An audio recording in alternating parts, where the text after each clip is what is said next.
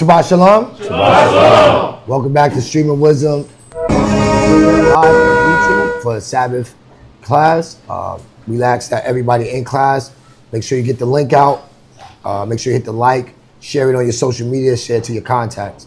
We're going to open up with the Sabbath prayers. So the first three brothers are going to stand.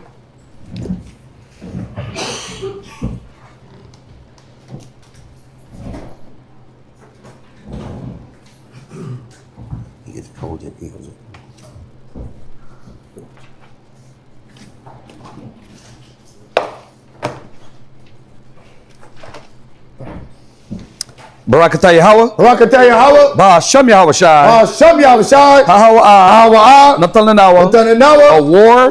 Zayawam. Zayawam. The water. Aman. Aman. Bless you, Yahweh, in the name Yahweh Shai, that gives to us the light this day. Thanks, so be it. And the light represents the knowledge, wisdom, and understanding of the Most High. You can find it in the book of Matthew, chapter 5, verse 16.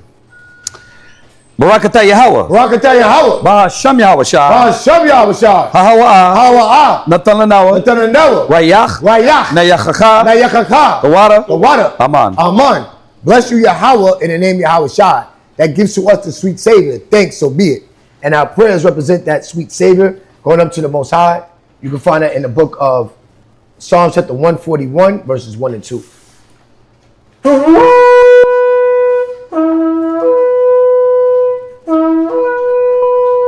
I imagine Wapanya Yerushalayim. Stand and face Jerusalem.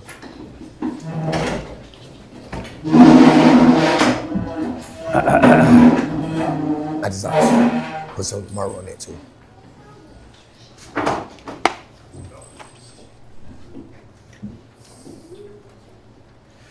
Barakatah Yahweh. Barakatah Yahweh. Ba'ashem Yahweh Shai. Ba'ashem Yahweh Shai. Ha'awa'ah. Natalanawa.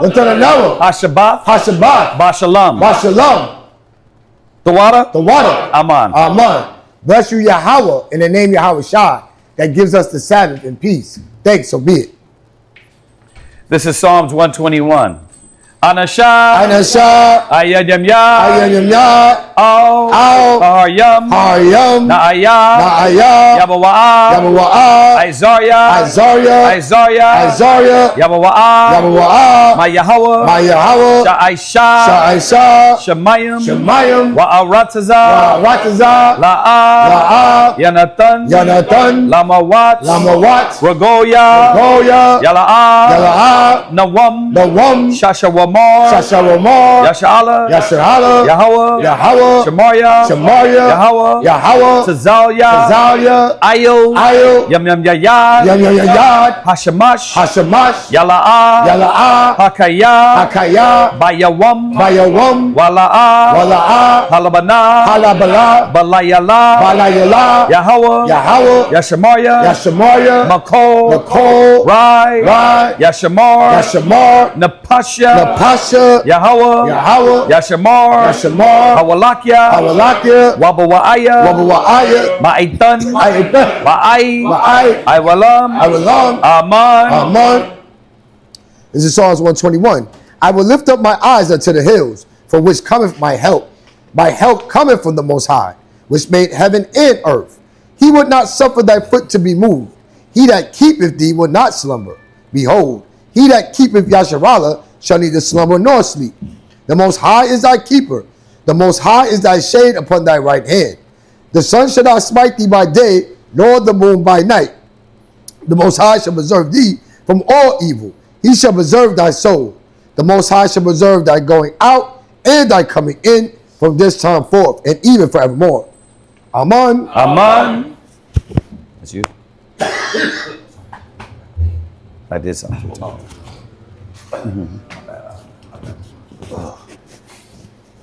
Shemai, Shemai, Yasharallah, Yasharallah, Yahweh,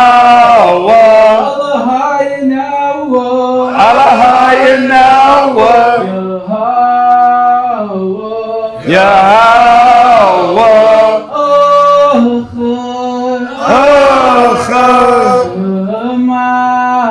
Shemai, Yasharallah, Yasharallah, Yahweh, Yahweh, Allahayinawa, Yahweh, Yahweh,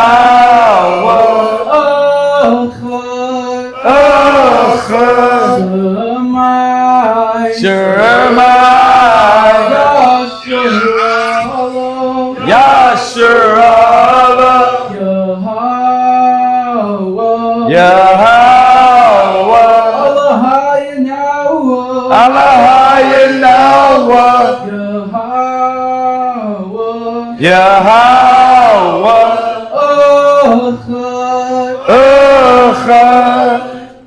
This is the Our Father prayer. Abanawa, Shabbat Shemayim, Wadash, Ayah, Shamka, Yahweh, Malak Wathka, Taba'ah, Ratazaka, Ayah, Aisha, Ba'arataza, Kawa, Bashamayim, Natalanawa, Lacham, Ko, Yawam, Wasalachnawa, Kawawathnawa, Kasalachnawa, Kawawathanawa, Wala'a, Tabayanawa, Banasaya 1, Abo, Awashinawa, Mayan, Rai, Kaya, Laka, Amalakwa, Waha'ala, Wahata Pa'arath, La'aywalamyam, Aman. This is Matthew chapter 6 and verse 9. After this manner therefore pray ye, Our Father, which art in heaven, hallowed be thy name. Thy kingdom come, thy will be done in earth as it is in heaven. Give us this day our daily bread, and forgive us our debts, as we forgive our debtors. And lead us not into temptation, but deliver us from evil. For thine is the kingdom, and the power, and the glory forever. Amen. Aman. Ha'aishara, Matazawa. The Ten Commandments. Number 1. La'a, Yahaya, Laka, Alahayim, Akharyim, Alpunya. Thou shalt have no other powers before me. Number 2. La'a, Aisha, Laka, Pasol, Wala'a, Ta'ibadam. Thou shalt not make unto thee any graven image nor serve them. Number 3. La'a, Talakwaka, Sham, Yahweh, Bashawa. Thou shalt not take the Most High. Thou shalt not take the name of the Most High thy power in vain. Number 4. Zakar, Hashabath, Lakwadashwa. Remember the Sabbath day to keep it holy. Number 5. Kabad, Abaka, Wa Amaka. Honor thy father and thy mother. Number 6. La'a, Tatazarach.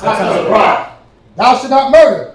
Number 7. La'a, Tana'ap. Thou shalt not commit adultery. Number 8. La'a, Taganab. Thou shalt not steal. Number 9. La'a, Ta'aina, Shakur. Thou shalt not bear false witness against thy neighbor. Number 10. La'a, Tachamad, Ko, Ashara, Laraika. Thou shalt not covet anything that is thy neighbor's. Yeshavia, which means to be seated.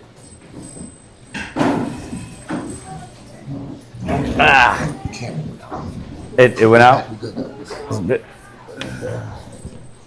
Oh, it's crispy.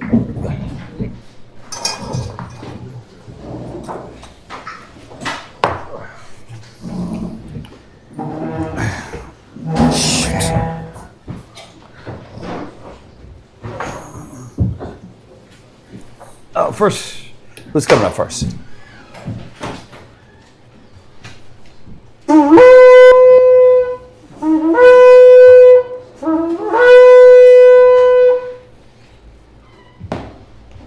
Aharon, Shabbat Shah, Ban, Rabban, Ban Yashala. Aharon, Shabbat Shah, Ra'aban, Ban Yashala. I munch it. Brought.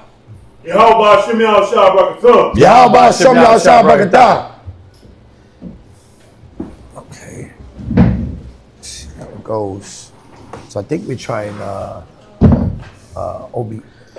OBS today. Yeah. Instead of Wi-Fi. Yeah. So It should. yeah, so hopefully y'all, everybody that's watching online, hopefully it's, the Sabbath stream will run a lot smoother than last week. But we do appreciate y'all sticking it through. Definitely know what it's feel like. But we're continuing in Proverbs. We are in Proverbs, the 23rd chapter. Let him. Yes. Is what? It went off again? What the hell? When the screen went off. Yeah. Yeah, hold on. We're working on the camera.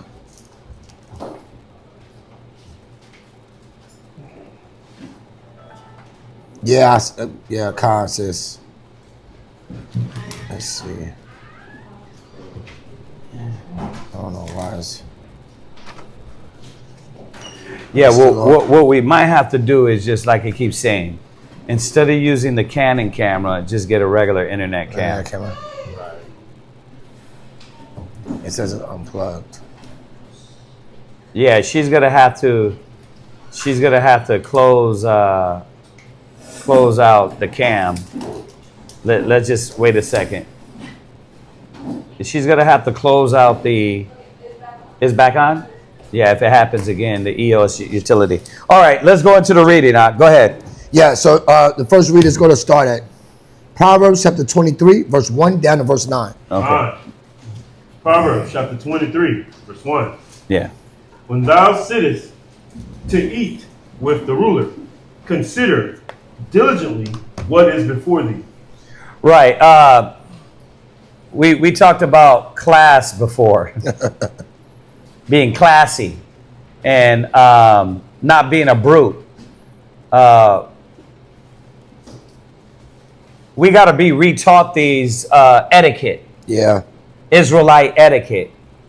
It's not the white man that taught us how to eat. Because you went to etiquette school and they taught you about the salad fork, the butter knife. Yeah. And you know what I mean? And they taught us how to eat. Remember, the white man comes from the caves. Yeah. They come from the Caucasus Mountains. So they would eat the bugs off of them, the ticks off of themselves. Khan. They would wear their drawers till they rotted on them. Right? Give them that good smell. That's that Edomite spirit where you only take a bath once every 3 days. Right?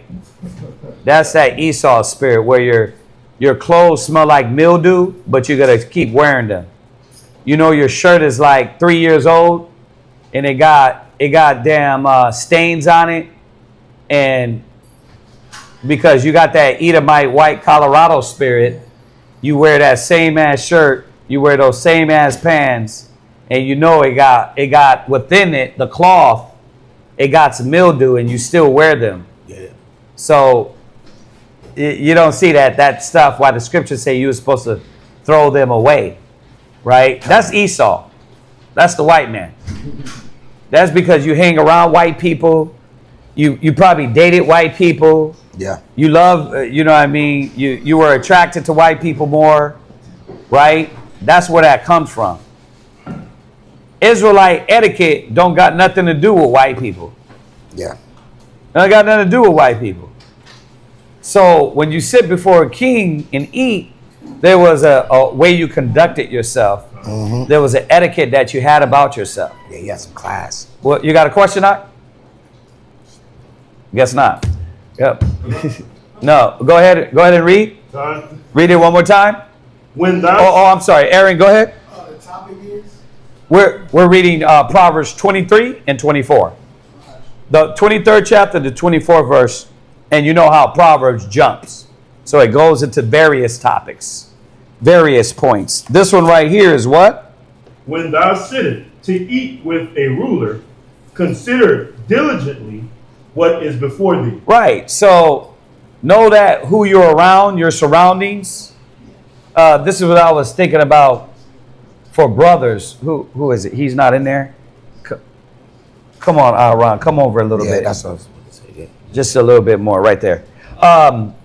When you're around people, you got to know how to carry yourself. See, a lot of brute savages, they're just gonna do what they do no matter who they're around. They're not considering, damn, this arena, you apply this thing. They're gonna do, well, I'm this guy and I'm never gonna change. So, like when I'm around, I'm not thinking about what is going on around me.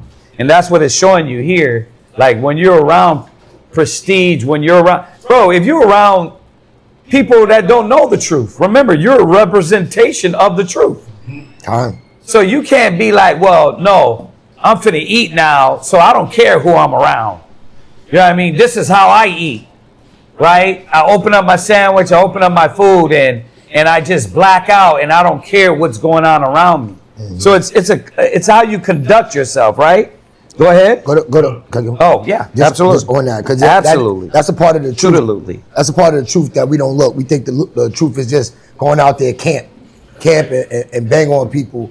But why you gonna bang on somebody when look how you deal? You eat just like them. You have no etiquette. Shaquat used to always use the word nobility. Yeah. You walk around, you say you're a king, you're a queen, but then you belch at the table, right? What's that over there? You put your hands. You just came out the street. Are y'all listening? You got to listen, because these things, like, they might seem like not a big thing, but they show us how we conduct ourselves as Hebrew Israelites. Even the smacking, conscious of like you smacking loud. Some of us when you eat. You got to be reminded, Yeah, right? You're making love to the sandwich. You know what I mean? Like, what is that? Yeah. Like, but there's no Israelite etiquette because you were raised by damn wolves, and so you just do that. You know what I mean? Yeah. And Yeah. then you got, because even then, we had to check the sister. Like, how you making a to-go plate and you just got here? And did everybody eat yet? Like, you already thinking about it's a selfish mentality that, yeah, we don't eat the shrimp, crab, pork, or lobster, but there's a lot of Americanism in Israelite culture. Yeah. That we got to purge out. Read where you at. Yeah. Hey, here you go, Ak. The young brother's going to give up the seat for you up here. Yeah, so just so the brothers has walked in, we're in Proverbs chapter 23. He read verse 1, and we're going to get another precept. Hakawa, give him that seat right there. It's kind of, it helps his back out and all that. You can go right Go here. out of Hakawa. That's open right there. Yeah. Somebody get Ecclesiastes 31 and verse 16. Ecclesiastes 31, 16. Oh. No. Ecclesiastes 31 and verse 16. Eat as it becometh a man. Uh-huh. Those things which are set before thee. Right, check this out. And devour not, lest thou be hated. What is it saying? Eat a portion that's adequate for a man. Not 10 men. Not like, I'm going to eat till I feel it and I got to unbuckle my top button. That's the only way I feel satisfied. It said, and devour not. What is it saying? Be considerate. Like, just because it's endless don't mean you got to eat all the endless. Like, when we have pizza, like I like what we do.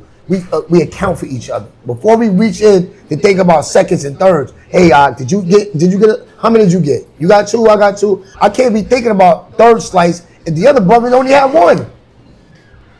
Like, that's selfish, it's inconsiderate, it's beast-like. Like, this is not a dog-eat-dog culture that we're into. A survival of every man for themselves. Now just think about it. The Bible has to go over these things. David said, I was as a beast before you. Right? So why does it have to go over how you conduct yourself at a table? Because our people have lost that culture. And you see how, remember I said it yesterday, the Bible literally goes through everything? Right. So the Most High said, don't judge a man in his meat or drink. Meaning, if he likes steaks or hot dogs, that's fine. But it tells us on how to conduct ourselves at the table and how to control ourselves in all things. Right. You see that in all arenas. So you see that in everything. You see that why there's a lot of rudeness. You got a lot of our people that are rude as hell. They're disrespectful as hell because they're not taught this culture to care about what they do in every environment. Right? The type of mentality where they try to apply it. Don't eat with your hands on the table. Your arms, right? Your elbows. Your elbows and stuff like that. Yeah. So, but the problem is that you got a lot of our people that are trained to be savages with no control, that these things only make them happy. Food makes them happy. That they're like, bro, I'm going to eat any way I want and not think of what is going on. So there's no class behind it. Yeah, or nobility. Yeah. I like that word, nobility. Yeah. That's what I was about to ask. Like some like in my family, who was taught to not eat with like one hand on the table, one hand in your lap. Don't talk. Like, you can't talk. And then when I go to other people's family, when they talk more, speaking, eating, spitting food and everything else. Right. Don't talk with no food in your mouth. Yeah. So, yeah. But still, it's just like how it is. When you go to their crib, they just treat it. If they do it, it's just because everybody paying no attention to it. But yeah. Coming from where I come from, my grandma always told me to eat with your hand that you eat with on the table, the other one in your lap. And then what salad, fork, what knife, what this, what that. So is that customary, or is that something that just like are we supposed to pick up on? Where did they get that from? They got that from the Bible. Remember the old school, the grandmother or great-great-grandmother, they carried some of those basic traditions, and then as time went on, we lived like their brothers were going over at the street speaking today. We lived like the heathen, and then the heathen don't got no rules. Before y'all walked in, I was reminding them that the white man, they came from the caves. They used to eat the ticks off of themselves. Yeah. They will wear their clothes till they disintegrated. That's in the book called the Author Coesler, the 13 Tribes. Yeah. And it tells you about the Khazars. Yeah. These people that come from the caves, that's what type of, how they conducted themselves. But we started to adopt this unclean theme to where it's like, you don't practice cleanliness. You don't practice nobility. So yeah, we're savages. But yeah, those are just some things like we used to have. Don't talk with the food in your mouth. Don't belch in everybody's face. Don't smack. Yeah. It's all those things that we all got to relearn. You know what I mean? But if we don't take that into account, that saying, dang, this is an Israelite. This is a king. Then you would just be a beast and be like, oh, a king is like when you look at the Vikings, they throwing liquor everywhere, eating with their hands. Yeah. Bro, we had spoons and forks. Don't let the white man tell you that we didn't have spoons and forks. How the hell are we kings and priests and we had all the wisdom to name animals, but we didn't know how to brush our teeth and we didn't have forks and spoons? The white man will get you thinking they're the only ones that created this stuff. Yeah. They're out of their damn mind, right? Adam, he was a king of the earth in creation, naming the animals, but he don't know how to brush his teeth. Yeah. You got to think about this, because the white man want to take all the credit, Yeah. right? Go ahead, keep reading. Leave off first for manners' sake. Uh-huh. And Does it leave off for what? Leave off first for manners' sake. Manners' sake. Yeah. Like, we don't have manners. This is what I was saying yesterday. I'm in the car. I'm talking to a brother on the phone. The young men come into the house, and they just make their plate. They just eating. Even the guest is eating. They don't even got the right courtesy to be like, hold on a second, let the elder come in. Right. Hey, you know the elder likes vegetables. Let him get his vegetables. Yeah. They just come in and they just move. And then I had to tell my son, I'm like, look, I don't expect them to know, but you know better. Like, you know how to conduct yourself. You know the order of things. Fine. And that's not something that, like, it's hard for a man that wants those things to, and remind brothers those things, to usurp that. It's not up to him. So I didn't go in and be like, what happened? I'm just like, no manners. Why? Because it says, let another man honor you. It's supposed to be the young men that's supposed to, it was his job to go and be like, look, y'all fix y'all plates, but y'all didn't even think about the elders. But if we don't got that among ourselves, then what happens is the kids come in, they're rude as hell. They don't got no manners, right? Then the women will come in and they'll be rude. They'll be disrespectful. Yep. Like, this is what we see at, like, if you go to places, schools, I'm not going to point that out. You go to schools or people that hold the summits, you can tell the difference on how they run their body, their school, based on how the women, the men conduct themselves. You know why every year, every time we go to the summit, they ask us to help? Because they know the character of us. They know the standard. Well, when we did it in Houston, when we did it in San Antonio, they were like, damn, that's how you do it. Most brothers didn't even know that, like, the ribs are supposed to help. It's like all the men doing all the stuff. Yeah. Not saying the men don't do stuff, because we did. But to have an equality, you had the sisters sitting? Nah. But these manners are not taught. And then the sisters don't know. They'll sit and they'll be eating before everybody else. Oh, yeah. Like Granny fed everybody. Remember Granny? Yeah. Granny fed everybody. I'm talking about my Judite grandma. You heard now.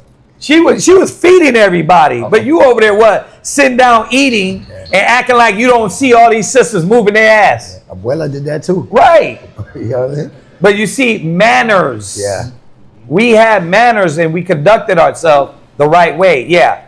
What do you read from it? Never mind. I can't say it. And that's the custom of key. Huh? Ecclesiastes. Ecclesiastes, what? Where you at? Ecclesiastes 31 and verse 17. Yeah, in the Apocrypha. Right. Yeah. Ecclesiastes. Yeah. Ecclesiastes 31 and 17. Yeah, page 88, if you got the red book. Right. And does he got an apocrypha? We gotta order some apocryphas, Zach. No. Keep yours, Zach. Alexander. Keep Alexander. yours. Give him one, Zach. There you go. No, it's Lawrence. Lawrence, I'm sorry. Yeah, Lawrence. I think his son's name's Alexander. All right. So go ahead, read on. Go ahead. Be not unsatiable, lest thou offend. Yeah, that's talking about being unsatisfied. Like, dang, like you didn't even consider to see if everybody ate. You want to get seconds and third before somebody had a first plate. You didn't check and see who else is in the house. You know this is not your house. You coming in and you drink all the orange juice, right? You're not considerate, and this is the things that have to be in us. Because if not, there's no. Those are the kind of things that start the arguments, don't it? Yeah, that's how It is. Ain't those the things that start black people problems? Well, we not black. We're supposed to move with this when the scripture says what wise and understanding people, it didn't leave out any area of life. Right. In your kitchen, in your household, how you deal when you're a visitor, you're a guest, or even if you're the host. Because if you read the rest of this chapter, it shows that just because you're the host, just because it's your house, don't mean you got to be like big wig. You're supposed to be Right. showing a standard. Go ahead. When thou sittest among many, reach not thy own hand out first of all. Right. See that? We just said it. We just What I finished just saying the said. prayers. You like, Yeah, that's what I just said. Is like the younger sister won't give way to the elder sister, because you already think you on the same level. Mm-hmm. Like there's no credit. There's no giving credit where credit's due with savages. right. There's no honoring your elders with savages, right? And that's why Solomon is bringing this out, Yeah. because Oh. this is not among our people. Mm-hmm. Our people don't got this. They don't know how to carry themselves among kings and priests, right? We start acting like the white man, right? It is rude as hell. Walk up in the kitchen, you push people out the way. You're like, you the first to be. It's like all the kids supposed to realize, did the parents eat first? Mm-hmm. Hey, let me check and see if mom, dad ate first. But you just walk in the kitchen. See, that's what I'm saying. Esau mentality, man. No manners. Yeah, that's why it's a conversation that shouldn't be a conversation. Who eats first? The man or the kid? Like Yeah, it y'all should- see that online, that dumbness? Who eats first, the kid or the man? Like, what does the Bible say? The Most High deals with order, right? What's the order that the Most High laid down? Yeah. But you see, your butt hurt about that because you really an American.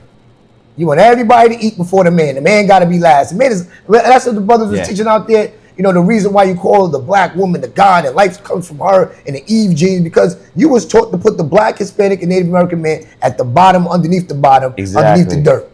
He has no value. So, of course, he don't get the big piece of chicken. He get chicken nuggets.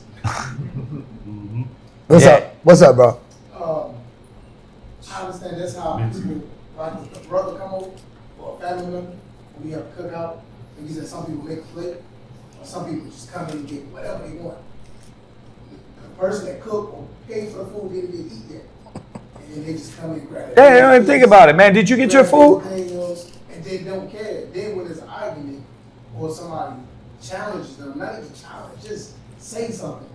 And now he needed because he felt like he was. Or they get emotional and just, I just won't eat then. Like they're nine years old. Reverse psychology. Yeah. Well, it ain't reverse. Yeah, you're right. It's reverse psychology, but it more so it's emotions, because our people don't want to be corrected on those things. They don't want to be told, like, hey, this is how you do things. So this topic coming up, we might think, this topic we're talking on, we might think it's a small theme, but no, it's not. Our people, our people are rude as hell. They're rude. They don't got no class, man. So we need to re-instill in our people these basic essentials. Come on, finish that. Yeah. What verse you? That's it. Okay, all right, because will we read down? Go ahead. Proverbs chapter 23, verse 2. And put a knife to thy throat, if thou be a man given to appetite. Be not. Wait, read that one more time. Okay. Verse 2. Put a knife to thy throat, if thou be a man given to appetite. So you see that? So what is it saying? Who understands that? Read it again. And put a knife to thy throat, if thou be a man given to appetite. Well, go ahead, Hakawa. Basically, like don't be greedy. Don't be greedy. Right. Yeah. It's like, what good are you if you let your appetites rule you? Like any kind of appetite, like you don't want to be enslaved by your appetite, whether it's sexual appetite, with the food or anything. Like you gotta have some discipline. So Right. we're talking about being a disciplined, Yeah. being a disciplined person. Exactly. Both of what y'all are saying. Like, put a knife to your throat. Like, hold yourself back. You know what I mean? Because why? Everybody's going to see that in your representation. Remember, we're kings and priests. You're a representation of Yahweh Shai, of Jesus Christ. So you got to know this. Yeah, Aaron. Is that like the same thing as they say, like, pull away from the table? Yeah. So that pull away from the table. Start eating so much, you're going back for 4 5. My kids ain't been eating. Right. And you ready to go for Thirds and fourths. Yeah. You know?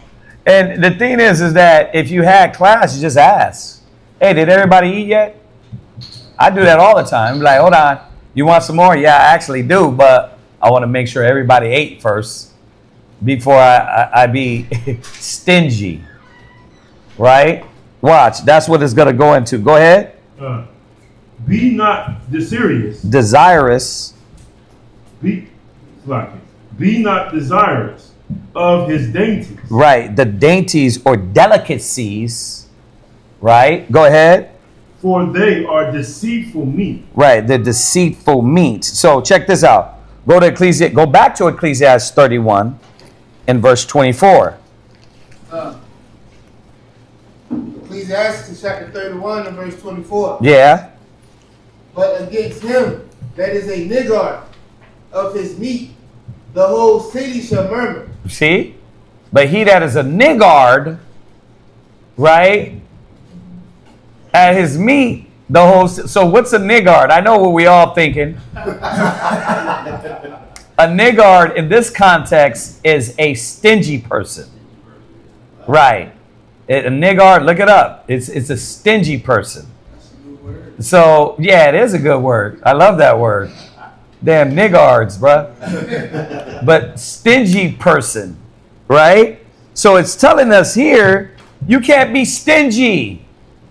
You can't be where you're like, you're not moving with discretion and knowing and thinking about everybody else. That's why the Bible is based on not thinking on thine own, but looking on the things of others. Right? Let's go there. Go to, what's it? Philippians. Go to Philippians. Yeah. Yep. Philippians 3. And where is it? Is it verse 4? Let every man look not. Go to Philippians. Let's get it. 2 and what? 2 and 4. Come on, read it. Philippians chapter 2 and verse 4. Go ahead. Look not every man on his own things. See, so when you look at this scripture in the New Testament, huh? Right. When you look at this in the New Testament, right? This scripture is universal. All the scriptures are universal. So just think about what we're talking about. A niggard is stingy. A stingy person. They're going to go to these delicacies and they're not going to consider because they're not thinking about everybody else. They're thinking about themselves. So read it one more time. Verse 4. Look not every man on his own thing. Right? But, read on. Go ahead. But every man also on the things of others. See, but every man on the things of others. Meaning, are you considering your brother? Like we were going over street speaking today, it was about that brotherhood. Are you thinking about brotherhood? Or are you thinking you got to get your own? See, that selfish spirit means you won't sacrifice in no way. You won't give up in no way. You won't look out for nobody else. You're only looking out for yourself. So that's why the Most High is like, we got to kill that spirit. And Kendu said it right. It's not just in one thing. It's in all things. Y'all see that? All right. Okay, go ahead. Just jump back. Verse 4. Finish Ecclesiastes 31:24. Ecclesiastes chapter 31 and verse 24. But against him that is a niggard of his meat, the whole city shall murmur. Yeah, everybody's going to talk about you. What are they going to say? Oh, this person's stingy. This person's greedy on their meats. They're not going to worry about nobody else. Oh, yeah, watch those kids. Why? They just come over and drink up. That's what we had to do. Because kids got no discretion, right? foolishness is bound in the heart of a child. So we don't buy a lot of popsicles and sugar and stuff like that. So we buy the popsicles, and the social experiment was, listen, don't get a popsicle. You guys can't get more than one popsicle a day. So what do? They make sure every day they get one popsicle. Like, bruh, he did. Like, just niggas, man. Like, you got to get one. You got to make sure, okay, they said, but that's how you know the mind of a child. You don't get it. You're not thinking, hey, save some for yourself. You don't got to eat one every day. Now, me, I'll take the cheesecake they brought from the pantry last week. It's still there. I was like, I'm going to eat that cheesecake. And I guarantee you, everybody that sees that cheesecake in there, it's been already over a week. They're going to look at that cheesecake. But I don't eat sweets like that. It might take me a month to eat that. It would be bad in a month. It just get more cheesy. But that my point is this. Like, if you just eat everything up, the whole box. So we went shopping yesterday. We're like, okay, you can't get a popsicle for every 3 days. Right? You got to do that. Why? Because children and savages will do what? The box of popsicles will come and they'll be half gone that night, y'all. Yes, he will. See, and that's not classy. You Israelite kids supposed to understand that, damn, if I move like that, then I go over somebody's house and stay there, you the first to eat their food. You the first to drink up all they drink. You got to know how to conduct yourself in your own house, and then you treat other people like that. It's like I said a while ago about the kids jumping on the bed and the couch, right? We got to break our son from that. We're breaking him from jumping on the bed and the couch. Why? Because what happens? He'll go jump on everybody's couch. But if you let him do it in your house, he'll go do that with everybody. And that's what the scripture said in verse 16 of that Ecclesiastes. It's at least thou be hated. So you don't have that. Like, y'all thought I was joking. Right. I got a relative that used to come to the functions, and she had her personal Tupperware set, and it was beautiful. She had the small. She had a gravy bowl, right? That's wild. Gravy in, and everything was in portions so that she could make her plates before everybody else even was like sitting down and enjoying. That's wild. But what do black people do? Do black people have enough love and care to go tell them in their face?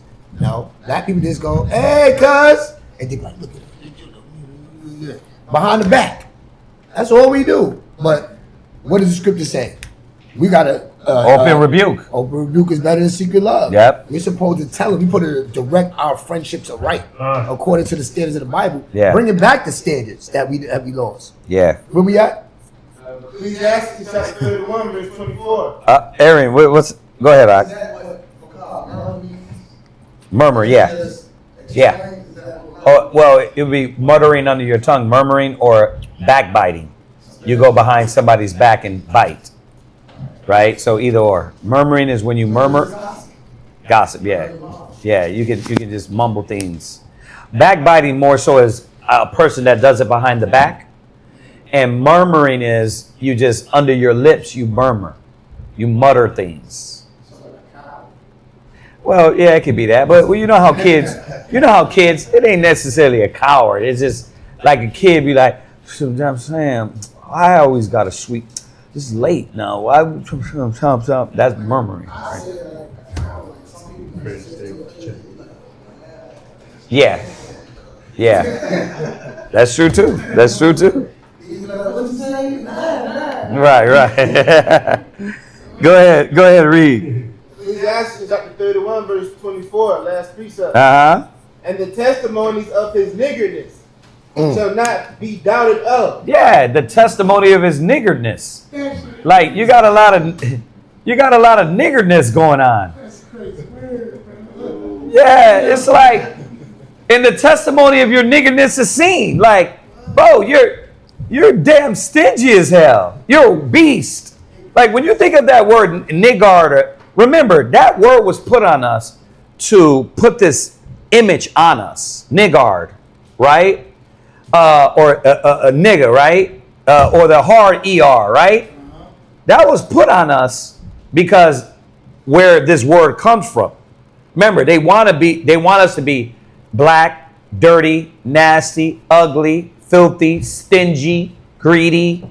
That's where this word it comes from. That's the meaning of when they call you a nigga. Yeah, you're stingy. You're gonna eat everything up. You're gonna eat all the watermelon chicken. You're gonna drink all the malt liquor. Right. That's how they think about us. But then we come in and what? Do it. No. Then you come in and do it all, and they be like, "See, I told you." but you do it with a real forward attitude too. Like, yeah, that makes me a man. It doesn't make us a man. It makes us a damn savage, right? Come on, read on. All right, go back. All right. Verse 4. Labor not to be rich. Because nowadays, what did the white man give us? He gave us a hope and dream. Our niggerness comes from you ain't never had it before, and then now you striving for money. You striving for riches. That's where the niggerness come from. You strive for riches. You fighting. You would die for what? That paycheck. For the bag. You would die for that bag. You can't see no other way. Yeah. So that's where our people learn to be stingy, right? They're like, no, I ain't never had it before. I got to hold this tight. Nigga, I'll kill you over this bag. That's the mentality. That's why the Most High said, don't labor to be rich. Like your whole life, your whole existence is based on the mighty dollar, and everything comes second. Go to Proverbs 28 and 20. Mawala, get me 1 Timothy 6 and 8. And then somebody else give me John 6 and 27. Read the Proverbs 28 and 20 first. Proverbs chapter 28 and verse 20. A faithful man shall abide with blessings. Who told me who that is? Go ahead. But he that maketh haste... No, try it one more time, Mark. Sorry. A faithful man shall abide with blessings. See, a faithful man will abide with blessings. Go ahead. But he that maketh haste to be rich shall not be innocent. Right. Why? Because a man that is hasty to get rich, he will do what? You got to think about it. When you hear these stories of rappers, oh, you got to suck this, you got to suck Diddy's dick to, like, you want the deal? You want the deal? Oh, you doing more than that. You going to give your booty hole first before your soul. You going to get that jawline up. That's what they was doing. That's what they're doing. But, or you got to just murk somebody. You got to murk somebody. It's like, okay, well, yeah, I'll do that. I'll do that before I top Diddy off. Who you want me to kill? That's the same thing. You go kill your own people. Right? Because you what? You want that record deal. You want that bag. You know what I mean? Well, I ain't got the money to get the pack. So who you want me to knock off? You know what I mean? I got you. Right? But these are the things because you're hasty to get rich. And that's all the vision. Who gave you that vision? Who gave you that dream? The American dream. Right? So you got to what? Get rich or die trying. Yeah. Is there a difference between like trying to get rich and then trying to be like financially stable? Yeah, but you put the Most High first, and then all those things come. When you look at Abraham, what was his goal? His whole goal in life?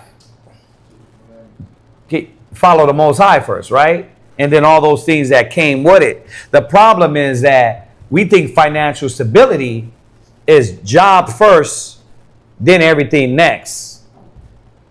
That's our problem as Hebrew Israelites, as Americans. Money first, God second. The way we praise God is what? Oh, I'm going to put the Most High first in my mind. But I got to get this money. And that's why the chase, the desire, will be more pursuing money. Right? Just think about it. A lot of our people, what? You would do the overtime when it comes to work, but when it comes to studying, you don't do that. When it comes to being around the brothers, you don't do that. When it comes to giving yourself to what is going to make you a better priest, it's think about what you can examine yourself. If you say, okay, what overrides your life more? Well, remember, we're not taught that. We pursue cash because we don't know the line between financial stability and then spiritual stability. Because spiritual stability is what? We went over it the other day. What comes with spiritual stability? When you come to serve the Lord, what? Show me what spiritual man didn't go through a trial and wasn't always having to lock into his faith to see things move forward. Show me in the Bible what man didn't. But on the contrary, every spiritual man had to do what? His faith had to be tried to reach success. When you put carnality first, then your faith ain't being tried. You're making sure you're what? No, I'm going to make sure I set up the parameter and the safety net. Your safety net is the hours, the extra, the money, this and the what. If you don't got money in the savings account, that's your safety net. Your safety net is supposed to be the Most High. So yeah, and then you will see that the Most High will do the same thing. The Most High will do the same thing, but who you putting first? Mm-hmm. So it's that man really seeing, or that woman seeing how they interpret riches and what's first in their life. Because everybody proclaims their own good. Oh yeah, I'm giving myself to the Most High. But are you really? What overrides more in your life? Is it the Father or overtime? Is it the Father? Is it your family or overtime? Is it I got to get this and this and this and this right, and then I'll get to that? Come on. Like, you got to be real with yourself. That's why the scriptures is telling us, labor not to be rich. Yeah. Is that why when you get close to the Most High, you get spiritual intellect, things challenge you, things become more challenging? People approach you differently. Yeah. Things start happening out of nowhere. Because remember, Matthew 4:1. When you're trying to lock in the spirit and tap into the spiritual thing that you were chosen for, who's there to offer you something different? The easy way out.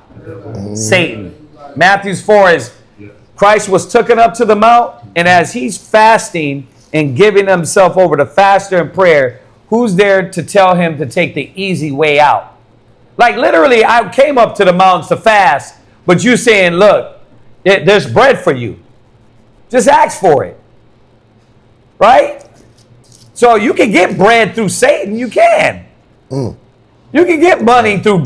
Remember, it says the wicked prosper in this world because they don't put the Father first. They're not doing what the scriptures say. Go to Matthew 6:33 real quick. And then we're going to read that John 6:27. And then we'll go to Timothy's. Read Matthew 6:33. Matthew chapter 6 and verse 33. Go ahead. But seek ye first the kingdom of Yahweh. See, that right there is... that depends on your interpretation. No, really, you were supposed to seek the Most High first. Go ahead. And his righteousness. You were supposed to seek his righteousness first. So what are you doing first? What are you first setting up? What did the Most High choose you to be?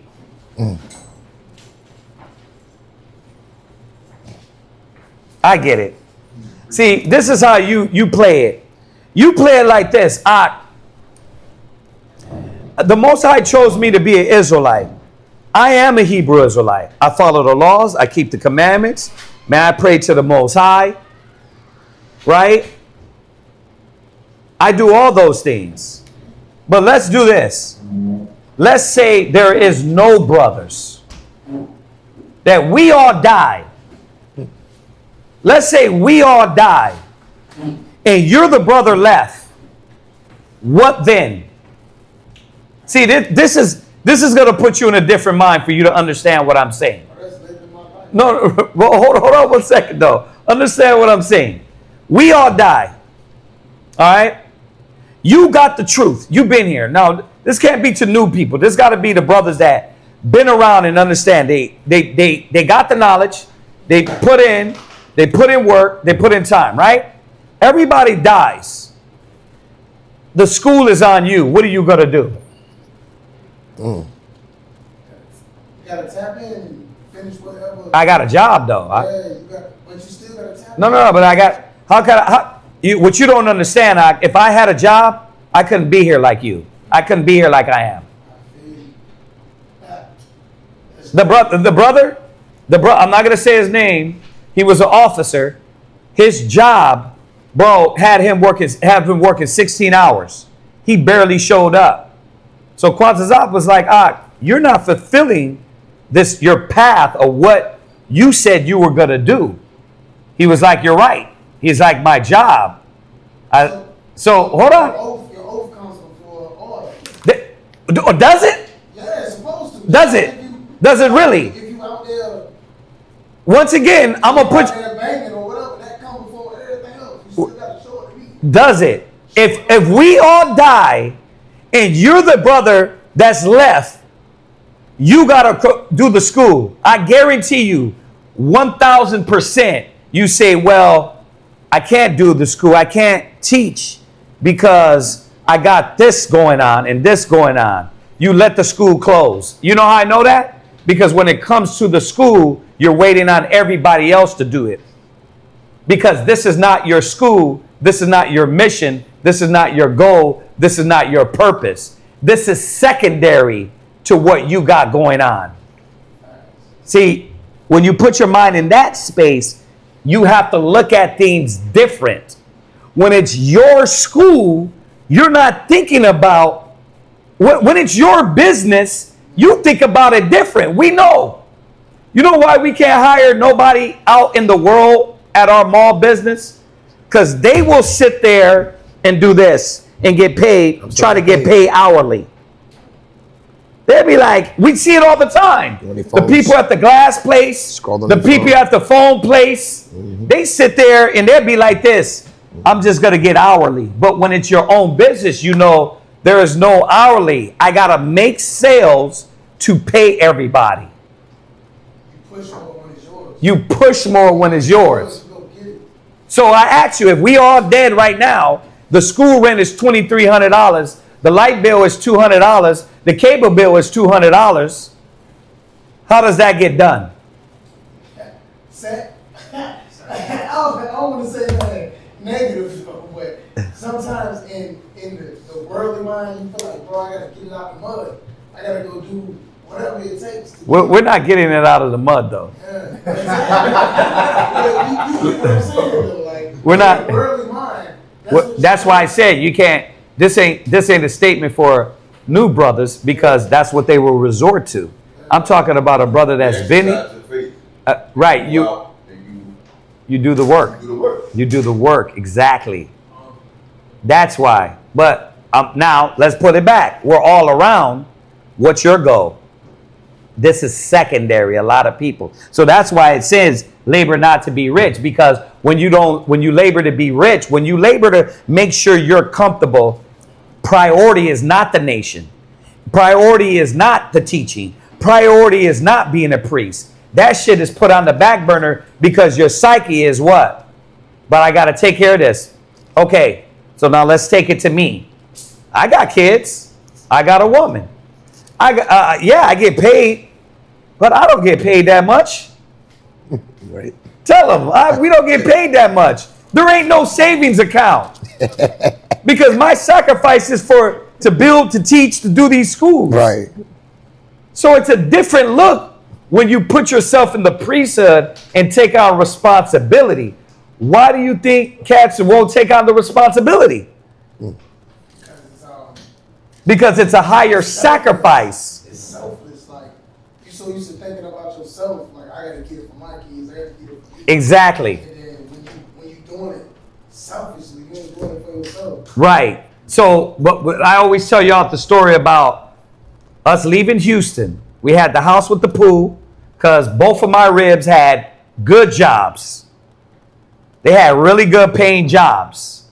We left Houston to come here to be broke and open up another school. But that's not boasting. That's just saying that I know what I'm in it for. So you can't tell me that, oh, well, well, what about money? What about paying your bills? I mean, shit, I still got lights. I still got gas. What I don't got is I don't got bankroll. I don't got a savings account, and I struggle. But struggling doesn't mean I'm begging for bread. Nope. I'm surviving. But brothers don't want to go through that survival because they want comfortability in this kingdom. So their idea of seeking first the kingdom of the Most High is like a Christian. It's like, I do serve Yahweh. I come to class. You're right. Let me help you out. You're right. But to take on more means you got to be giving up more. More time, more spirit, more dedication. You see that? Okay, so you are. But you know why you won't move to the next level? Because you got to go to the next level of sacrifice to get to that level. Shalamaya worked at that job, bro. She worked at that job. She was getting paid real good.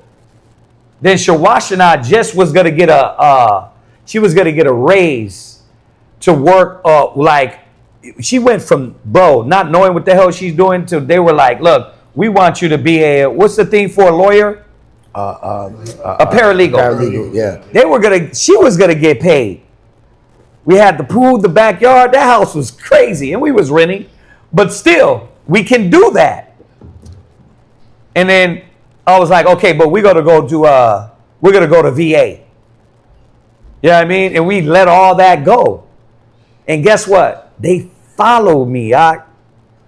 They didn't be like, well, we're gonna let all this go. Then what are we gonna do over there? See, no, you know why? Because our whole relationship was getting high and willing to give it up and go low.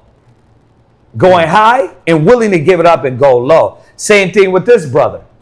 Like everybody's made sacrifices, but when you labor to be rich, your mind is not set in that way. You're thinking you're fucking up my comfortability, and I can't ride like that. So that's why you in your mind. Watch, check this out. Read John 6:27. John chapter 6 and verse 27. Labor not for the meat which perisheth. But I do labor for the meat. I labor for the Most High daily. I read my Psalms. I play my audio Bible. But answer the question then, Ak. If everybody died, how would you take on this responsibility? Well, I kind of wouldn't. I wouldn't be able to. That's your problem. I'd be like, you know what? If everybody died, everybody left the school, I'll move in here. But that way the school is taken care of. My rent will be the school. You're not thinking like that. Why? Because you got your safety net, and that's more important than what you're doing for the Father. Watch. Go to 1 Samuel 6 and 8.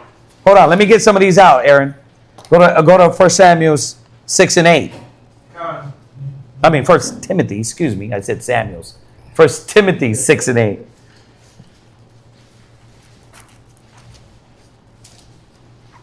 Go ahead. First Timothy chapter 2 and verse 8. First Timothy 6 and verse 8. Go ahead. And having food and raiment, let us be therewith content. See, that ain't contentment. Nah. I don't got 20,000 in the bank. What type of relationship is this? What are you talking about? I have to make sure nothing, and there's no reliability on the Most High. Right, because the Most High gave me a job, right? Doesn't he want me to make sure I get my bills paid? Yeah, he does. I'm thinking the same thing, but I'm 2 months behind on this, 3 months behind on that, right? But the scriptures say when you become poor, not to come with a double mind. So what happens when you put yourself in that situation? This is what I'm saying. Israel never wants to go through the proper thing, so you keep telling yourself, I'm giving what I'm giving. I'm giving enough. But if we all died, what would you give? What would you do? Yeah, see, now I got your brain thinking, you know what, you wouldn't give shit because you won't give it now. You'll find some excuse to say, well, damn, I guess we got to let the school go. You know, there'll always be another brother to do it.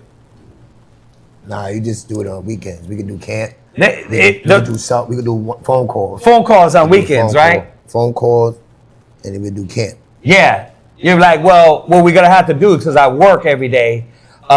You didn't think about, damn, wait a minute, I got a rib. We're going to have to sit this situation. The school got to keep going. She could get a job. They do it all the time in the world, right? They do it all the time in the world. The world, okay, babe, you're going to have to take on the responsibility. I'm going to switch and watch the baby. Bing! And you watch the baby while she works. But what's going on? You're not just sitting around playing video games. You what? You can still be productive in the school. You can still teach. But that don't be the mind of a person that's caught up into money and riches. It's like the first thing is like, no, I guess, well, yeah, everybody died. The Most High must have not been with it. Yeah, that's what it is. I told you, I know how a nigga thinks. I know how niggas think. Because I'm a nigga. We all been there. We all been there. I know a selfish mind. I know a self-indulgent mind because we see it all the time. We see it daily. Right? You always got men that don't never want to move to the next level when it comes to the priesthood. But when it comes to everything else, you see them. That woman? Oh, shit. To the woman? You'll damn die. You'll stay up late. You'll go across the city, an hour drive away, 2 hours away. I know because I did it. I used to drive from New Mexico all the way to Santa Fe for my little Navajo. Bro, it was an hour drive, bro. Pull up for that. That's a Navajo. Navajo. That's my second baby mama. Long, dark hair. You know what I mean? Skinny like a dang. She was a bone, man. But I drive all the way there and all the way back. Got in an accident on the way one time back, too. You know what I mean? For my boo-boo. But I will do that for the truth, though, too. That's how Colorado was set up. I went to Colorado. I traveled out there 4 times and drove to see if the brothers were in serious, and I talked to them. Just to talk to them, just to sit down with them 4 times. Say, okay, if I'm going to move everything, you guys got to be ready. And Colorado's the first time brothers told me, you going to give up your job? They're like, I wouldn't give up your job. Damn. But I'm going off of my elders. I'm like, Khan, I know that. I'm going off of Joseph. I'm going off of Jacob. I was working at America Online. That was back in 2000, 2001. I was working at America Online. Mm-hmm. And, you know, you young and fresh. Remember America Online? Yeah. America Online was like Microsoft. Yeah. Yeah, they were like Microsoft. I worked there too. That's how you got on the internet. Yeah, you got on the internet. Yeah, you got right. I used to work with them, and brothers was like, I was trying to get the okay, first of all. I was like, am I getting the okay? They were like, Khan, but I wouldn't just quit your job. And I see what they were saying. So what I did was I set up another job at AT&T. Try to go get the AT&T when I got to Colorado. I'm bad at tests. I didn't get the AT&T. Now I could have got another job, but guess what happened? There was a sister there, Aliash. She passed away. She passed away of throat cancer, maybe 5 years back. She said, "Listen, she know what it was too, because she come from New York." She was like, "This is what I'm gonna do. I'm gonna pay the rent for the house, and so you can teach class." It wasn't the way I planned. It wasn't me working at America Online, getting off at 5, 7 o'clock to 10. Perfect time to teach class. It wasn't that. Or AT&T. It wasn't that. It was like, nope, that failed. Now what you gonna do? I already moved out. I gave up everything from New Mexico. I moved out to go there. I was like, bruh, I'm going to get it like how we used to get it in New York. That's when I was like, okay, I'll open up a flea market to sell oils to make money, because I wasn't trying to get rich. I was trying to do the will of the Father first, and all those other things came secondary. So to me, a little oil cart would help pay the rent, pay the bills, feed me. Right? That's what it was about. But brothers ain't on that. I already know what's up. You're on a safety damn net. You're on comfortability. You're on a credit score. My credit score is going down. Emergency. Yeah. Emergency. Yeah. The emergency, what do you call it? Emergency egg? Or emergency, I forgot. And then you get these women that are like that. When my women came in, they knew it was about the truth. My rib came, Shawashna came from San Antonio. I had the brother staying with me. Why? Because charity. She knew it was going to be what? The work. This is what I'm about. You're going to serve this. You brothers what? You keep them lazy-minded, don't give up, don't give nothing, don't put their spirit in. And while you chase money and think, oh, they're going to give themselves to God. They're going to give themselves to the Creator. Bro, they're always going to be double-minded because what you do. Just like if you were selling packs, she'd be right there riding with you.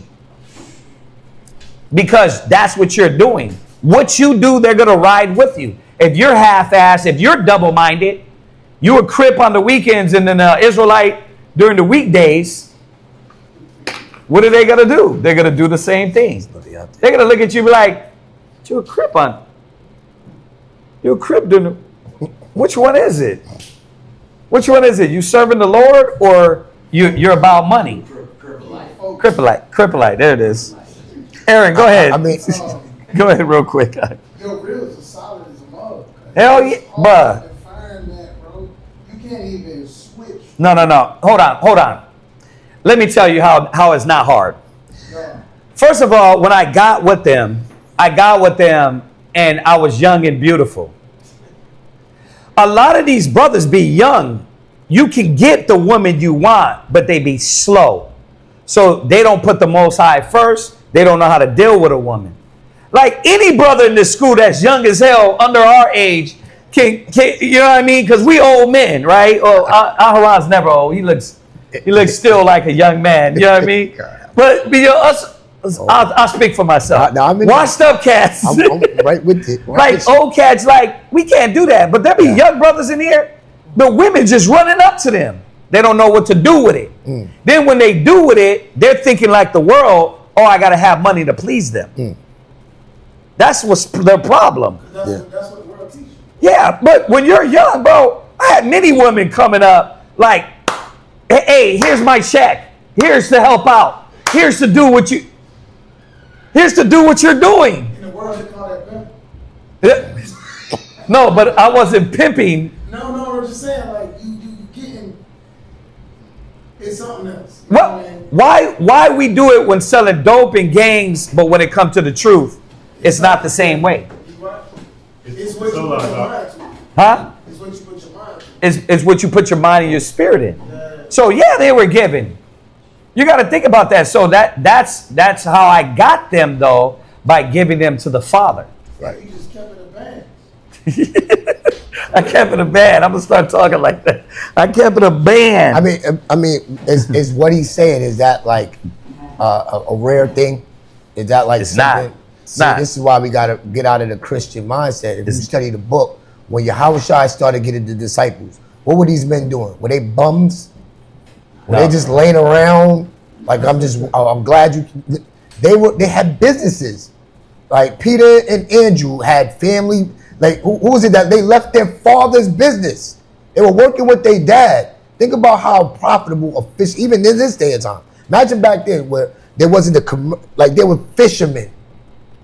That's a pretty good salary, occupation. Matthew was a publican. So he had a federal job. Was he broke when he met Christ? Did Christ make him broke? So there is what we're saying is there's a dynamic to where you can still put Yahweh first and still be successful. Yeah. That's what we're saying. Yeah. We're saying that no, you don't have to give all your spirit and soul. You can be that priest the Most High chose you to be and still be healthy, have finances. You can do that. But the way you're thinking, a lot of our people are doing it is labor. They're thinking, no, I got to labor to get it. All the white man and everything they got is not through labor. But we like, no, I got to get overtime and overtime and overtime. And you got nothing for the Most High. You got nothing for this brother that need to be counseled. You got nothing for the sister that need to be counseled. You got nothing for you to start teaching class. You got nothing for that. Like when brothers, I'd be like, bro, you'd be, man, an awesome teacher. But what's taking up your time? You're laboring to be rich. Yeah. I love what you're saying. An example of what you're showing in what you're saying. What comes to my mind is the like what is it said for the love of money. No. What? For the care of love is discipline. Right. Right. It's because when you give yourself first to the Most High, you know what He's requiring of you, right? Because you see it demonstrated in others and the brothers before you. Then that caused you to manage yourself, manage your time, cause you to be disciplined in your thoughts, so that you're not driven by the emotion of I'm gonna give up as soon as this get hard. Right. You're seeing the struggle. You know it's real because you see the example before you, and so you're disciplining your mind, being ready for that when it comes, so you don't give up. So you'll always have the answer. Right. To move forward. Yeah, and that's the point, is that brothers, just go to our elders, go to the Joseph, go to Isaac, go to Jacob, go see them. Whoever trusted in the Lord and was confounded. Yeah. But we don't think that. We think, no, the white man said labor, and that's the only way I know. You know, that's one reason why I love being raised in New York half of my life, is because it tells you how to hustle, how to, you're not just going to die because you don't got a band on you, you know? Yeah. Most people that have businesses and business owners, Yeah. keep people in I can't come out. How you say it? Come out. Yeah, keep people in that. So they sit, watch the computer and keep people in the mind of going to work for me, go do 8 hours, and then you go work for me. You do all this, and you got overtime, 10 hours, 16 hours. Yeah. You got that, now you bust and tell. Yeah. They ain't even around. They show up whenever they show up, then they show up like they're the president, but you working for them. We were just recently, we were just, we tried to get into this thing that Amazon have. They don't have it out here. But what it would do is, it's called Amazon Hub, but they don't have it in VA. That's the thing. And what they do is they drop off packages. If you got a location, they would deliver packages to your location, and you would drop those off when you want to. So we was like, damn, that's how you do it. Like, but our people ain't thinking like freedom. We're thinking like, let me keep being bound. Yeah. We do things to where it frees us up. Yeah. And the truth is first, not let me get a job that's going to take all my time, all my spirit. I can't spend with my rib. I can't spend with my kids. I can't be at feast days. I can't be at, and then next, it's like, Well, what do you want me to do, Ak? Use your head, Ak. It can't all be like that. Yeah. Well, you got a brother who's like, his mindset is like to labor to get freed up. But that's different. Kind of like, I'm laboring right now so that I can get the financial freedom to be free. But that's almost like, you got to ask yourself this. Is it like a brother that says, man, I got to get myself together, then I'll be back to class? It doesn't sound the same? Hey, I'm going to be back to class. I got to get myself together. As soon as I get myself together, I'm going to be back. Class is getting you together. That's the whole point. See, now, once again, go ahead, Ak. You guys. You spoke on something that just happened to me. Because I was asking one of the brothers, he done been here a few times, when he was going to come to class, right? He got a job, he got doing different stuff. The first thing he said, he was like, I got to get myself together. Yeah. I'm going to start coming to class. I'm thinking to myself, like, It don't work like that. what you, like, and if you ain't never going to have yourself together fully, like you really want. What does get yourself together mean? Yeah, what that mean? Like really, like. They want at their comfortability. Most of the time when people say that, it's most likely talking about money. Yeah, money. A lot of brothers understand like what it takes to really dedicate yourself to the Most High. It takes sacrifice, and they like, well, basically like the process all the time. You want to be comfortable about doing the works. So like they'll use the word play like I need to get myself together first, so that I could be comfortable. Right, while doing the work, right? And brothers don't want to struggle and go through. It's not set up like that, unless you're doing it like church, which is what? You drop your alms, right? Meaning you work all your jobs, you drop your alms, and that's it. It's easy like that, right? Like brothers got it set up like that. Oh, everybody got to work, give alms. I'm not going to say, you know who I'm talking about. Everybody work, but you got to give alms. And then we meet on weekends and do street speaking, right? That's different, right? But what do you want to? It's like Aaron, if I could, what we talked about when we first start talking. You know what I mean? It was like I was like, Aaron, what are you doing? He was like, well, I asked him his work schedule. He was like, well, I get off of work and do this. I said, well, that's when class starts. I said, what are you doing? So he had to realize, wait a minute, I do got the time. The problem is that I'm thinking it's time now to walk my job, walk my dog and then free my mind, when freeing your mind is in the book. So he had to come and say, okay, I got a little space. I got a little time, but I got to do it. I got to sacrifice that time, because with leisure comes what? The leisure comes what? The wise. How you get wise. How you get wisdom. Yeah. Yeah. But remember, your mind is like, well, this is I got to walk my dog. I got to do this. I had everything set up. Right. But that had to be sacrificed. That had to be sacrificed to be able to say, you know what? My dog can wait. My spirit is more important. This can wait. My spirit is more important. I can be low here. My spirit is important. As a matter of fact, I don't have to be low here. Let my rib, you know what? You can get a home job. You can do it this way. You can do this. Or let's do this or do that. Let's work it out. That's how I was raised in the truth. The truth comes first, and everything else is going to fall into place. It's been like that 30 years. Now, I'm never rich. My credit score has been 580 since I've been 18. But that ain't been my priority. I've always had rental homes, nice house, nice things, right? That black man always does that. He always does that. He always look good. The Most High dropped the house in our hand to buy, but my credit score is still 580. So we're buying our house because the Most High set it up that way.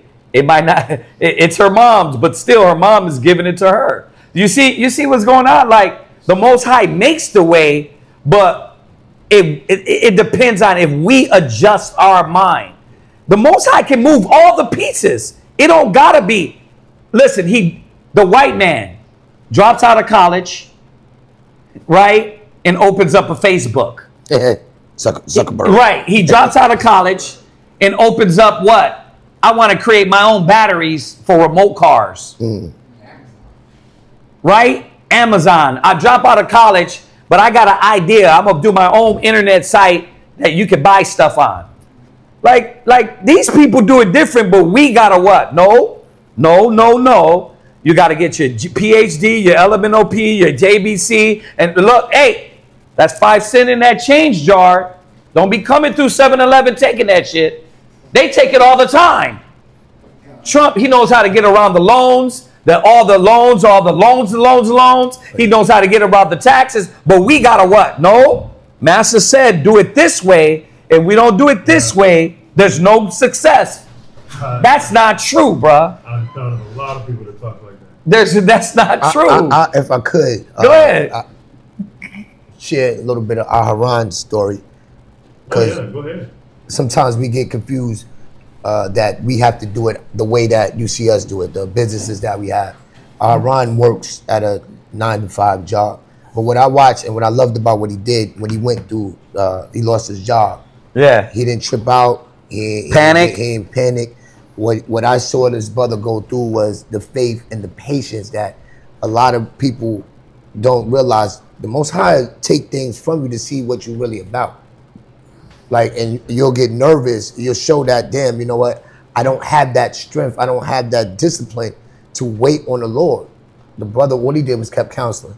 Hey, I'm thinking about putting in this job, but I know this job, if I go to this job, I'm going to miss class, and I can't. And he was like, what I should do? We like, well, what do you want to do? Every time we don't put it on us, it's what you want to do. Right. And the Most High blessed him and gave him a job where he's still making money, but this brother's in. Now he has to push, and we seen that. That's another battle he does. Yeah. Where he gotta physically push himself to be here at Hebrew Academy, but he'll be here, red eyes and everything. He'll be here. Right. Class. He's like, hey, you know what? I gotta go. I get it. We 45, so we can't stay up all night. Yeah. He got to get up 4 o'clock in the morning, but he'll be here. He'll be here, and he'll push himself. And the Most High gave him what he wanted. Sacrifice. Because bro. what did he put first? Did you finish your verse? No. Oh, because I gotta. We'll finish 1 Timothy 6. Jump up to verse 5 real quick. Verse 5. I mean, verse. You're at. Yeah. Jump up to 5. I just had it. Go ahead. Perverse is No. It says contentment. Verse 7. Is gain. What is it? Verse 6. Verse 6. 1 Timothy 6 and verse 6. Uh-huh. But godliness with contentment is great gain. Yeah. See? Yeah. Godliness with contentment. That's seeking first the kingdom of the Most High in his righteousness. Damn, that's good. So we're not job shaming because the brothers got jobs. It's like what are you gonna see? Like the comfortability isn't supposed to be the only thing at the forefront of your mind. It's supposed to be a battle because you're never gonna be comfortable. Yeah. I have a question, because you had brought up about the rib working from home. So, like, would you say, like, if your rib works from home, would that take away her time or her duties? Yeah, because that's going to split. What it's going to do is split. Now, instead of you constantly gone, then she's going to split some of that. Remember, you're constantly gone. Why? Because you're taking on the blunt force of all the bills. But if it's like the scriptures say, and like all the new generation wants to say, 50-50, right? Then she would take a little bit of weight off of that. I know what you're saying, and I'm going to explain that. Yes, she might not be able to make it as many days, but you will be able to make it more days. Mm-hmm. It splits the responsibility in all levels. That's why I went over that the other day in class. The Proverbs 31 women, you got brothers teaching about the man having money and doing his job, like it says in Deuteronomy. Absolutely. But Proverbs 31 also says she was supposed to provide for the house too. So you got both of them doing that. Now everything's not on one person to where it's like you're doing all that, but you're not around. Yeah. The sister told her husband in New York that worked that long, she said, I want to work so you can be around the brothers. So you can be more doing what you got to do as a teacher. Wow. That's what she told him. She's like, because you can come around. Because 16 hours, Doc? That is insane. He never makes it. The brother's like, when the Quadazal was like, you got to step back. He was like, Khan, I do. He didn't have no problem with it because he understood what responsibility that he was taking on all this work for a job. So his ribs like, you know, I will take that burden off of you. And I'm not even saying that. What I'm saying is if you're in the right mind and your rib is strong enough to understand just because she got babies, that doesn't mean she cannot live and exist anymore. This is why you got to watch who you put babies in it. My ribs had kids and they had work. They raised the kids. They did all of that. We worked as a team. And when we work as a team, then and we know Yahweh's first, then all those things even out. There won't be an unjust balance. Yeah, because again, even with this is where the whole the proving your faith, the trying of your faith comes right. In. If that household is willing to sacrifice for the body of Christ, to get the gospel out, can she not get a job too where she could still be around? And yes, she can. All things are possible. All things are possible. But it's still always going to come with a sacrifice. You got to sacrifice. She got to sacrifice. The kids got to sacrifice. Does not the scripture say through much tribulation? I mean, does that, like, how are we going to enter the kingdom? It ain't going to be, everything's easy. Like, I'm in the 2,000, 2,500 square foot home, with the pool, the condo with the pool, at the pool table. And then I'm going to be able to be dropping alms. I'm going to be able to be showing up on time. Bro, something's got to give. You're not going to, unless you just win the lotto. Your kingdom, something's got to give. Your kingdom is here. Yeah, you're already getting a taste of what we lost. You're able to already be comfortable. Like the scripture says, this is not your rest. Why? Because if you get comfortable, what about your brothers and sisters? See, that's that American mindset is let me get my comfortably, then I can help y'all. Now we fighting and labor together like in Nehemiah. Yeah, they all was on the wall. Like that. And if they wasn't on the wall, somebody was cooking the food, somebody was watching their back. Everybody was doing something together to build. I'm going to say it again. If everybody died and the school was left to you, what would you do? Would you close it? Or would you say, damn, now I got to restructure things for the school to continually go forward and for a place to facilitate and teach the people? Y'all don't understand. We can do like other people and say, you know what? Let's just learn online. But what all the other things wouldn't be able to be done. Yeah. Like learning what it is to be long-suffering, patient, kind, gentle, dealing with each other, the feast days. Yep. The fruits of the Spirit. Right? The fruits of the Spirit. Like, so the feast days, we're only going to pop up on feast days? You got to think about what a body, and this is what a lot of ignorant brothers and sisters don't understand. Why Moses had a congregation in the wilderness. Because it was about a body. It was about unity to learn from each other, to be there from each other. Know them that labor amongst you. The kingdom is not going to be us in our own condo in the side of the world and just being alone. Well, I just want to be alone for 1,000 years. That's going to be your kingdom. Like, you know, what's wrong with that? Being alone. I just don't want to be around nobody. Right? Which is going to be our kingdom, right? Somebody said, damn. I want to be alone for 1,000 years? Come on, y'all. That's crazy. So you ain't going to show up for the feast days? Yahweh Shai calls you up. You're going to be like, well, I'm going to be alone for these 1,000 years. You're trying to bring worldly mind to the truth. Mm-hmm. Everything's about each other. It said when you walk through the damn cornfield, but it's my cornfield. Don't swipe all those corns out of there. You're going to leave some for the poor. Right. Well, who are you to tell me what to do with my corn? But that's the mentality now, right? It's my corn. Why are you telling me what to do with it? Yahweh said, leave some for the poor. But you want to do like the white man, make sure there's nothing but damn rubbish there. And then when he goes through and grabs one, you want to put him up on charges. Everything in the law was set up to be for each other. And if contentment is not there, then it's I'm a labor to be rich. Can we finish this? Yeah. Real quick, 6. Come on, read down, Mawala. Verse 7. For we brought nothing into this world, and it is certain we can carry nothing out. Go ahead. And having food and raiment, let us be therewith content. See, that right there in itself, a lot of what we are all still learning. Not only you, we are all, I am always learning that. I'm learning that all the time. Food and raiment. Okay, you got to check yourself, because I'm like, God dang. Yahweh, like, you going to bust me down? What are you going to bust me down to? But really what his understanding is that you're not content then. You're not content with the godliness that the Most High gave you. You think this other thing is necessary when it's actually not.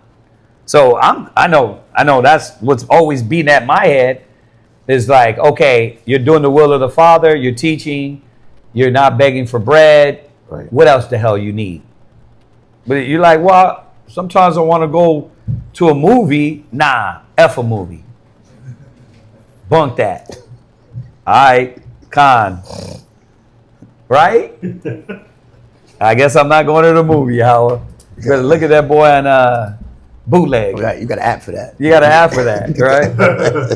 But we all go. I'm being facetious, but I'm saying what goes on in my head. I'm like, damn, how lower could we go? Right. Right? Yeah, it don't even be all the time just the extra stuff. It'd be like, damn, can we get 2 months with the bills paid on time without having to see like where it's coming from? Bro. I'm gonna say this, and I'm gonna give a shout out to Delvon. Yeah. Bro, he dropped alms just now, and that got us to pay the rent. We were still short after everybody who gave. Now, but it's supposed to be like that. Through much tribulation. Why? Because it's going to show everybody's heart where everybody stands. It's supposed to be like that. We keep thinking, man, it's going to be like the mega church. Yeah. The lawyers and the actors and the cats getting, the big dollars coming through and being like, yeah, man, I got y'all. You know what I mean? And dropping. Nah. No, it's going to be us struggling and striving to maintain, to build, to grow, to commit, to submit, to support. That's what it's about on every level. Yep. You're not only going through temptation. We all go through the temptation. I can always say, like right now, like, look, as broke as I am, you know what I mean? I got to get another job. You know what that's going to do? It takes a lot of time. Yeah. That's why I like, yesterday I was reading Matthew 15, and I was meditating on that, and it was speaking to me a lot when it talks about the cares of the world. Yeah, like when the seed is sown in certain people, some people choke the word for the deceitfulness of riches. Deceitfulness of riches. Sometimes the seed might get planted on like stony ground. Yeah.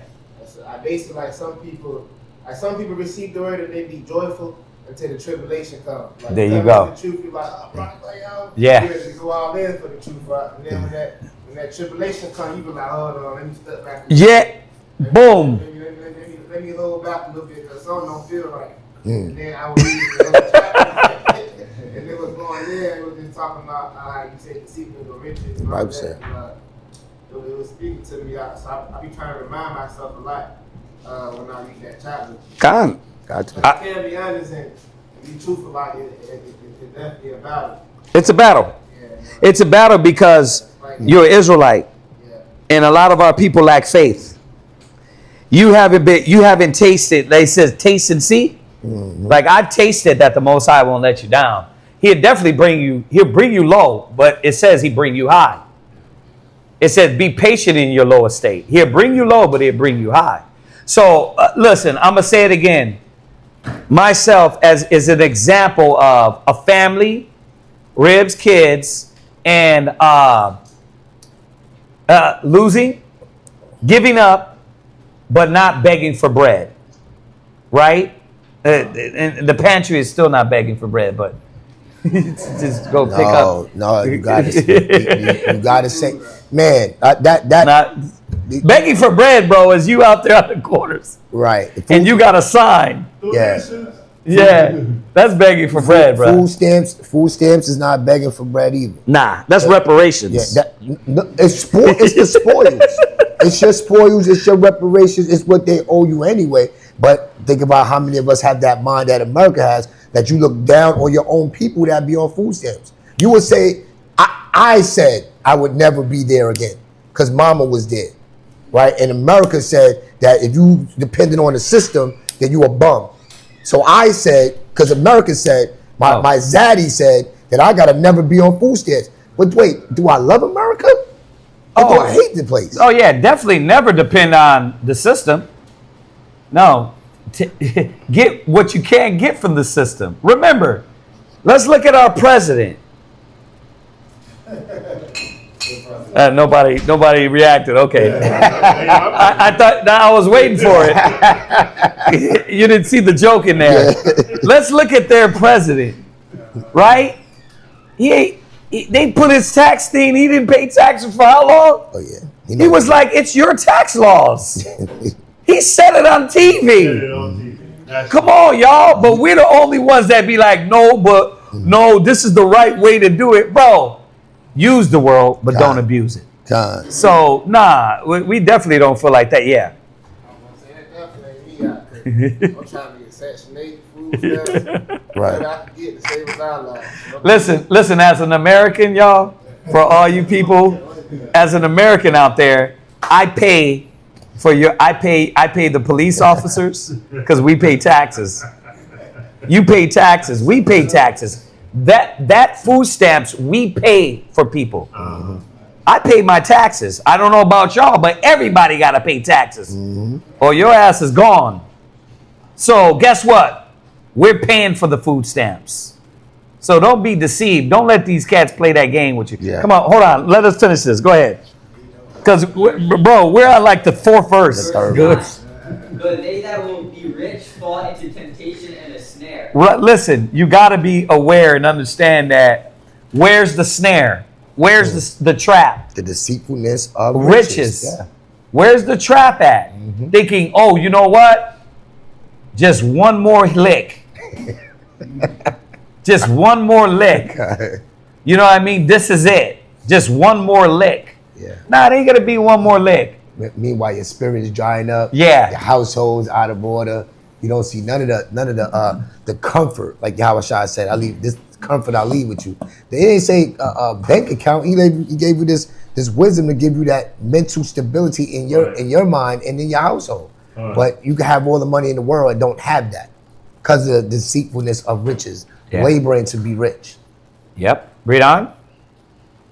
And into many foolish and hurtful lusts. Right, and that's where it draws you into, because your mind, the way you listen to this, the way you rationalize success in gain, it never can pull you to faith. A person that's mind is on the riches can never be led into faith. Why?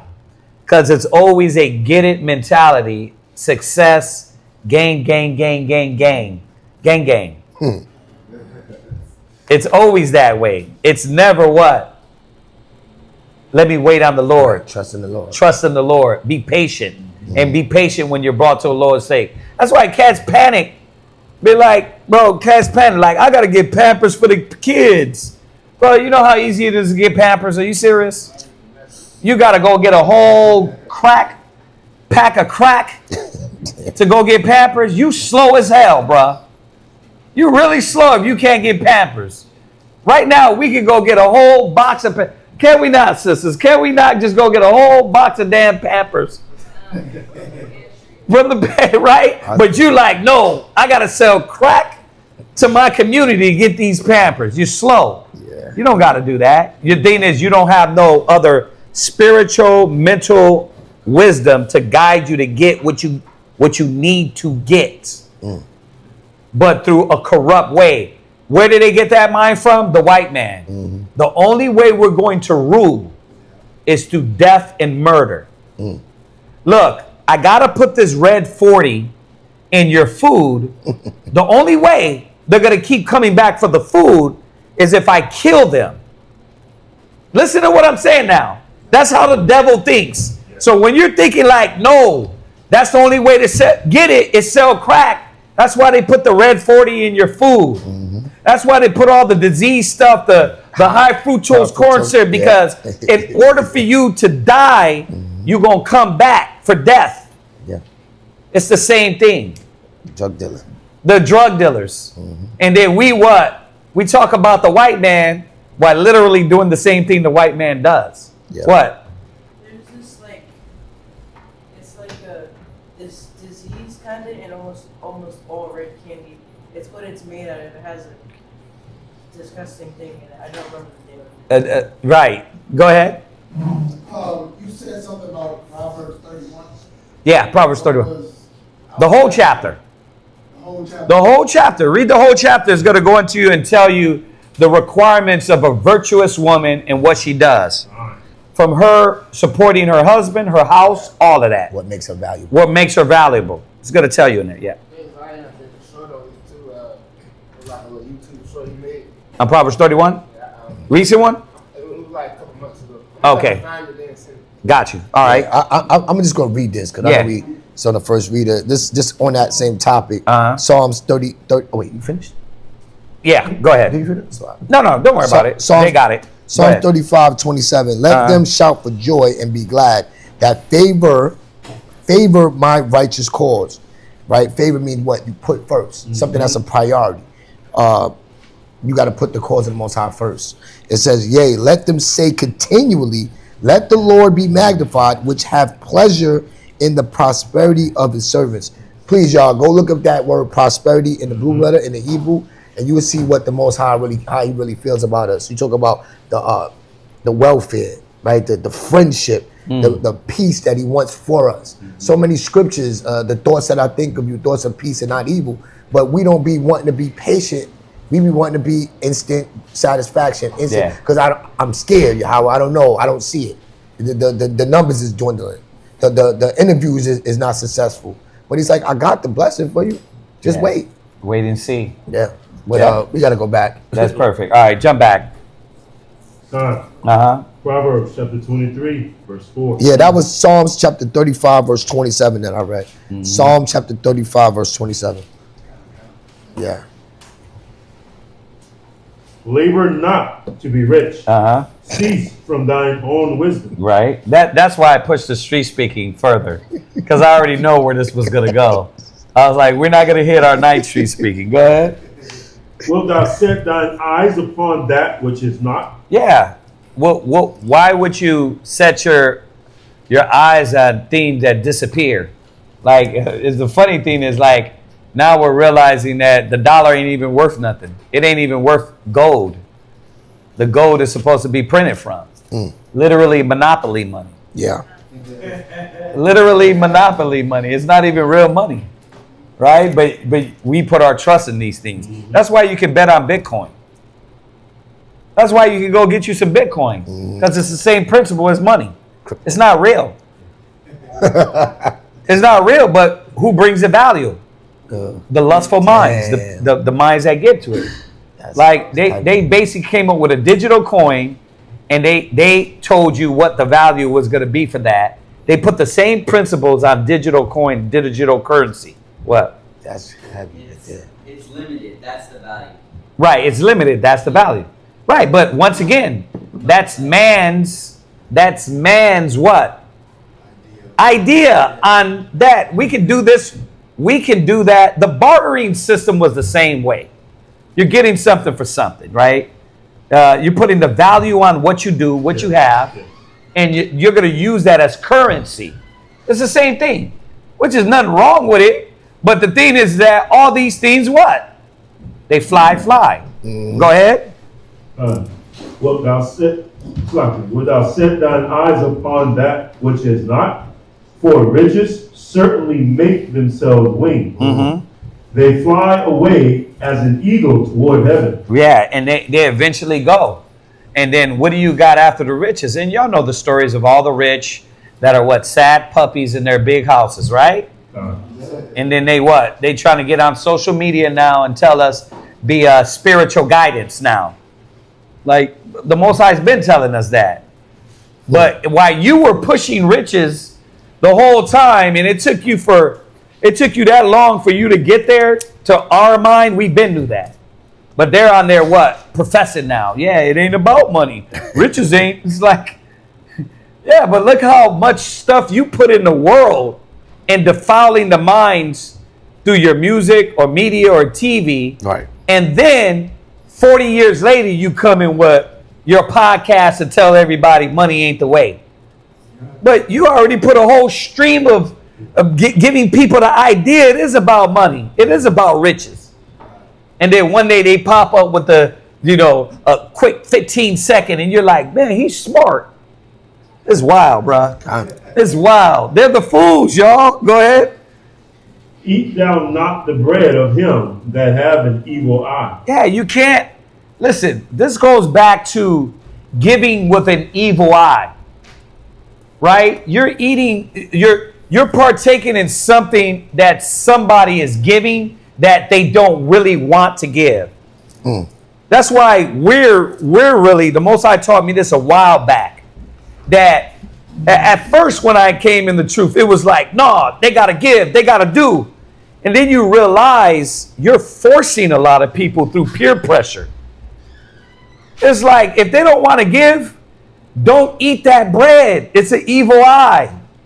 Don't partake in that, because that person that's giving, they going to what? They're going to give sideways. Like, yeah, I'm going to get that, but what you going to do with that? They grudgingly. Yeah. You got some? No, I'm just... You understand? That this is why it's saying a person with that evil eye, or this stingy person, like you can't, no, hey, don't worry about that. I guess I got to give. No, you don't. No, don't give it. Don't give it at all. Everything is supposed to be given as heart unto the Lord and not unto man. And if a person don't know that, that's why, let me show y'all something. That's why people feel like they get took advantage of. Because you accept what was given from an evil eye. Turn that shit down. I'm like, you know what? You're not adding to it. So, well, I really don't. They making excuses because they don't want to cook. Oh, don't worry about it, sis. We got somebody else to do it. Sit your ass back. And the people that love and want to do it, they're going to step up. Everybody else, like, well, it says give a prophet a cup of water. You complain about the cup of water? Give me, sister, here, let me relieve you of that pain. Let me relieve you of that pain. We don't want that. But the problem is, pastors, preachers, men, women, brothers, you would take it knowing that they don't want to give it. Now they're like, see, they forcing people over there to give. They use me to give. So we get in class and we're like, do what you do from your heart. Yeah. And we tell you. And they'll sit there like, yeah, it's from the heart, but not really. You see the dynamic we got to deal with? It's like, is it from the heart or not? Do you read and you believe like us or not? Well, yeah, I believe, but I feel like, it's like you're going through problems. Don't give then. Because with that evil eye, they're going to look at you negative all the time. And that's what it goes back to, that stingy person. Right? It goes back to that selfish person. Right? One scripture on this point. This is why it's saying, go to Colossians 3:23. And then, was that 2 Corinthians 9, cheerful giver?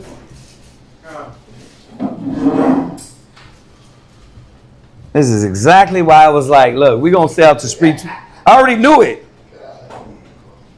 We just going to have to do it like that. Go ahead. Colossians chapter 3, verse 23. Go ahead. And whatsoever ye do, do it heartily as to the Lord. See? Now, we got two dynamics here. You partaking in somebody that's giving somebody's bread, they're giving something with an evil eye. And the Most High is rebuking that person and saying, hey, whatever you do, don't give it with an evil eye. You don't supposed to do that. I don't care what you do in this body, y'all. I know it's going to be ignored. Whatever you do is supposed to be willingly. I'm going to say it again. Cup of water, if you give tithes, if you give alms, if you whatever you do is supposed to be willingly. But know this. You're not going to take advantage of the body either. You're not going to take, and then act like you're not going to be required on the other turn. I'm going to say that too. Because that's what niggas will do. I'll take. I'll use all the access of what we got in the body. I'll get the counsel. I'll get the brotherhood. I'll get the ride. I'll get the sisterhood. I'll get all of that. And then when it's time for you to give, you got an evil eye. That's crazy. Especially if everything you've been given, counsel, has been profitable for you. Exactly. But that people don't look at it like that. They don't see like, damn, wait a minute, I am profiting from the body. I am getting from the body. But you don't supposed to give with an evil eye. So don't take it. You don't supposed to, your rib angry about cooking? Bro, the love got to be in her to cook, to do it the right way. But the thing is, you can't reward her for doing things that are evil. She got to love to want to do it out of her heart. Just like you're supposed to love to be there for your rib with a heart. Like, think about it. Who does that? Who complains about when it's time to make love? And she'd be like, baby, I need you tonight. And you like, I guess. And you like, she's like, but I miss you so much. Okay, I'm tired though, but whatever. Imagine that. You'd be like, never mind. I don't want that. No, and then when you do make love, it's like,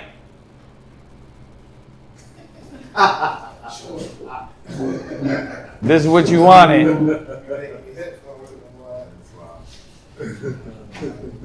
Now, we can relate when it comes to physical interaction, right? You can relate. Well, you got to relate too on all the other things.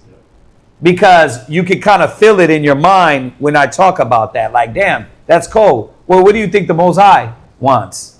He wants a damn, just a ungiving, loving, unsupporting being, individual Israelite?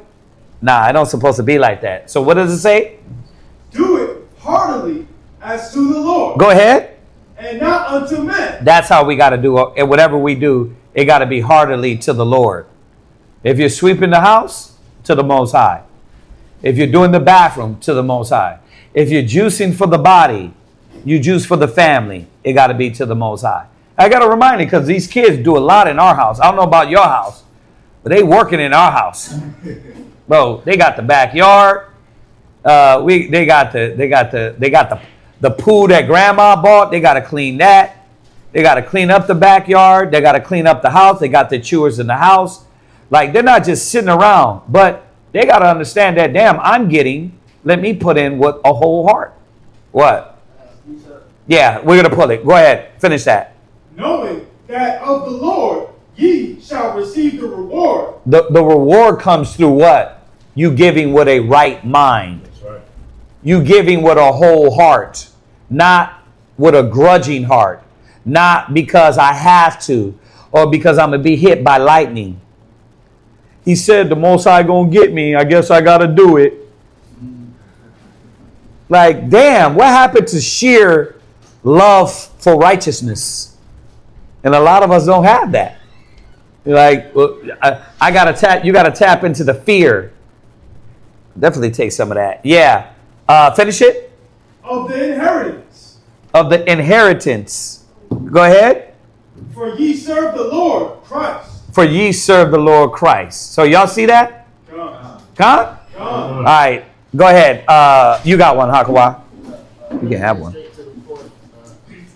Ephesians chapter 6 and verse 6. Not with eye service. Not with what? Eye service. What does that mean? That's the second Corinthians. That's the Corinthians I want. Not what I. Yeah. Not to look good for other people. No. Watch. Read on. As men pleasing. There you go. Meaning what? You do it around certain people. I'm doing this because, yes, but it was a little bit more, I should say. I shouldn't have said no fully, but it was a little bit more. You're watching and you're like, okay, Kazaki is around, so I'll do it. But when Aharon asks, you know what I mean? Hey, could you grab that sign? You know what I mean? Because we're grabbing all the sign stuff, and it's like, could you grab that? It's like, well, you're Aharon. Why are you asking me? Like, we out here grabbing the damn signs. All right? If he's telling you something right, it's okay. But it'd be more like man-pleasing. You only give honor to one man, or to two, or to an elder sister, but you won't show respect when somebody else tells you the right thing. It doesn't matter. Wisdom can come from a fool. If it's the right thing, it's the right thing. It doesn't matter, but you got a lot of people that do things with what? Because this individual is around, or that brother's around, or that sister's around. That's a man pleaser. Go ahead. But as the servants of Christ, doing the will of the Most High from the heart. Yeah, there you go. Doing the will of the Most High from the heart. But where you at? Ephesians chapter 6 and verse 6. You can go down to verse 8. Yeah. So y'all see that? Khan, y'all with me? I know we went long on that, didn't we? Y'all getting weary already. Oh, that's good. Ephesians 6 and 6, right? All right, go back. What verse are you reading to? What is it? Is it 8 scriptures? Is 9? You're reading down to verse 9. Verse 9, yeah. All right. Neither desire his dainty meats. Yeah, you're meaning those delicacies, right? Go ahead. For as he thinketh in his heart. Well, see, that evil eye on why he's giving and what he's doing, right? Remember, this is a person that's doing something not for the right reason, right? Hey, sister, y'all gonna make it to the garments? I guess. This is why you get a lot of fight, because they don't really want to do it. They're only doing it because you're telling them. Not because they see the value in it. Not because they see the purpose. Not because they see the reason. And then you're taking that stuff and now realizing, as this person thinks in their mind, so are they. They do things enviously, and then they're going to do what? They're going to look at you for the work they're doing, and they're going to what? They're going to blame it on you. It's not a blessing to them. They're not thinking, man, damn, let me get with the sisters and do the work of the Most High. When you go to the Bible, the sisters did garments. They wash the saints' feet. They're not thinking that. They're thinking like, I'm tired. They ain't thinking about sacrifice. Why I got to show up here with the sisters? Why is that part of the truth? Because that's what the Most High ordained us as a nation. For you to what? See, it goes right back to the selfish spirit. I don't never want to put in for nobody for nothing else. I only want to put in for myself. So for you to wash Christ's feet with your hair, that got to be only Christ. That's the mentality, right? Well, that was Christ. Well, Christ said how you treat your brother is how you treat him. So that mentality of, oh, Yahweh Shai have to show up only. You know what I mean? But nigga, you like if Yahweh Shai was here, oh yeah, I'll cook it up real good for him. Like that. Boom, let's go. They be like, Yahweh Shai sticking around too damn long. You know what they'll say? You know what they'll say? What they gonna say? They're gonna say, you ain't God. Damn. That's what they're gonna say. You ain't God. Oh wow. Damn. You ain't Yahweh. You just Yahweh Shai. Damn. Oh, that's terrible. But unfortunately, that's the mentality of a person that does things with an evil eye. They're not doing it from the heart, right? The other one we didn't go to, it says, go there real quick. This is for Aaron, just for brothers that don't got it. Go to that 2 Corinthians. Was it grudgingly? Or is it 1 Corinthians? I always get that. I know where it is in my book. It's 2 Corinthians. 2 Corinthians 9 and 7. Read that. 2 Corinthians chapter 9 verse 7. Every man according as he proposeth. Every man according as he proposes. You got it. In his heart. So let him give. Right? Not grudgingly. See? You angrily giving. You angry giving. Here, just take it. Go ahead. Or of necessity. See, or of, I'm going to do this because I have to, or do this because I want something. Right? Go ahead. For God loveth a cheerful giver. See? He love a cheerful giver. And who don't like a cheerful giver? I love a cheerful giver. Who don't like a cheerful giver? Huh? Who wants something and then when they give it to you, they just throw it at your face? They do it with anger. Nobody. So we got to see that. Go ahead. And God is able to make all grace abound toward you. That's where we get our grace from. Let's jump back. 7. Verse 7.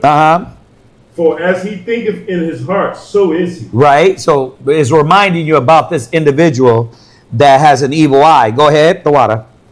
Eat and drink. Saith he to thee. Right. So he's offering it. He's telling you to partake, but he really don't want you to partake. Right. No. Go ahead, take that.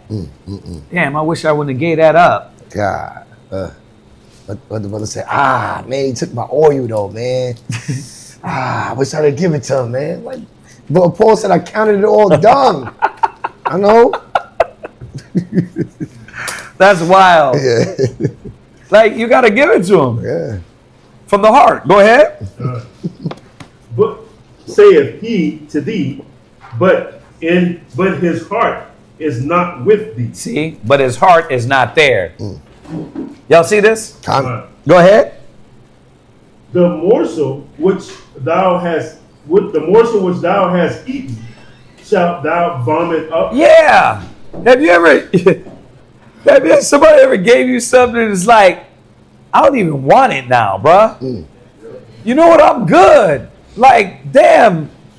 Like, I didn't know it was going to cause all this. You vomit it up. You're like, here, thank you, but no thank you, right? Thank you, but no thank you, bruh.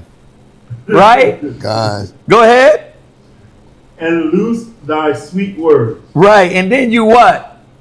Now you talking mean. That's why the Most High is like, no, don't even partake in that. Don't accept this thing with an evil eye from someone. Right? Know that you're fine. No, I'm good. In the back of your mind, you know, okay, this individual does this a lot. They give things and then they resent it or anger or murmur afterwards. Yep. So you got to just pause them till they get to that level. right? Once they get to that level, then you can come back and say, okay, like I said, all right, are y'all done watching us? We don't got jets. We're not spending money on jewelry and running out there on the gram and putting money up. We're using it for the school. Now that you know that now, are you ready to give? And then as their trust is there, they can be able to say, oh, okay, I know what I'm giving to. I don't have to give with an evil eye. Yeah. You know what I mean? I gave that $5. What you going to do with it? It's $5, man. What the hell I'm going to do with $5? But that be the mind. That be the mind stakes. Right, scratch off? Yeah, like you ain't buying $5 with scratch offs. Go ahead. Speak not in the ear of a fool. Do what? Speak not in the ears of a fool. Because we know Proverbs, you go back to, and I'm going to just read it. Proverbs 9 and 7. He that reproveth a scorner getteth himself shame. And he that rebuketh a wise man getteth, a wicked man getteth himself a blot. Yeah. Reprove a scorner, reprove not a scorner, lest he what? Hate thee. Hate thee. You reprove a fool, he what? It's personal now. Yeah. Yep. You know what I mean? You got something against me. I love that one. Like, it's no longer a brother trying to reprove you and show you the right way. It's what? Nah, you got something against me, I. Oh, you think you better than me? Why you think they wanted to kill the apostles? Why you think John the Baptist got killed? He walked in and he seen who was it? He was dealing with his it was Herodias, right? Oh, yeah. Dealing with his brother's wife. He was dealing with his brother's wife. Yeah. And he threw that out there. John the Baptist threw that out there and it pissed them off. So that's why they locked him up. And then she came back and was like, look, go get me John the Baptist's wife. I'll be head. Yeah, on the charge. Because why? That he cut them so damn hard, they were like, nah, we're not letting that slide. First of all, you snitched on us. Because that's what they were doing. She was committing adultery. And he threw that out there. That gets your head chopped off, bro. With the wicked. See? Because they don't want to be reproved. They're not going to accept that. Is that sort of the same thing like the Pharisees did to Yahshua? He was talking to people. They see him chilling, not kicking with him.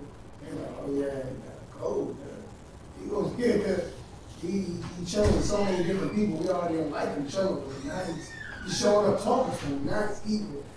Well, that obviously that was their outlook on that was wrong. But this is more so when Yahushua was reproving them, they didn't want to take the correction. He said, "Ye of your father the devil." They weren't hearing that. He was exposing them, and they didn't want to be exposed. Right? So that's what it's saying here about a fool. What you gonna get from that? You know, a wise man will be considered. He'd be like, okay, let me think about what that person said. But a fool is gonna. Y'all don't understand. This is how we judge and we look at you. When you act stupid and you're being told the right thing, we're just like, you're a fool.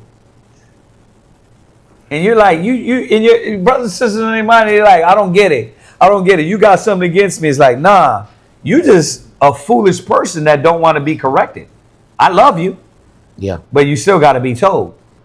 And that's how our people are, right? We go out there, we rebuke them, and they're like, we were just talking about it today. We go in that area, they gonna damn bomb fire and put us in the damn fire.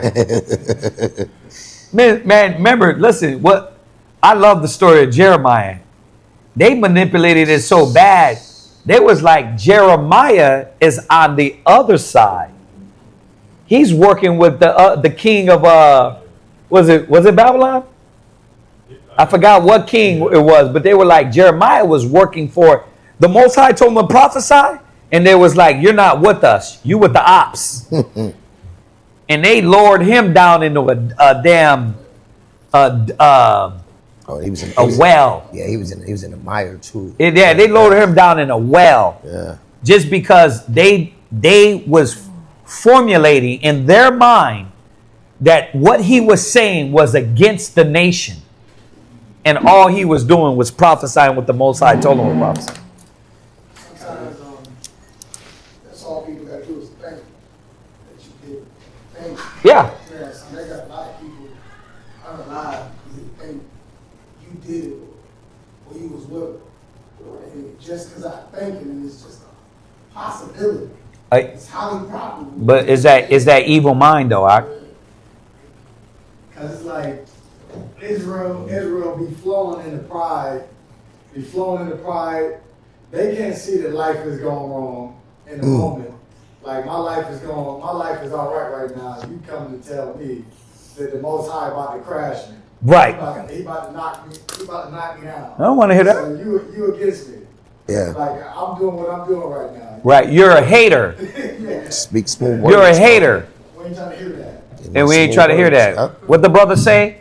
I didn't want to call you because I didn't want you to talk me out of what my rib told me, what I thought was right. Yep. We were like, but you didn't hear the whole matter, Ak. Literally, bro. This is quotes. These are quotes. Go ahead. That was 9, right? Was it. Yeah, that was it. Next. Straight up quotes of folly, bro. It's wild. Oh, you didn't read it? Go ahead. Finish it. Go ahead. Son. For he will despise the wisdom of thy word. Yeah, he'll despise it. He'll look down on it. All right.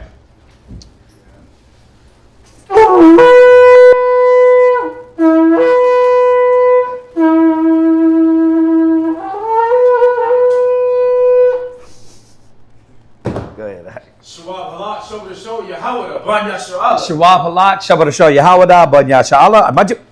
What? Yahweh Hashem Yahshua Yahweh Hashem Yahshua Barakatah. Hashem. Hashem.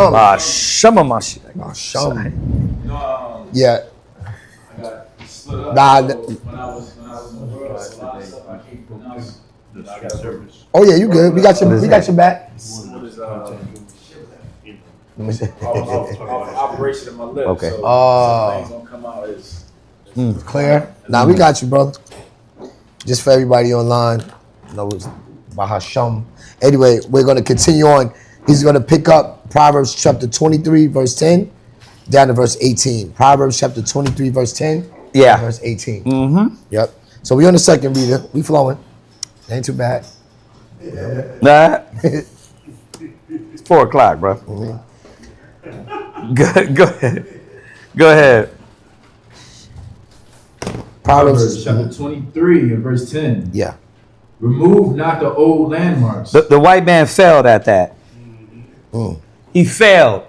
The nations failed Yeah. when they removed the landmarks. And you know how Jerusalem, where the city was originally, now what they do, they narrowed it down. They carved out pieces, even changed maps, right? They even changed maps, not only of our lands, but all the lands, right? They make it look one way on a map, you know, like they do to Africa. Africa looks smaller. Well, they tell you Africa's smaller, but Africa's big as hell. Yeah. But what happens? The white man come and draw up his maps and what? Remove these landmarks. And you know what he did to us? Yeah. They made England bigger than what it is too. Oh, really? Look at it in retrospect. It's a spot. And they make it large, right? Small as well. Right. Deuteronomy 19:14. Deuteronomy chapter 19 and verse 14. Deuteronomy 27:17. Go ahead. Thou shalt not remove thy neighbor's landmark, Right?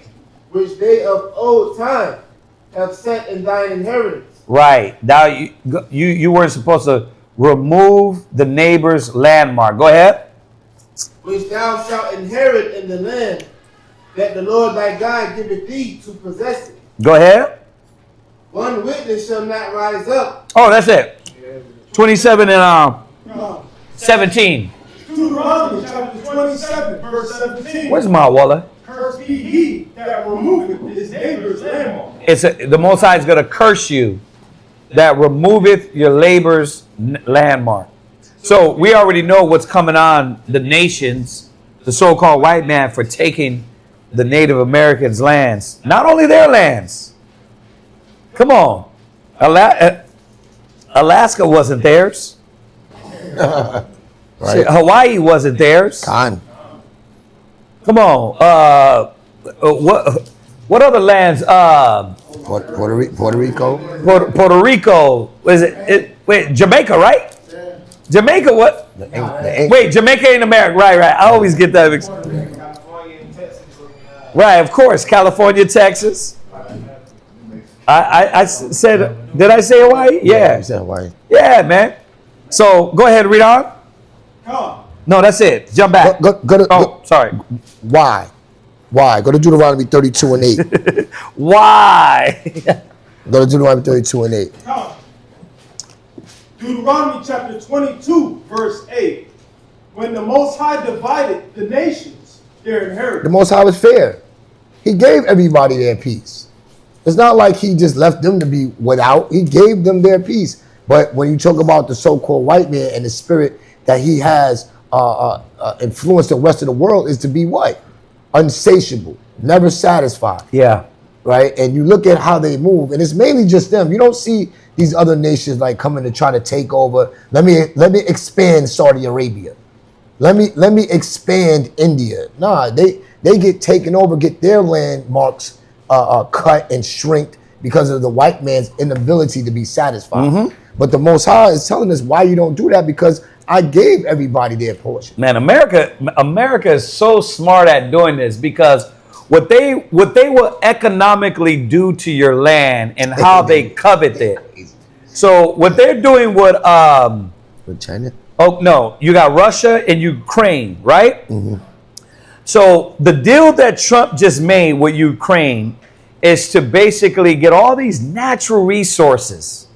So Ukraine is basically going to be in debt for how long to America? Basically, you what?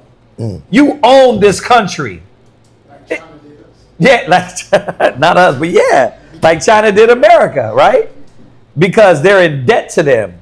So this is how they come in and they start owning and removing things that is from the people of the land, right? Now, Ukrainians, these are Edomites too. Isn't that where the Caucasus Mountains is? Yeah, the same people. Russia, Ukraine. First of all, the Russians and Ukrainians are the same damn people. And they're the same people. They're the same thing. That's why Russia's on what they on. They're like, we're brothers. We're not gonna let you go. Remember, China's doing the same thing with Taiwan. Yeah, they're like, we never let y'all go. We love y'all by any means necessary. Go ahead. You said what? Right. Yeah. Which, come on now. Where the hell is Guam at? That's in the Pacific. Yeah. Right. Those are lands that they what? Coveted. They stole. Mm-hmm. Go ahead. Keep reading. Mm-hmm. No, you're on it. I'm sorry. Okay. When he separated the sons of Adam, he set the bounds. What's the bounds? That's, hey, this is your portion. This is their portion. Right. This is the landmark I'm giving to you. The Most High is just. He's a just power. Read on. According to the number of the children of Israel. Now, as we know, he gave out according to after he took care of his firstborn. He took care of us first. Now, but he still did give the other nations their land. So this is a commandment. And now this is why they can be judged by it, because they got the records now. They got the records. They're God-fearing Christians, right? Well, then they're supposed to understand. It wasn't supposed to be no Louisiana Purchase. It wasn't supposed to be no, well, you know what? I'm going to give you 10 beads. Now we got Manhattan Island. Right? It wasn't supposed to be this kind of deception or their so-called democracy to where they start taking your land, your inheritance that the Most High gave you. These people, they have a just judgment coming to them because look at how they move. There's no righteousness. The scripture says their spirit is not upright in them. Look at how they deal. But let's go back. Yeah. I got a question. Yeah. Does this relate to to our people. Let's say if somebody's father or mother, they pass away, but they got their homes where their home is at, but they sell the house to get rid of the house for money. Will this scripture, will this relate to? Nah. No. First of all, you can sell. You can sell. All right. So, all right. Let's go biblical, and let's go modern. Biblically, Naphtali's inheritance can only circle amongst Naphtali. That way, because Judah already had his inheritance. You had all this land. So everybody to keep their land, to keep their inheritance, you can only do it among your tribe, right? That's biblical, or what we were supposed to do with our inheritance, right? And of course, hell no foreigner was supposed to come in anyhow and take and steal all that land. Now, that's why the so-called Jews, you can't just come over and be a citizen of Israel. You have to be Israeli, right? You have to be the fake Jew, right? That's how they got set it up. They got that based on our laws, right? That's how Trump is trying to set it up, which is what? If you were born in America, you're not a citizen. Forget that naturalized citizen stuff. That's what he's trying to do. He's trying to make it only people born here. You know what I mean? Damn. And then he's saying if your mother, your father wasn't, that don't mean you're born here. So yeah, he's a demon. So, but remember, they got that from us and what we did with our land. You weren't just going to come over there and take our land. So they got that right. That's smart. That's smart. You can sell things. You can sell property, but it would be to your people.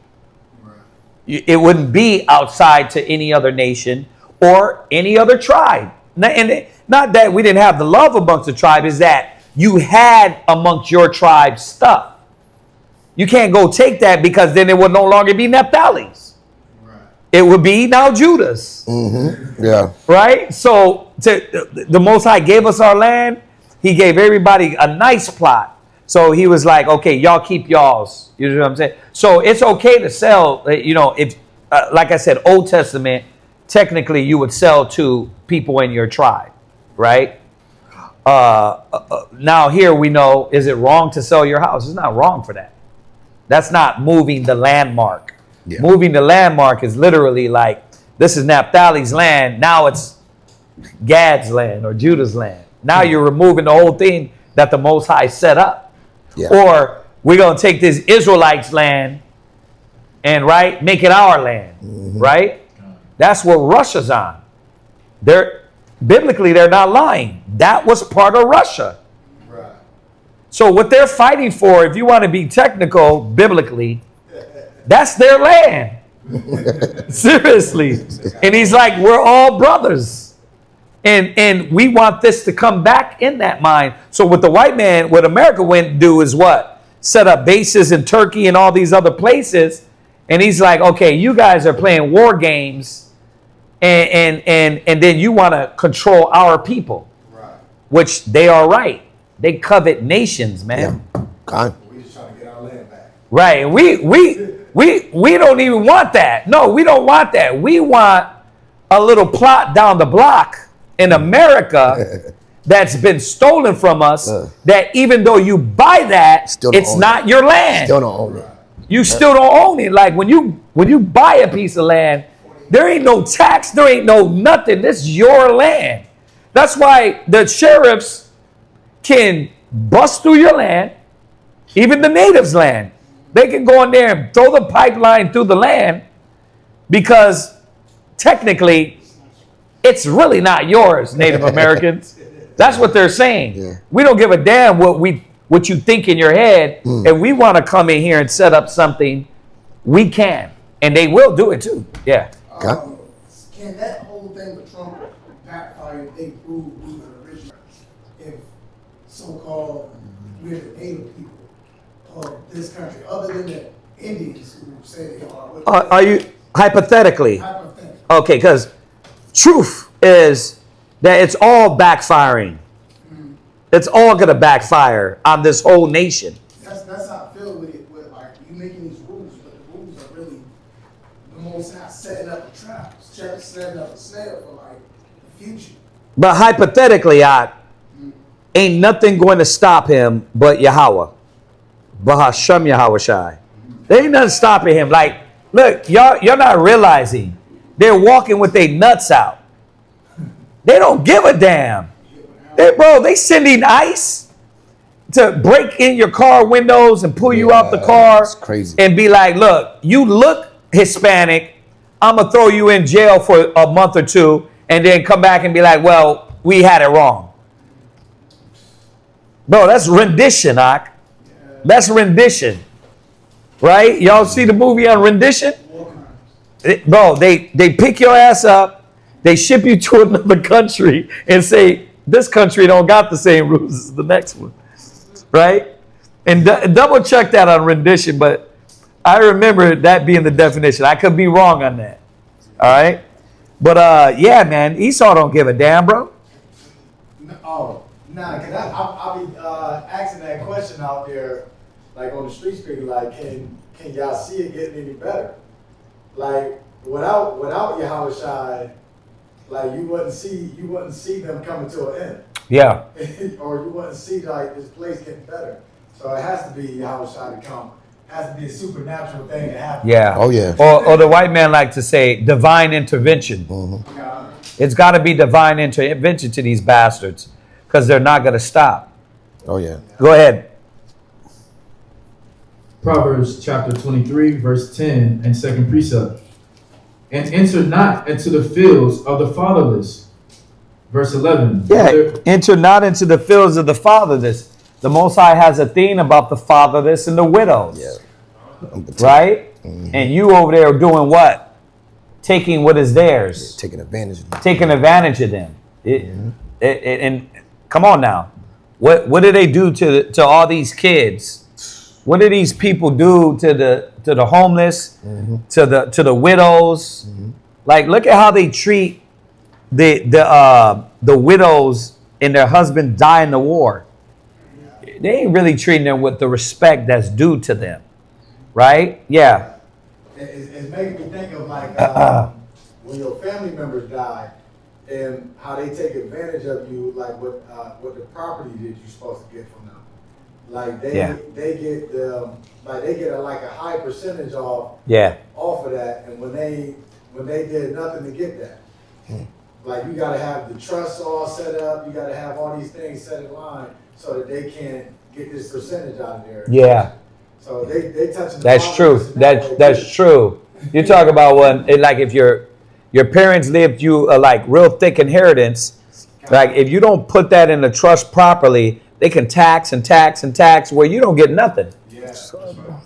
And then the white man, he is a mastermind dealing with his paperwork on how to rule and continually rule land. It said a language without don't understand. Yeah. That's what's going to come rule over us. Come. We don't understand that. Like, you think you're doing something by getting some property. Yeah, I got my own land. Right. Man, did you see the one on, it was on one of the social media sites. He was like, this is my land. It was Judah. He was like, no, it's not. Yeah, like they'll tell you to your face it's not. Because technically the white man can, and this is what they know. When I say they run around with their nuts out is, they know I can run up in your house, kill you, and it doesn't matter. Oh, yeah. I could pull you over on the street, rip you out of the car, and be like, well, we thought you was from Mexico. You talk about this guy who was paying taxes on his land, and he went to pay taxes, and it was like, well, your name's not on it. And he said, I've been paying taxes for 20 years. He's like, they said, well, the land don't belong to you. He said, what are you talking about? We're paying taxes for 20 years. And they showed him that the land was in his wife's name. He's still married to her, but the land is in his wife's name. He's like, no, the land is in my name. He's like, how did this happen? So he was given a runaround and having to go and see different people. Then this person wasn't employed in in that seat anymore. So he was like, you keep sending me the runaround, right? I'm trying to get my land back. And so he had to go through hoops and jump through hoops in order to get his name back on the title deed. I was like, Check that out. Y'all seen how they said Kyrie Irving just helped out that 90-year-old woman, right? Did y'all see that? No, not yet. He dropped some money down to help her out because they was about to take her off her land, and she was a widow. You know, 'cause they don't care about that. They don't have no sympathy. If I'm not mistaken, she was like 90 years old. 90 years old. You can't let the woman live out the rest of her years because you want to put a Target there. You want to put a Walmart there? No. Like like you just see how they don't have no sympathy. They don't have no compassion. It said that they would spare neither old nor young. Yep. That's the nature of these people that we're dealing with. They don't care. I looked up that word rendition. Yeah. It does represent the performance or interpretation of something, especially music, art, and dramatic work. It's two. But it says a rendition can refer to the act of handing someone over from one jurisdiction to another. I was right. Oh, yeah. Man, so that's verse. what it says. Now it says extraordinary rendition refers to controversial practice where a person is secretly transferred to another country for interrogation. Yeah, rendition. Exactly. Or torture. Oh, you go to Guantanamo? It's called rendition. You go to Guantanamo Bay, huh? Yeah. First of all, where I got that from is the 2007 movie Rendition. Oh. But then I looked it up and I was like, damn. Yeah, it says here, the practice of sending a foreign criminal or terrorist suspect covertly to be interrogated in a country with less rigorous regulations for the humane treatment of prisoners. So that's why he's doing what? He's shipping them to that prison in Guatemala. Was it Guatemala? Guantanamo Bay? No. Oh, you talking about no. That's No. Listen. He's sending a lot of the immigrants to the prison El Salvador. In El Salvador. Right. El Salvador. Yeah. And it's that prison, bro. Is this where they came from? No, well, no, not all of them. He's sending random cats over there. Yeah. He said, "Isn't there where they?" No, because respectfully, I know not all of them came over there. Not all of our brothers and sisters came over there, but I did remember seeing where they were interviewing the president from El Salvador, and he was. They asked him how did he clean up his country so fast. Yeah. And he was talking about how he got all the drug dealers. He just got rid of them. No. What happened was, there's more to that. He gathered all these cats up and locked them up. That was the whole place where Trump is sending them. They got this big max prison where you're a gangster, you're a thug, you're a drug dealer. They got them in there like terrorists. Basically, he gathered them. That's how he cleaned his country up. Yeah. But not all El Salvadorians in Issachar need to go back to that damn prison. That was kind of crazy. That's kind of crazy. That's what I was saying. I know you were, but that's what Trump is doing. They came from El Salvador. That's what I was Yeah, that's what Trump is doing. He's on that. He's like, nope, we're going to get you and then ship you over there. That's wild. Imagine that, you getting picked up and shipped to a max prison in another country, and you're American. Rendition, right? Go ahead. Is that it? That was done with you. Okay. No. Verse 18. Question. Okay, go ahead. You go to verse 18. Proverbs chapter 23 and verse 11. For their Redeemer is mighty. He shall plead their cause with thee. Right. In 2nd Ezra is one of our favorite ones. 15, it says that the blood crieth from the ground. All the blood of the Native American brothers and sisters, that blood cried from the ground. Our people, all the ones that were thrown over the ships, eaten by alligators, the blood cried from the earth. Like you might have forgot, but the Most High hasn't forgotten these souls, the souls of the righteous. Go ahead. Apply thine heart unto instruction, and thy ears to the words of knowledge. Withhold not correction from the child, for if thou beatest him with the rod, he shall not die. Right. And remember, every time we go over this, I like to remind everybody that the scripture says, be not excessive towards any. So yeah, sometimes it is needed, right? The spanking, the whooping. But you better know what you're doing, because if you're excessive and that's your only method, then how are you going to win that child? So this is not saying, hey, override all the other scriptures and every time a child needs some discipline, you just beat them. You still got communication. You got punishment. You got talking, right? You got counseling. You got all these things. It can't just be, my only method is what? Beating their ass upside the head. There's a lot more scriptures that is added to dealing with children. It's not only the rod. Yeah. What age would you consider what age would you think is appropriate for a child to be weak? Okay, so we talking about beating, or we talk about spanking, or we talk about warning? Well, I mean, kind of just like a little. Oh, a little tap on the hand, bro. That could be at 1 year old. You can do this to a baby at 1. Don't do that, and they just mommy or daddy hits them, they just lose it, right? You tap them on the hand. So, so what children do a lot, right, is like my son does a lot. He was doing it since younger. He's three now, almost 3. No, he's almost 3. But they like to hit you in the face. You know what I mean?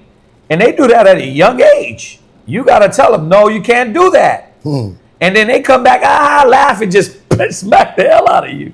And you got to be like, no, don't do that. Stop. And they be like, Yeah, right. So you can do it at a young age, but you're not beating your child. You're not beating no 1 year old like with a belt, or even like working into him. You're gonna. I'm not saying you're not gonna. You can hit a 1 year old on the butt. Hey, stop that, right? Because you know what I mean. I'm sure you got to put it down on your sons, but you ain't full fledged winging in like. You know what I mean? Like, yeah, little nigga, what I tell you, boy. Yeah, you spank them once like that with your hand, that'll shock their life. You know what I mean? So remember, there's balance in everything. Yeah. The Most High is never saying abuse children. So, and then we know a lot of us have been abused. Oh yeah. Like I'm talking about real ass whoopings. Electric cords. Hot wheel tracks. My dad was good with electric cords, rulers. He get switches. He was old school. He get all of that. Remember, any father that was born in the 60s, in the 50s, you probably is getting whooped with switches. Like, boy, go get that tree branch out there. Like you from the country. You know what I mean? And those things, when they hit you, it's like a slave. You like, right? And the grandmothers. You from the country? From the country. Nah. The grandmothers. No. The grandmothers would say, "Go get the switch." Yeah. The fathers had a nickname called anything. So you would love to be disciplined by a grandma. Oh, really? Yeah. Not the me. Not to me. Yeah. Hell yeah. Yeah. Go ahead, Iron. Nah. You got any kids? You got any kids? No, but still. Oh, you said you thought it was. Yeah, because yeah. Oh, right. There you go. I know what you said now. It's all the same. Nah. A spanking. Hell yeah. Hey, you get that angry black woman or angry dad that don't got no love. Yeah, They beat the brakes off of your butt. yeah, that. Yeah, like, bring me that. You just get it to him. He hit you. Yeah. But it's stuff that's raised like that makes you resent at a young age, like the excessiveness. You know what I mean? But one good one can change your mind. One good one can change your mind about the trajectory of life. But you start doing it every time, it's like, okay, I'm getting abused now. Like, this shit's wild. Like, you're really child abusing me. Like, black families, black mothers, Hispanic mothers, I'm telling you, a lot of us been raised with abuse because, first of all, dad ain't there. He ain't calming you down. And she's what? I got all of this on myself. I'm pulling out my hair and you over here, you know what I mean, being this bad kid, they just lose it on you.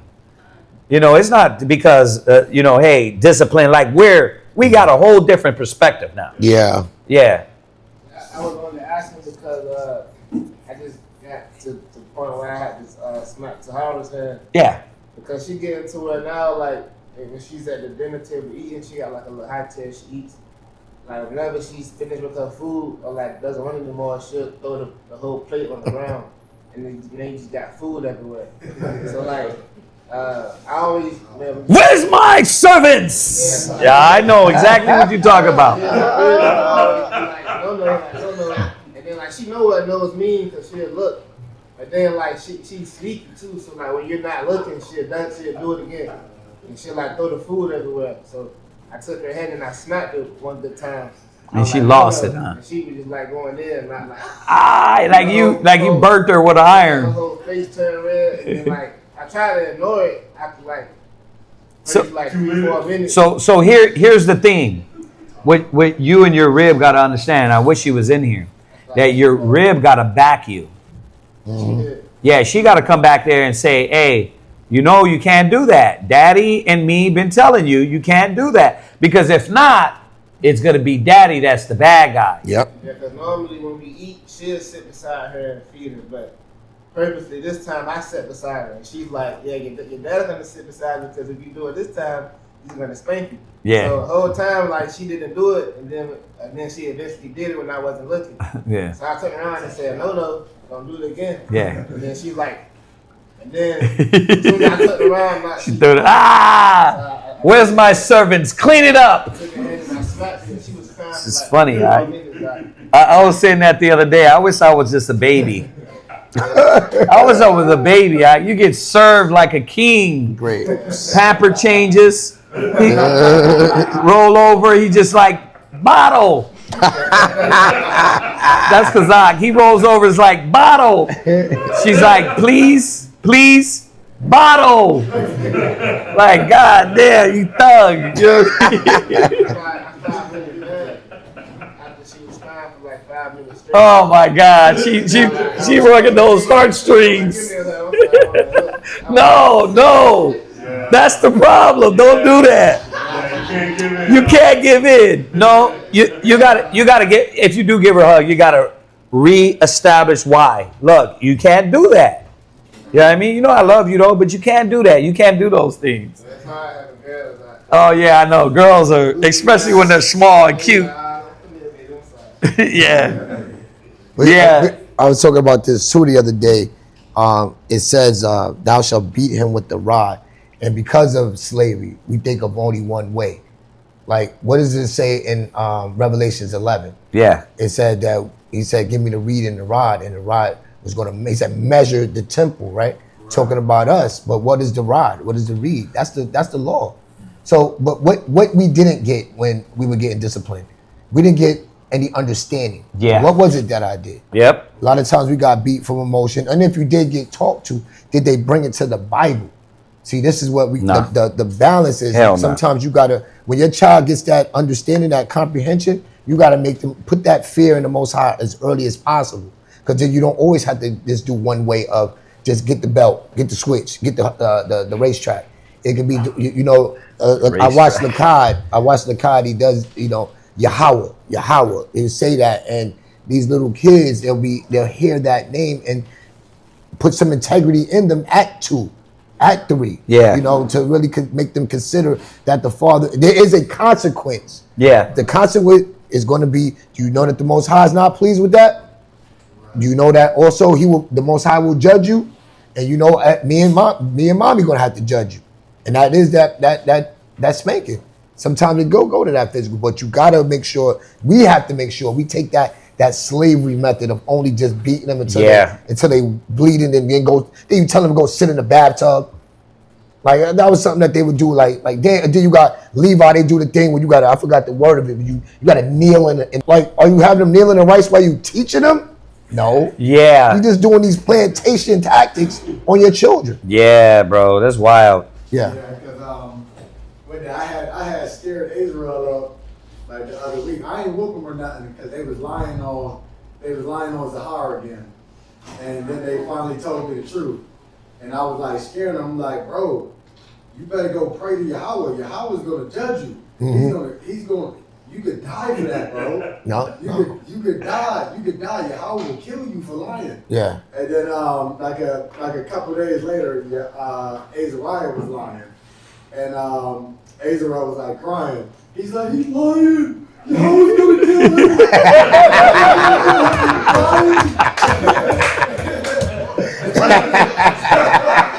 But there you go, Ak. It didn't take a full-fledged beating. Right. Yeah. God. Right? It didn't take that. But check this out, Ak. That's dope because this is why communication is a must. If you ain't talking to your kids, if you ain't communicating with them and getting here, then there is going to be no mental connection. Yeah. No spiritual connection. And that's how we've been taught all the time to deal with everything carnal. So that's why every time this comes out, parents really think, oh, it's only beating. Yeah. There's so many more scriptures that got to be applied to every one scripture. So we can't think like Christians, John 3:16 syndrome. Yeah. You know what I mean? Which is, oh yeah, beat them. That's all you got to do. No, it's a lot more that goes with it. Yeah. I remember, I know how sensitive the mind is that young, because I remember being that young, and Kalaya had scared me when I had like swallowed an orange seed. I had swallowed an orange seed, and she said, a tree gonna grow out and you gonna die in like 5 years. And I was really believing that. And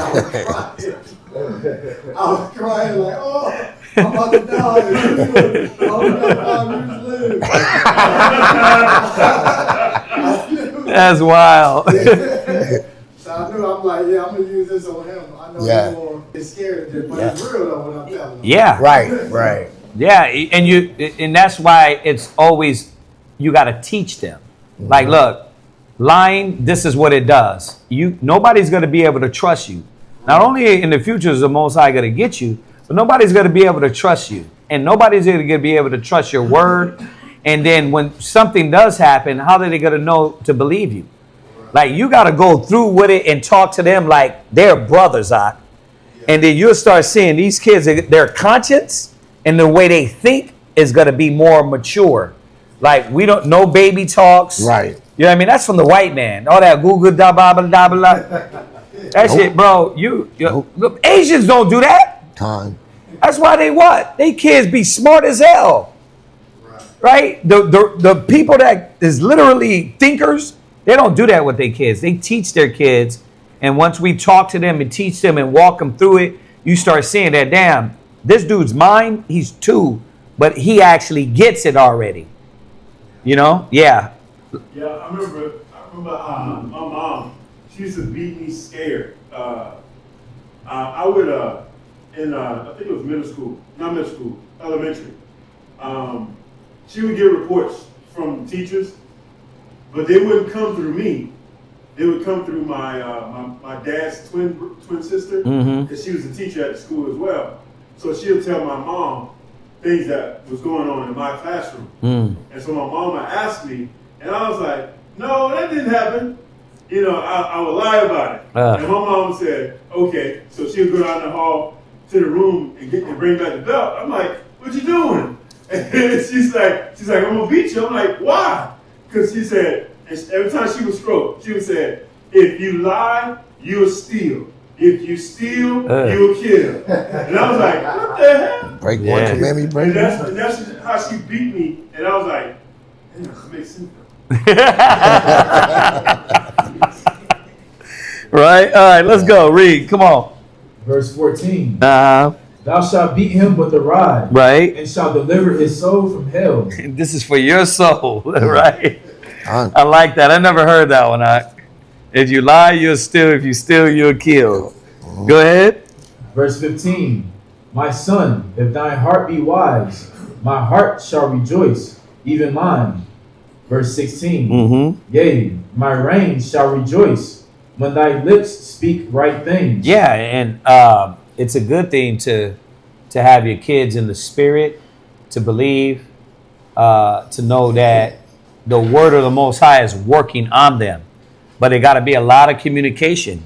Start from young. Don't think, oh, she don't understand. That is, they are literally mimics. Yeah, they're sponges, man. They're mimics, Everything you do, everything you say, everything you don't do. The same thing. The Lord created them to be damn, bro, sponges to suck all that up. And then you're like, where did they get that from? They got it from us.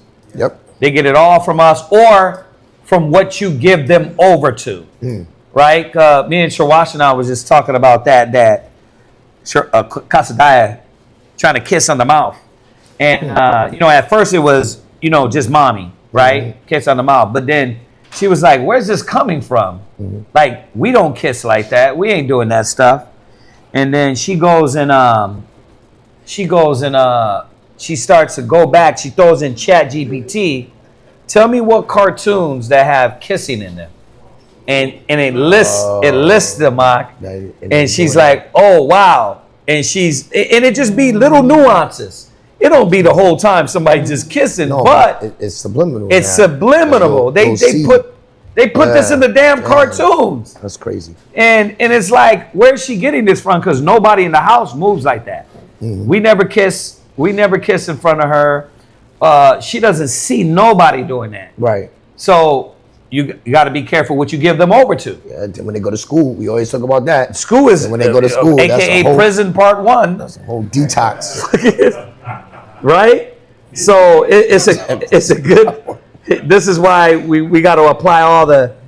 It takes work, man. If I would have knew how much work it takes and how to actually raise kids the right way, I would have from the beginning. If I would have knew this at a young age, I would have waited till I got 25, 30 years old to have a kid.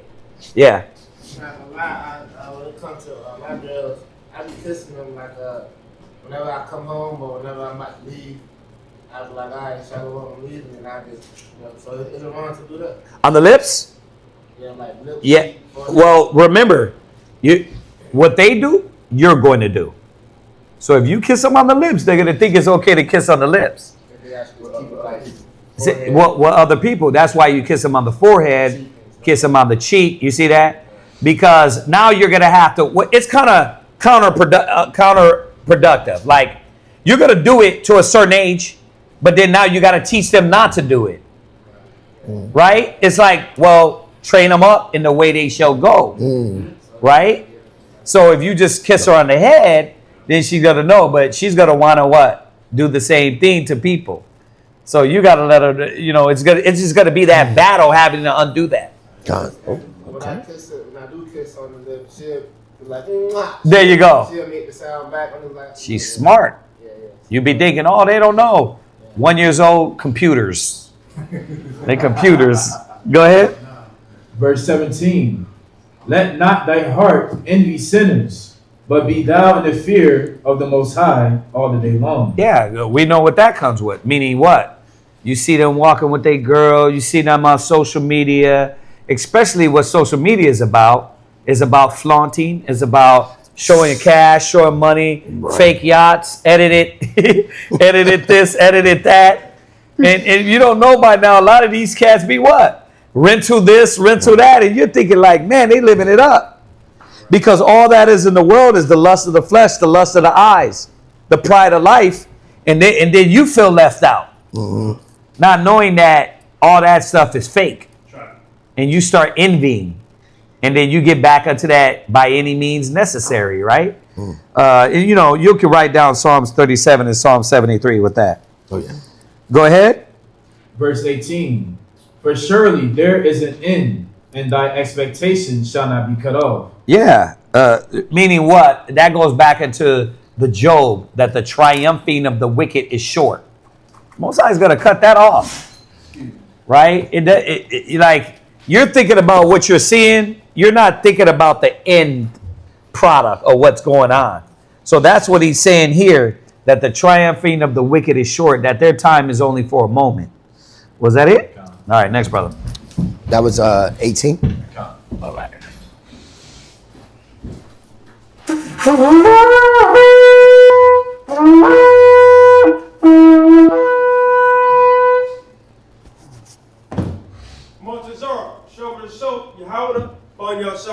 Matzara Shabbat Shol Yehoda Ban Yashala Amajib Brak Yahweh Shemel Shah, Brakathon. Yahweh Shemel Shah Brakathon.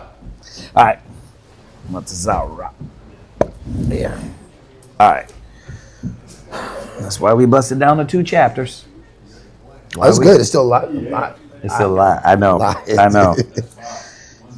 Ecclesiastes. Is there any? Yeah, so the brother's going to continue Proverbs 23, picking up verse 19 down to 27. Proverbs chapter 23, verse 19 down to 27. Any questions, sisters? Any questions on anything we're going over? All right. Remember, we're sitting all this long in class. If you need us to extra expound, Shawab is really good with that. He's really good with that. Nah, could you drop that one more time so he could get understanding? That's what we're supposed to do. It don't supposed to be like, I'm sitting here 8 hours, but I don't understand every precept. You're supposed to get a basic understanding of every precept. And some, as you're seeing, we're going in more than others. So go ahead. Proverbs chapter 23, verse 19. 19 down to 27. John, hear thou my son, and be wise, and guide thy heart in the way. Right. We know the way that is. That's not in the way of the Quran. That's not in the way of the Quran. That's not in the Quran, the way of the streets. Guide your way what? He says, I am the way, the truth, and the life. You're supposed to guide it in the way of the Most High. Guide it in the way of Yahweh Shai. Go ahead. Be not amongst winebibbers, amongst riotous eaters of flesh. Yeah, you gotta. I mean, you know what you're doing there. That's partying. That's you in the clubs, you in the streets, right? What are you doing? You're amongst wine bibbers and cats that's just riotous living, right? Go ahead. For the drunkard and the glutton shall come to poverty. Right, because you're spending all your money on things that don't profit. A liquor habit costs money. Oh, yes, it does. Gluttony costs money, man. And then when you out and about off that liquor, you feel like you got to keep up. And you're vibing, so you're trying to buy what everybody else buying. And we're getting this, we're getting that. So now you got to keep up with everybody. Yep. You're gonna go broke. And that's what America's about. Keeping up with the Joneses. Yeah. You got a question? We got a question on topic. Seeking His face says, so it's not just the fathers that should be the discipline. Say that word, discipline. Disciplinaries. Yeah, disciplinary. Not at all. Not at all. This is a teamwork. Remember, let's think of some basics. 1 Corinthians 11:1. It says what? God, Christ, man, and woman. There's a unit. Ecclesiastes 25:1. It says that the man and the wife, they agree together in one. 1 Corinthians 1:10. That you be perfectly joined in the same mind and the same judgment. So we're locked in together, right? Amos 3:3. Can two walk together, lest they be agreed, right? These are just basic essentials, right? If you guys are in the same mind, the same judgment, then you're doing what? Teamwork. It's teamwork, right?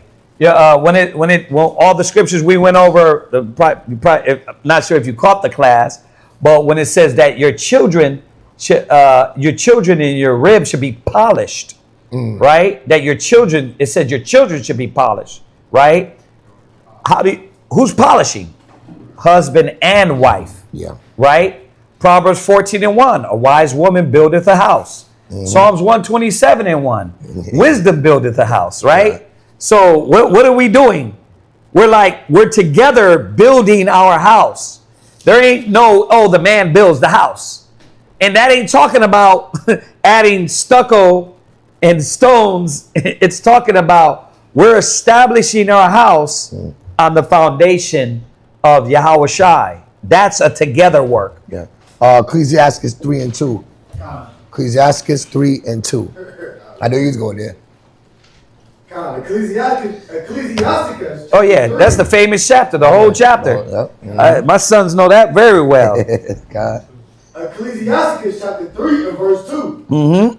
For the Lord have given the father honor over the children, and have confirmed the authority of the children. Oh, man, my bad.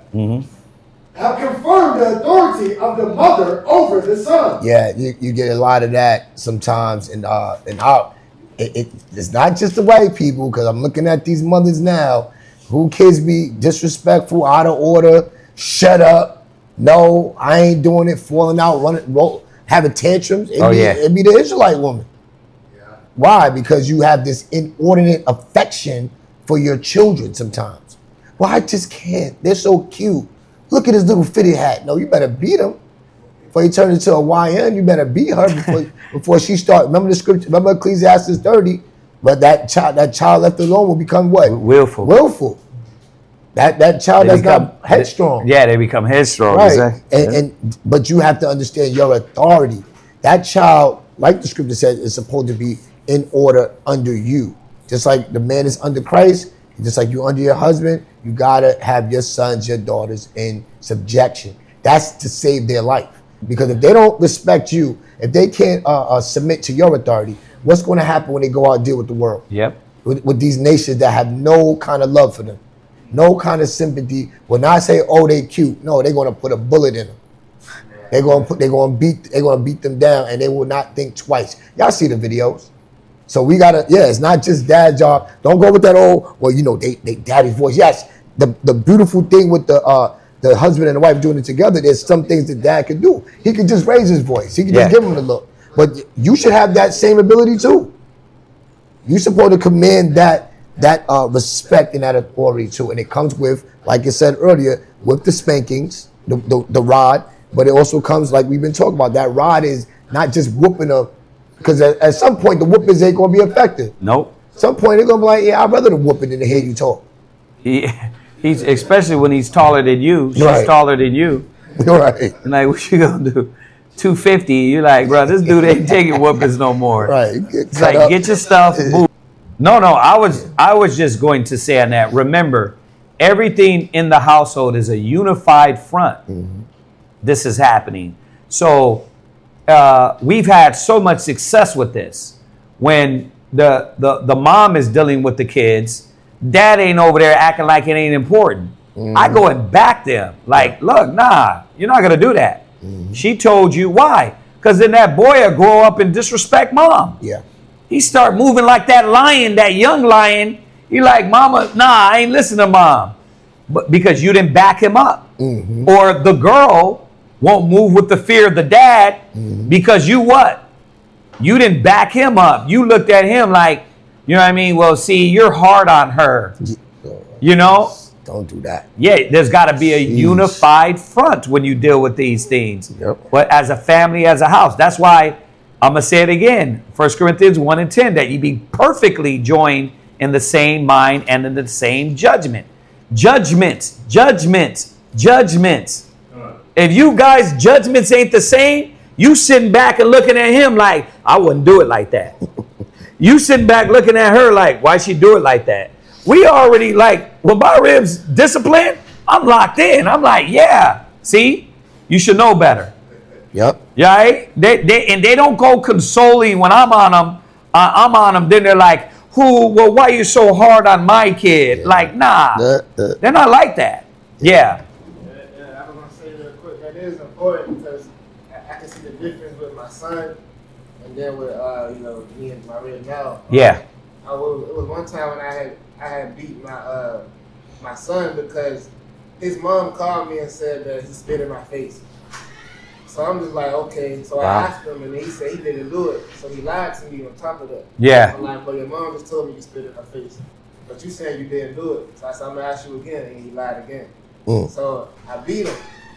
And he went back home to her, and she said something to him. This guy was scared to come to my house for like a month straight. He was like, nah, I'm scared to go with Dad because Dad's going to beat me again. I'm just like, and then. Like, so she didn't. She basically called me and said do something about it, and then when I did something about it, she like used it against me. Like, see, don't be beating my son because now he don't want to go with you anymore. Like, bro. Yeah, well, that's what happens when you got that situation.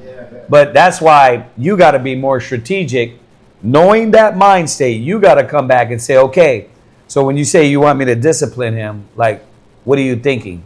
See, you gotta think for dumb people when they're dumb, because if you don't, dumb people just say things and don't really know what it takes.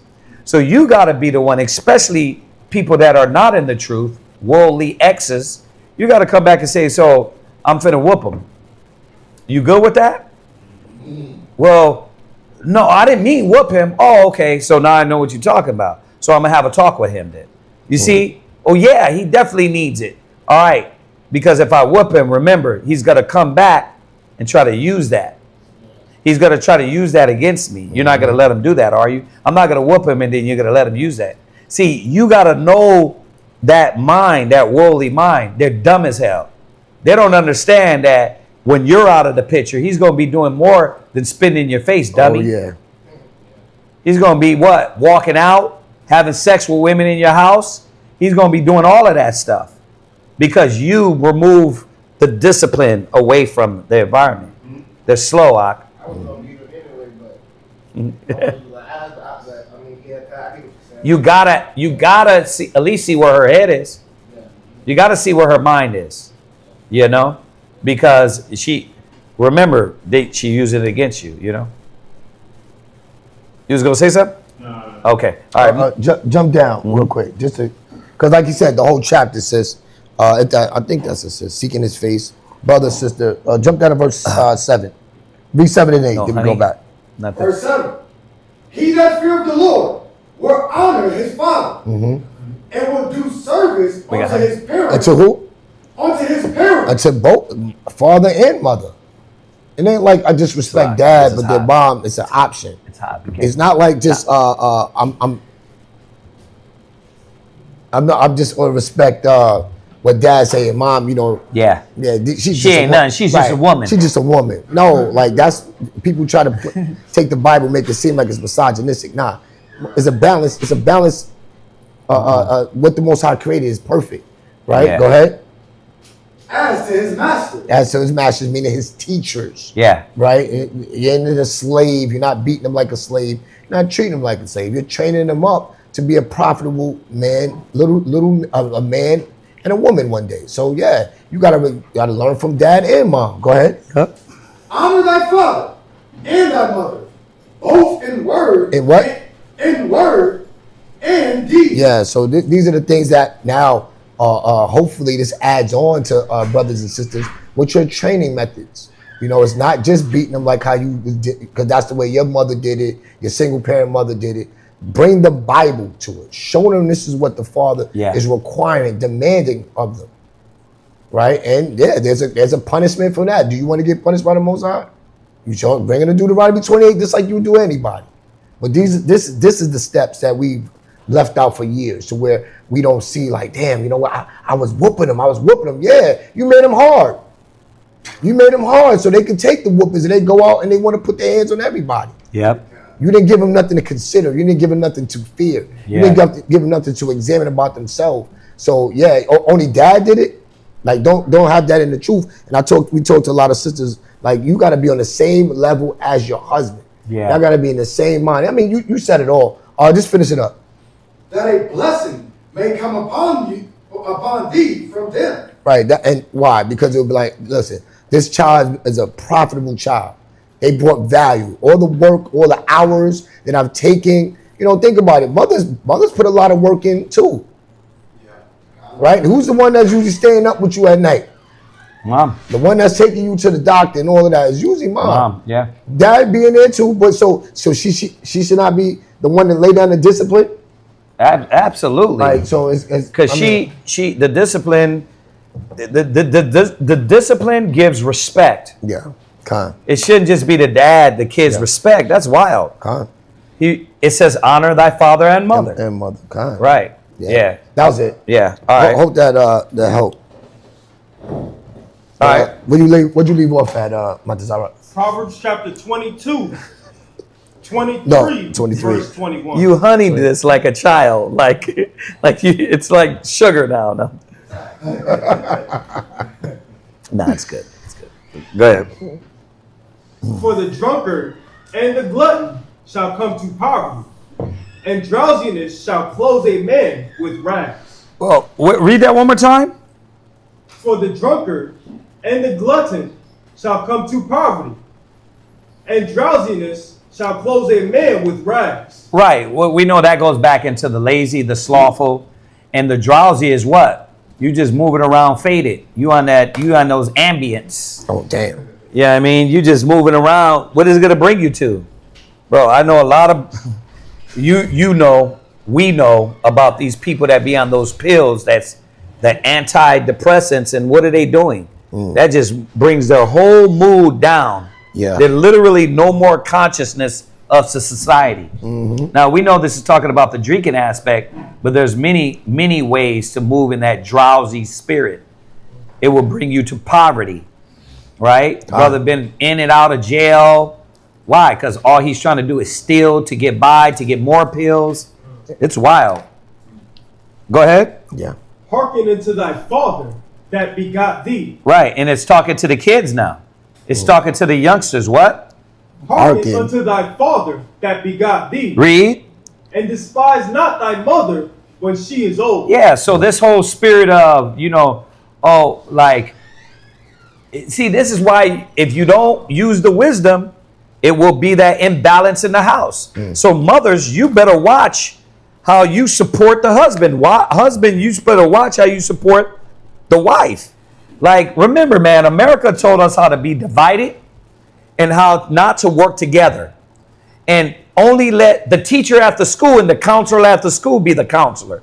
No damn teacher's a counselor to my kids. I'm the counselor. We're the ones that are guiding their mind. Not some damn dyke talking to, You know what I mean? Who's the dyke? Is some dyke, she's your counselor? That's wild, bro. That is wild. I denounce all that. Yeah. Yeah, where you at? Just to go back, Proverbs chapter 1 and verse 8. My son, hear the instruction of thy father, and forsake not the law of thy mother. There you go. Yeah. And hook your precepts out. We've been from the first chapter all the way through. So like we keep saying, a lot of this is going to repeat. All right, go ahead. Verse 23. Buy the truth and sell it not. It means what it says, meaning like you got to invest into the truth and don't sell out. You got to invest in it. Like brothers, like, you know how we do. Damn. You came in and you what? You bought your Bible. You bought your Apocrypha, right? You bought your books, just like you do for that damn college. What I got to do? I got to get all these books. You bought them. You got to pay for those books, right? Are you investing into the truth? Let me go ahead and get this book. I need this book. I need this archaeology. I need this Hebrew. I need this Hebrew. Oh, you know what? Tribes. I want to support here. I want to support there. Yeah. Just like any other thing it takes. You got to invest into the truth, right? Just like if you got a game habit, you got to what? Get those credits, right? God. You know what I mean? They don't be doing that. Hell yeah. Nah, ain't no yeah, you need that new The skins. The skins. Nah, nobody doing that. You spending real money. Junkie.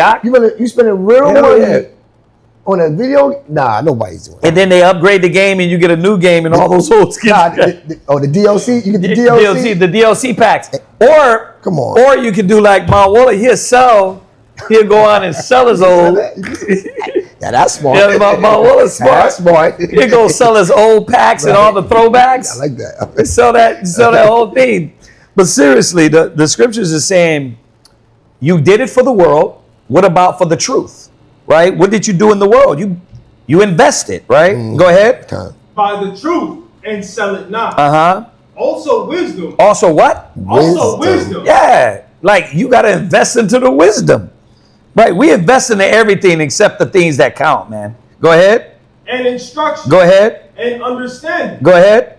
The Father of righteousness shall the greatly rejoice. The Father of the righteous.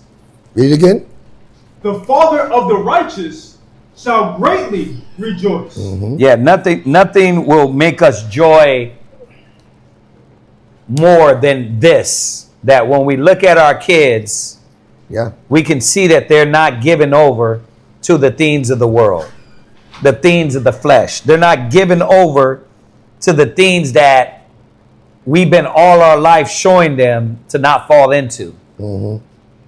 We all want our kids to be the teachers, be leaders, right? Like I tell my sons, my daughters, everything else is secondary. That you're an Israelite first, right? That's what you want. You want them to make it to the kingdom too. Go ahead. And he that begotteth a wise child shall have joy of him. Yeah, and it takes work to get your children to love wisdom. You have to train them up. You have to go through the process of training them up. If you leave them to the iPad, they're not going to be wise, y'all. If you leave them to themselves, they're not going to be wise. If you leave them to an idle mind, they're not going to be wise. They'll be getting groomed by a 50-year-old man talking about he's 13. Right. I'm on Roblox. Yeah, he's talking about, my name is Timothy. And this is some fat white guy. You know what I mean? He's fucking talking about, hey, you want to get together and play sometime? Yeah. Better watch it. Whoa. That was a horrible transition. Segue. Yeah, that's a horrible segue right there. Where you go with this? Where we going? This is on the subject of predators online. Okay. So what they're doing now, they're becoming very strategic at this. They're identifying those who are being groomed or have been groomed, meaning the little children. They're identifying those who have been groomed with accepting things from adults by these symbols that they put on these toys.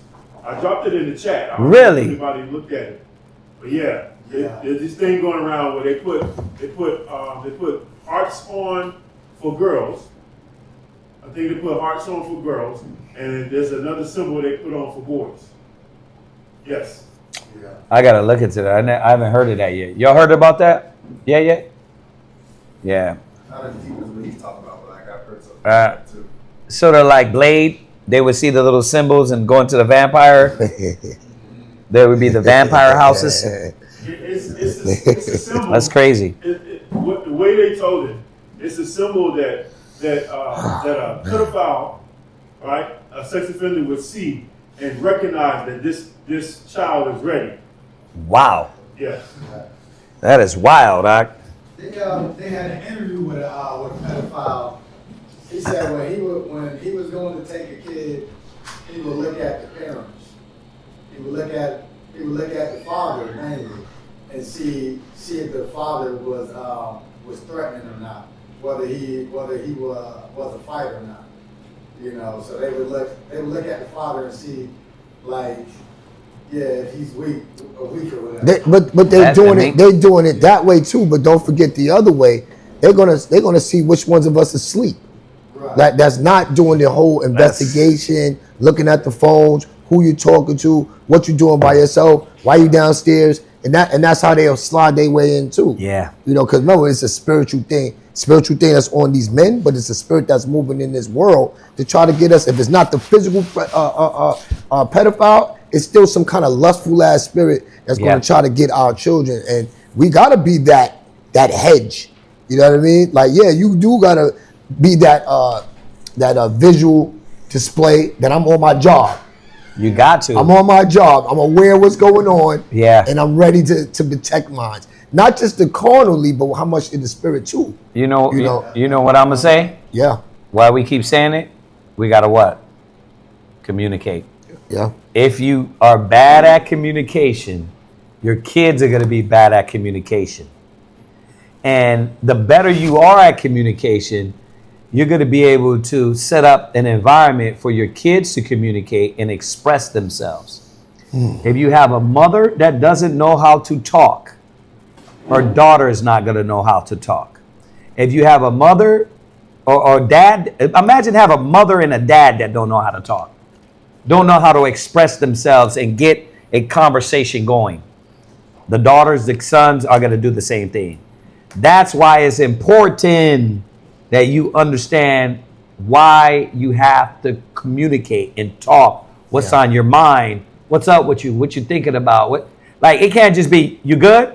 Con.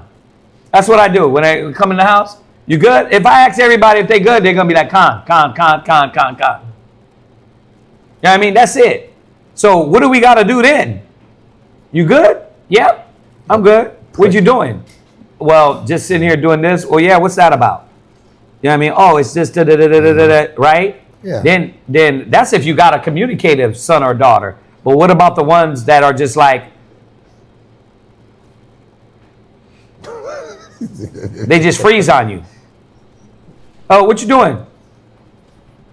Nothing. Right. That means what? You've been failing. So you gotta what?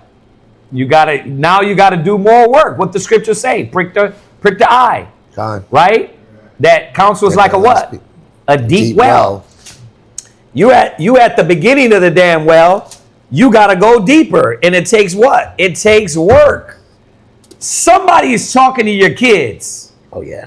Guarantee you somebody has gained their interest one way or the other. You got to find that interest if you give a damn. See? Because it's going to, at the end of the day, if it ain't a pedophile, it's a best friend that they talk to, that they reveal secrets to. You're supposed to be the best friend. You're supposed to be the best friend.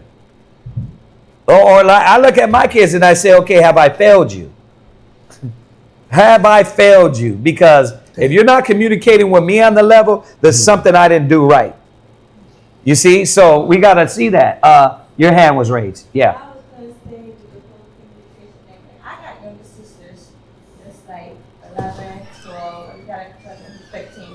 Like, even if I'm not always home, I'm like, dang, I want to, like, they come tell me everything, like, all the business. I'm like, dang, I'm like, but it's a good thing, though. Yeah. Because that allowed me to be aware of the apps they use, yeah, who to talk to. Yeah. I remember this one time, my younger sister, she was telling me about this app called Monkey. She's like, this dude who's going to be 18, being threatening and stuff like this. She was showing me the messages about Monkey? Yes, an app called Monkey with chat and stuff. Uh-huh. I'm like, what's this? Oh, so she was showing me the messages. I took pictures and stuff, and I told our mom. I was like, stay out the app, block this number, blah blah blah. I'm like, I'm keeping notes to be aware just in case you do that. Y'all know about Monkey app? What's up with Monkey, Marwalla?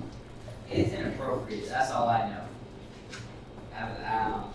You don't, but you ain't. Nah. You never mess around with. Says a dating app. Like, streamers used to live stream it. It's basically like Omegle.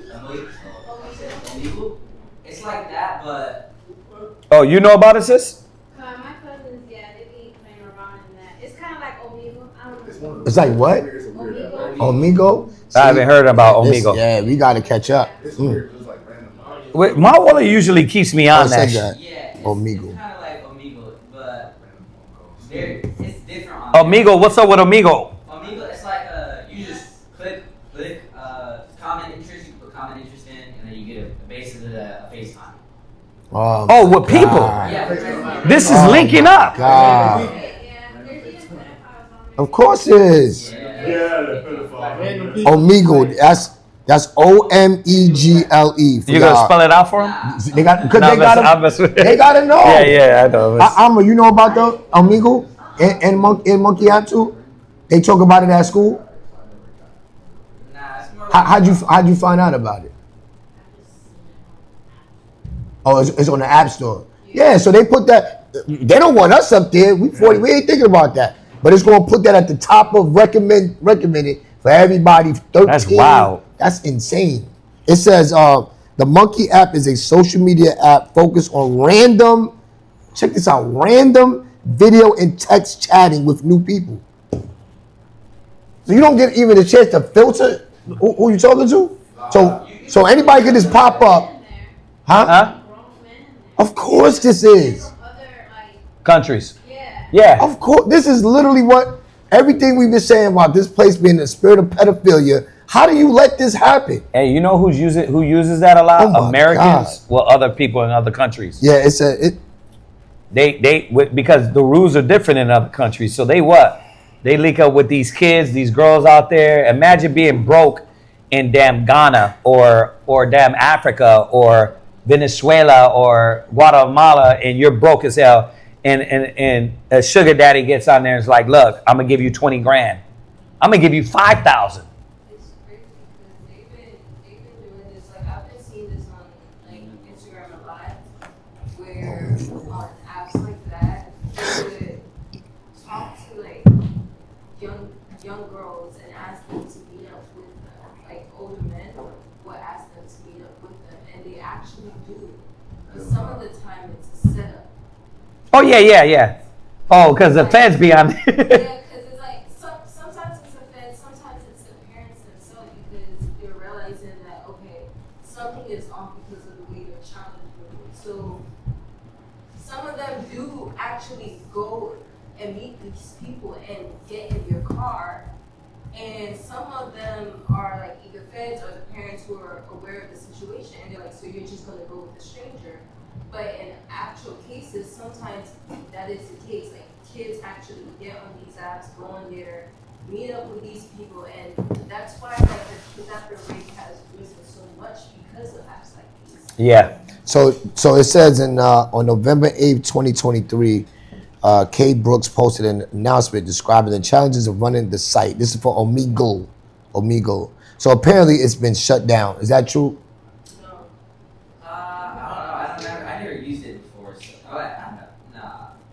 It says it was banned. That's according to Wikipedia.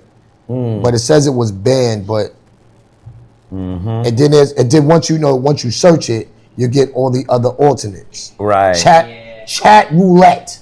Yeah. Chat roulette. You can't ban anything on the internet. Then they still got the Tinder. Yeah, they're just gonna change it up. Like even Anyway, come on, let's go. Read on. Bro. Oh, are you done? Or what verse are you at? You gotta go to 27. The earth is defiled of the inhabitants thereof. You just think about. Yeah, that's wild. Go ahead. What that could lead to. But that's why we got to give our kids the wisdom. Yeah. That's why parents got to be aware. Yeah, you can't do like Americans. Oh, I'm gonna let school raise my kids until they get shot up or somebody kidnap them and say he was a good kid. I don't know why this happened to him. It's your fault. Yeah, how many of these missing cases? Cause I'll be like, how are they getting these children? Is it every day somebody just grabbing them and throwing them in the van, or they literally on illegal? They're grooming a lot of these kids. You have to sit there, befriend the kid, play with them on Roblox, switch from Roblox to Monkey App. No. From Roblox to Minecraft to not Clash of Clans. Fortnite. I was waiting for it. Yeah, then you're like, those are the ones the kids play. Yeah. Fortnite, like Call of Duty. Nah, they not on there. Like they on there too. They on Call of Duty. They'll try. They'll try. That's right. You remember the TV show? Yeah. Huh? Remember the TV show Evil? Evil with the blood. Judite cat? Yeah. Yeah. Yeah. That's how they. That's how that. I think lawyer where were they? I didn't even see it. I didn't watch it. I think it was like priest or something. The lawyer for the priest. Yeah. He basically went into basically found a way into meeting the daughter through an app, and then he asked her, right, you want to talk to me? I'm sad. Come to this other app. And, wow. And that's how he got. And that's how he started talking to him. And but they realized who he was. And but yeah, that's how they do it. They find you in one place and then tell you come over to another. Like you said, you win the love. It's like, so I like video games. You like video games. Hey, let's go live.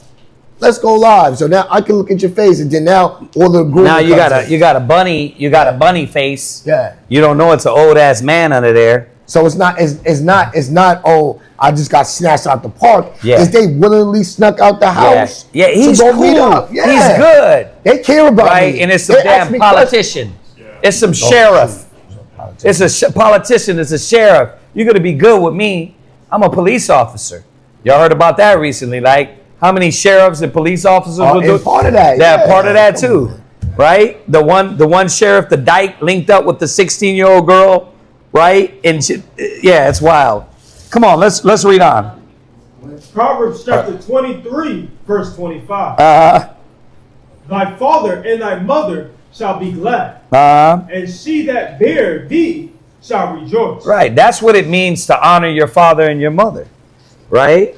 When you hearing and you gaining wisdom, right? It's not like, well, I got to go get money. Once again, my son, you can get money, but what about your soul? My daughter, you can get money, but what happens if you're in a Diddy party getting money? Or you're like, what's that? Lawrence Fishburne's daughter, porn.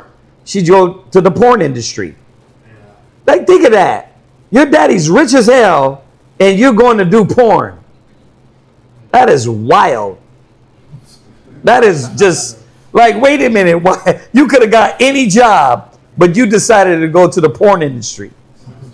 Yeah, it's almost like you gotta really take a moment and think about, like, what was it like, or what was it like? What was she faced with, right? What did she encounter? Hollywood parties. To make her go to that extreme. Hollywood parties. That's crazy. Like, look at Will, Jada, and all their little goos. Right? Look at their kids. They're like bi, tri, guy, sex, all that. Come on. Abadasexual. Go ahead. Verse 26. My son, give me thy heart, and let thine eyes observe my ways. Let them do what? Observe my ways. Look, what is the children observing? Thy ways. Thy ways. Your ways. It starts with your ways. They watching you. They looking out for you. And if your ways ain't like locked into the spirit, what are they learning? How to wrap that blunt? Yeah, you pull out the Bible, but you use those sheets for what? Blunt wrap. See? The 40 ounce.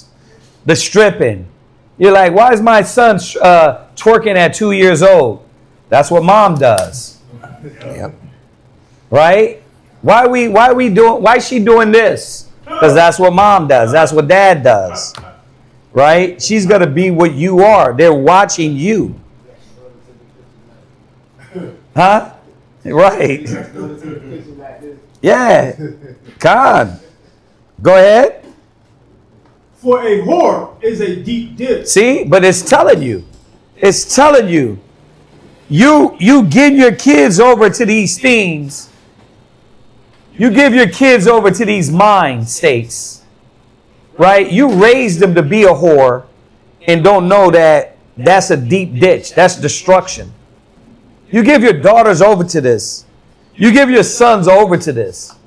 Not just the daughters. Because we know, yeah, a woman is a deep ditch, a whore is a deep ditch, a woman.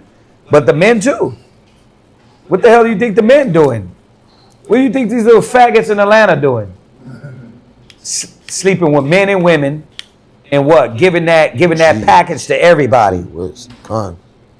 They giving the whole quarter pounder cheese, large fries. They giving that to everybody. See, because where was their parents? They raised them with that American mentality. So yes, let's stick to the point. It's talking about a woman, but also a man too can be a whore. Yeah. Go ahead. And a strange woman is a narrow pit. Right. Verse 28. She also that was it. That's it.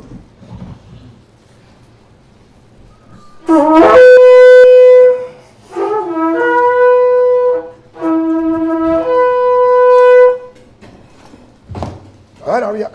Go ahead. Somebody. There it is.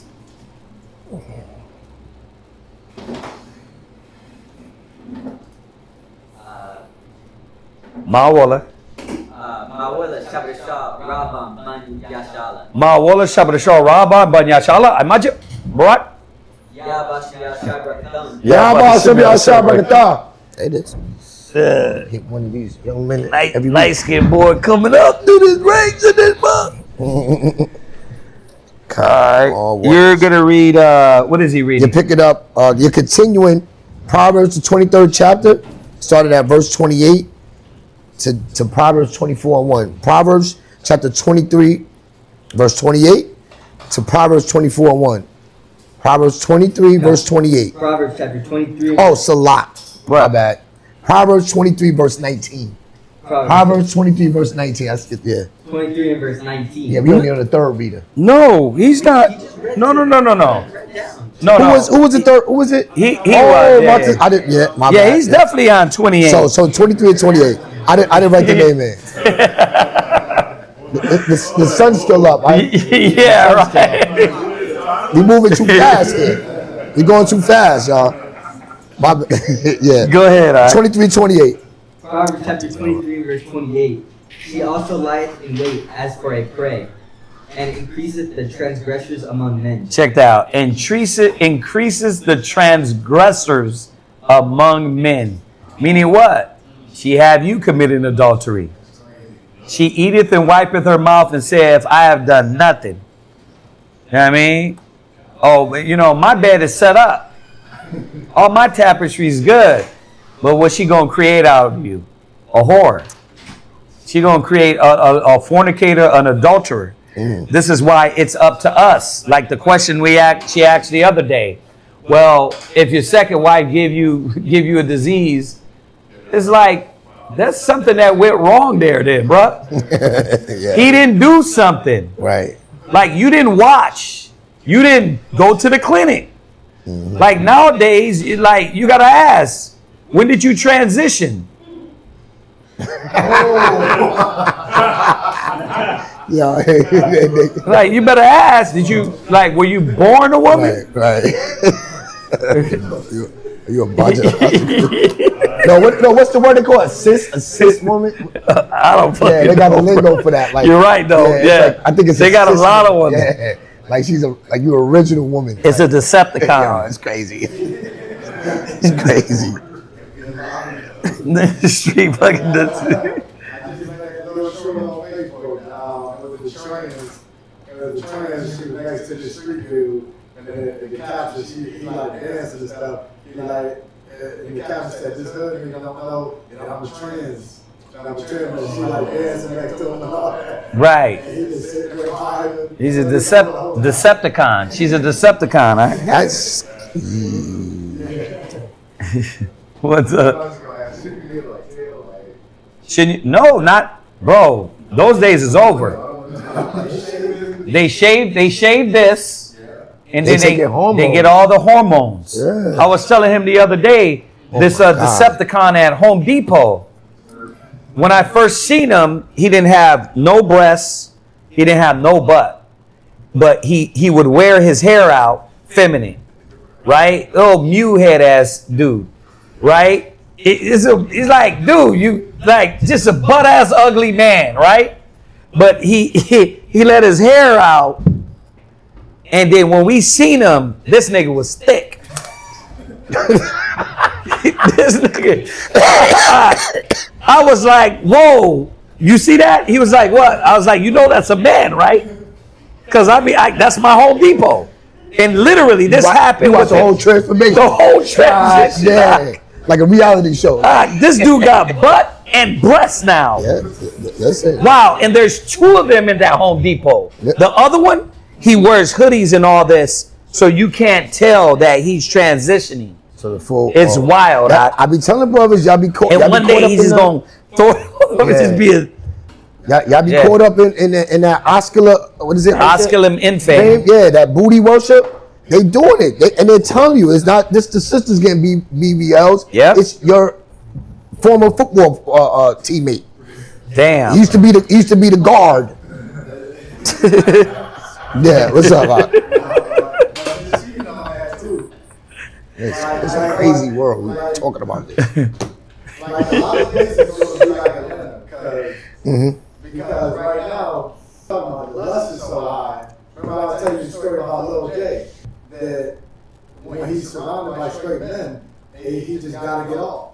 Oh, the rapper guy you said that was in jail? Yeah. It's like his sex drive was so high outside that I'm only around men here, but I got to keep feeling myself. So, that lust. That's nasty. That's how they think. That's how they yeah, their own wickedness is gonna destroy them. And then you come out, you banging trannies, and it's like, you know, you trying to get back with your baby mom, you bringing diseases. It's that Romans 1. It was like they call them, that's Miami. That's who? That's Miami. Miami. Like Dr. Miami, like they went to. Come on.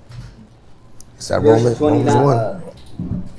Verse 29. Verse 29. Who hath woe? Who hath sorrow? Who hath contentions? Question. Go ahead. Who hath babbling? Who hath wounds without cause? Oh, damn. Who hath redness of eyes? Right. Well, we know who has redness eyes. It sounds like somebody's going to be drunk. Faded. Right? You're faded, right? But once again, what do they have? Destruction is woe. They have contention because they want to argue all the time. You tell them, oh, bro, you drink too much. Well, it's lawful. It's not lawful to live off drink. Like, that's the only thing the brother wanted to argue with us. It was lawful. When we were showing him all the other scriptures, it's like, bro, the lawful way is to drink properly. But he had contention. He had woe. I heard he just got out of jail. He had wounds. Yeah. He just got out. Did 3 years. That's what I tell you. If the brothers can't tell you, your ass going to get tossed to the world. And the world will tell you. He got 3 years, Oh, man. Khan, the drunk, the one that couldn't be told drinking is your problem. Then what was his problem? Drinking and anger was mixed with that. And then what do you have? You got a cat that thinks he's what? The Terminator. He's the hard guy, right? Now, I don't know why he went to jail, but I can surmise that it had something to do with what? Anger? And him thinking like he don't got to calm down with drinking. Go ahead. Yeah, that's that Ecclesiastes. Ecclesiastes 31. Not showing yourself valiant at the wine. Right. Put your precept, Ecclesiastes 31:27. Wine is good if it's drinking measurably and in season. Like, yeah, you want to drink every day, you're going to have wounds. You got them liver wounds, right? You also going to have some black eyes because you're intoxicated, so you're probably saying some crazy stuff and people beating up on you. Become the neighborhood punching bag. Like, I remember those guys, those the alley cats is what we call them. They just wake up to drink. And, you know, they be so inebriated that, oh, yeah, let me go knock him out because he just said something reckless.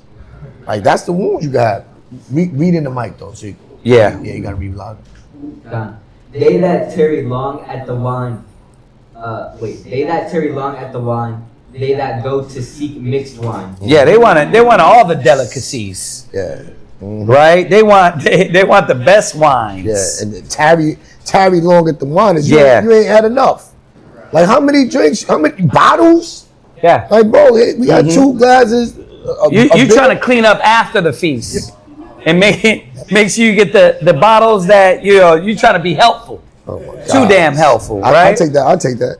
Right. Yeah. What?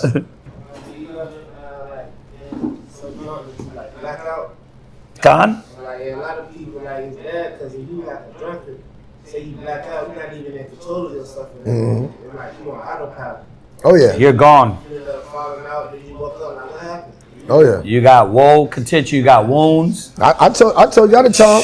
I was feeling myself. I was high, drunk in the club, and apparently I must have bumped the dude and said something reckless. Well, I know I woke up, I'm looking on the floor like, whoa. My face looked like Martin. Y'all remember the episode of Martin? Oh, yeah. Next day I was like, God damn. They almost took me out of there. But that's what happened, because I definitely didn't have a filter. It was, let's knock the whole bottle of Henrock off. Let's knock the whole bottle of Tanqueray. That's what we was drinking, the gin. And then you're not realizing how it's affect you because you don't have no control now. You're saying everything. Now you're landing with anything. You wake up, got random joints. You don't even know how you got there. Yeah. Huh? You got people living like Shrek in bed. You know how you get You give yourself to that bottle?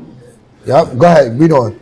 Look not thou upon the wine when it is red, when it giveth his color in the cup, when it moveth itself aright. Right. Now, y'all know what this means. First of all, it doesn't move. It's you doing this. Yeah. You're sinking into the damn cup. It's not the wine moving itself. It's you just what? Yeah. And then next you know the bottle's gone. All right? Somebody read it for the sake of precepts. I know everybody in here is well versed, but let's read that 31:27. Yeah, I mean, there might be a brother or sister that needs this chapter. We're not going to go over the whole thing, but read that 31:27. Ecclesiastes chapter 31, verse 27. Wine is as good as life to a man. If he be drunk, moderately. Philippians says, let your moderation be known. Yeah. Moderation.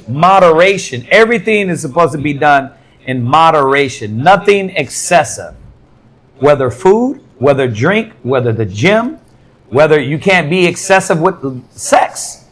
Like you can't just be like, well, it's lawful, but you can't let nobody breathe. Like you got to have it 4, 5, 6, 7, 8 times a day. Or else you get angry, there's something wrong. Yeah. You know what I mean? You gotta you gotta control that. The passions of the flesh. So moderately. Let's jump back. At the last it biteth like a serpent. You gotta read. This is what you're gonna practice. Read with some more force. Raise your voice. Go ahead. At the last raise your voice again. At the last it biteth like a serpent, and stingeth like an adder. Right, meaning the pain, the suffering, the woes, the knots in your head. Right, the repercussions. The repercussions will come back to bite you in the end. Right, you'll be like, damn, what did I do? A Decepticon? Are you serious? Oh Lord. What happens that you black out and you wake up with Tyrone? What was that movie back in the days? Oh, I'm gonna get you, sucker. But no, she still was a woman though. Yeah. But she started taking off the wig, and she had the fake leg. Yeah. And she had the bra stuff. But that's what happens. You be at that wine too long. I mean, I ain't never had no Decepticon, but good night. Hell nah. What's up? Like you say, you wake up with Shrek. Yeah, you wake up with Shrek. Yeah. that's Angel. Barney. Because I got so high. When I left, when I was in New York, I got so high off gas that I ended up passing out and started seizing up and all that. And then the security guy had to come drag me out of the club. I see everything was going on, but I couldn't move. Wow. Yeah. And the security guy had me all in concrete in New York. I had concrete moving that bike like in my eyes. So I was Conscious. But I was so long on gas. I rolled up, did what I was doing, and I killed the whole thing probably like Yeah. Oh yeah, you on that fuel, jet fuel. Come. Well, I mean, we all come from that lifestyle. Like I said, I always admit to me being in the truth, knowing you could drink, but it wasn't done moderately, right, for a long time. So I had to snap out of that. I can drink and start drinking moderately. Now I don't care to drink no more. But yeah, luckily the Lord have mercy on me, because you know what that is. That's open. You can be robbed. You can be killed. You can end up in somebody's van. Oh, that's my boy. Let me get him. Oh man, you good, man? Throw you in the truck. You end up in Mexico with them one leg. Oh man. You know what I mean? Because they need that. I don't know what they need one leg for, but they got it. Go ahead. Oh man. The Aisha what? There you go. Said, God. The Decepticon. She's strange. More than meets the eye. Right? Tiny 2-ton. That's what you got.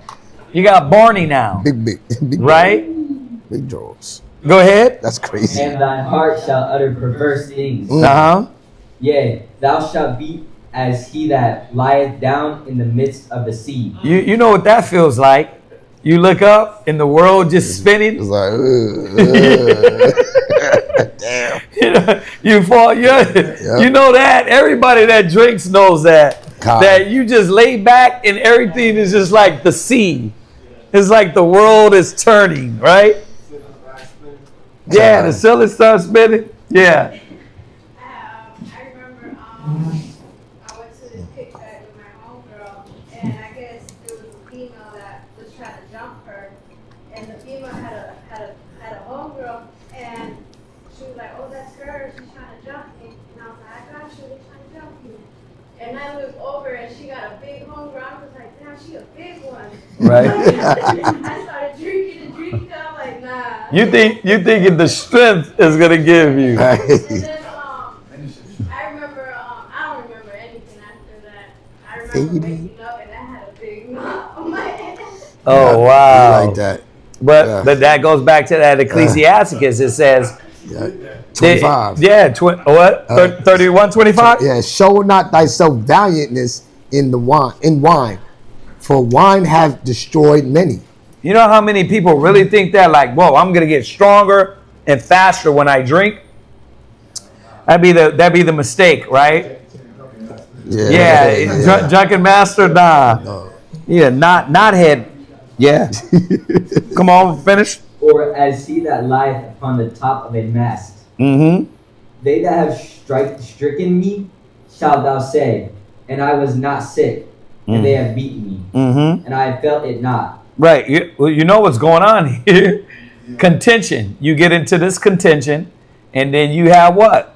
You get in, like she said, the knot on your head. Right? You couldn't even fight. You damn laid out, you're drunk, and they just beating you up. Bro, you know how many people you can really die? God. Go ahead. When shall I awake? Uh-huh. I will seek it again. Mm-hmm. Right. And you know, think about that mind. I'm gonna get some get back. Exactly.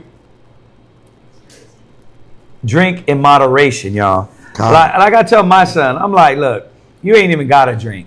It ain't really all that. God. For the feast days, have you a little sip of wine. For the Passover, have a sip of wine. But drinking ain't what it all is out to be. You know what I mean? Is really not. Yeah. You really don't need it in your life. You're just gonna kill your liquor, especially if you're doing it like if you're in parties and stuff like that. You don't need it. You know what I mean? Because all you're gonna do is what? Want to be in more parties. So yeah. All right. Go ahead. Proverbs 24 and verse 1. Be not thou envious against evil men. That goes with the other scripture, verse 17. Let not thine heart envy sinners. Be not envious against evil men. You thinking, oh, you know what? They're gonna get away. Look at them, they're flying. Look at them, they're free. The Most High said, because you're simple. It says your simple mind is not going to the book to realize that these people, for the moment, they're in prosperity. So you start envying them. You start looking at them. Man, I missed that. Wow, look at them. They partying. They doing this. Go ahead. Neither desire to be with them. There you go. Period. Don't desire to be with them. Go ahead. That's it.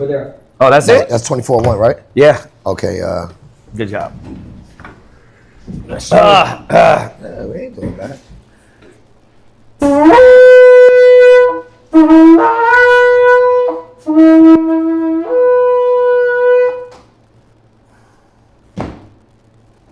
Hakuwa, Sabbath Reading, Yahawada, Ban Yashala. Hakawa, Shabbat Shalom, Yahweh, Ban Yashala, I Majib. Right? Yahawah Hashem, Yahawah Brakathum. Yahweh Hashem, Yahweh Barakatah. All right. Yeah. So we rolling. Fifth reader.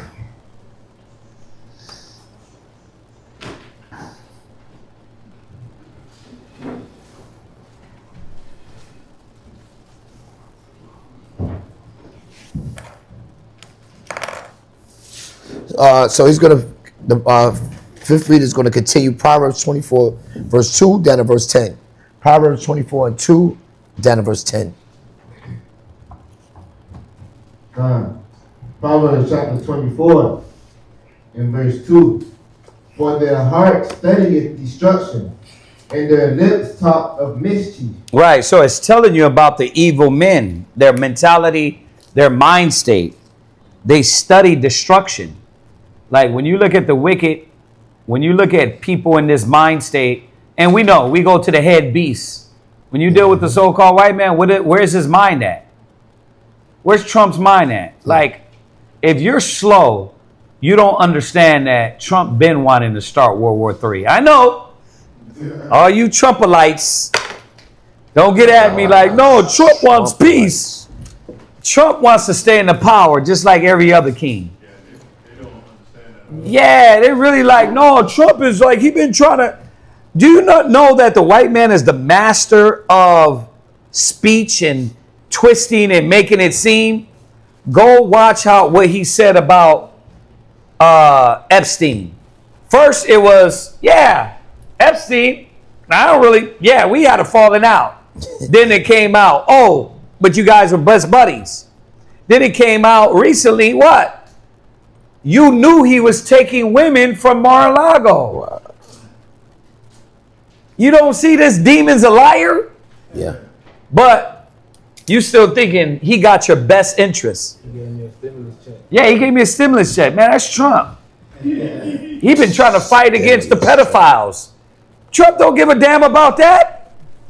So you know what I mean? It's like, look, we're going to get all the immigrants, the bad ones. He's swiping up everybody with dark skin. Yeah. You got dark skin and you got hair like mine, it's a wrap. Your ass might be shipped out. They're like, you from Guatemala, bruh. You got to go. Like, no, I'm from Compton. No, you're not. What's his name? Your name's Robert. No, you're Roberto, yeah. You're not Robert. Yeah, I hear that accent. Like, their heart, their mind study destruction. Go ahead. Verse 3. And it says, and their lips talks mischief.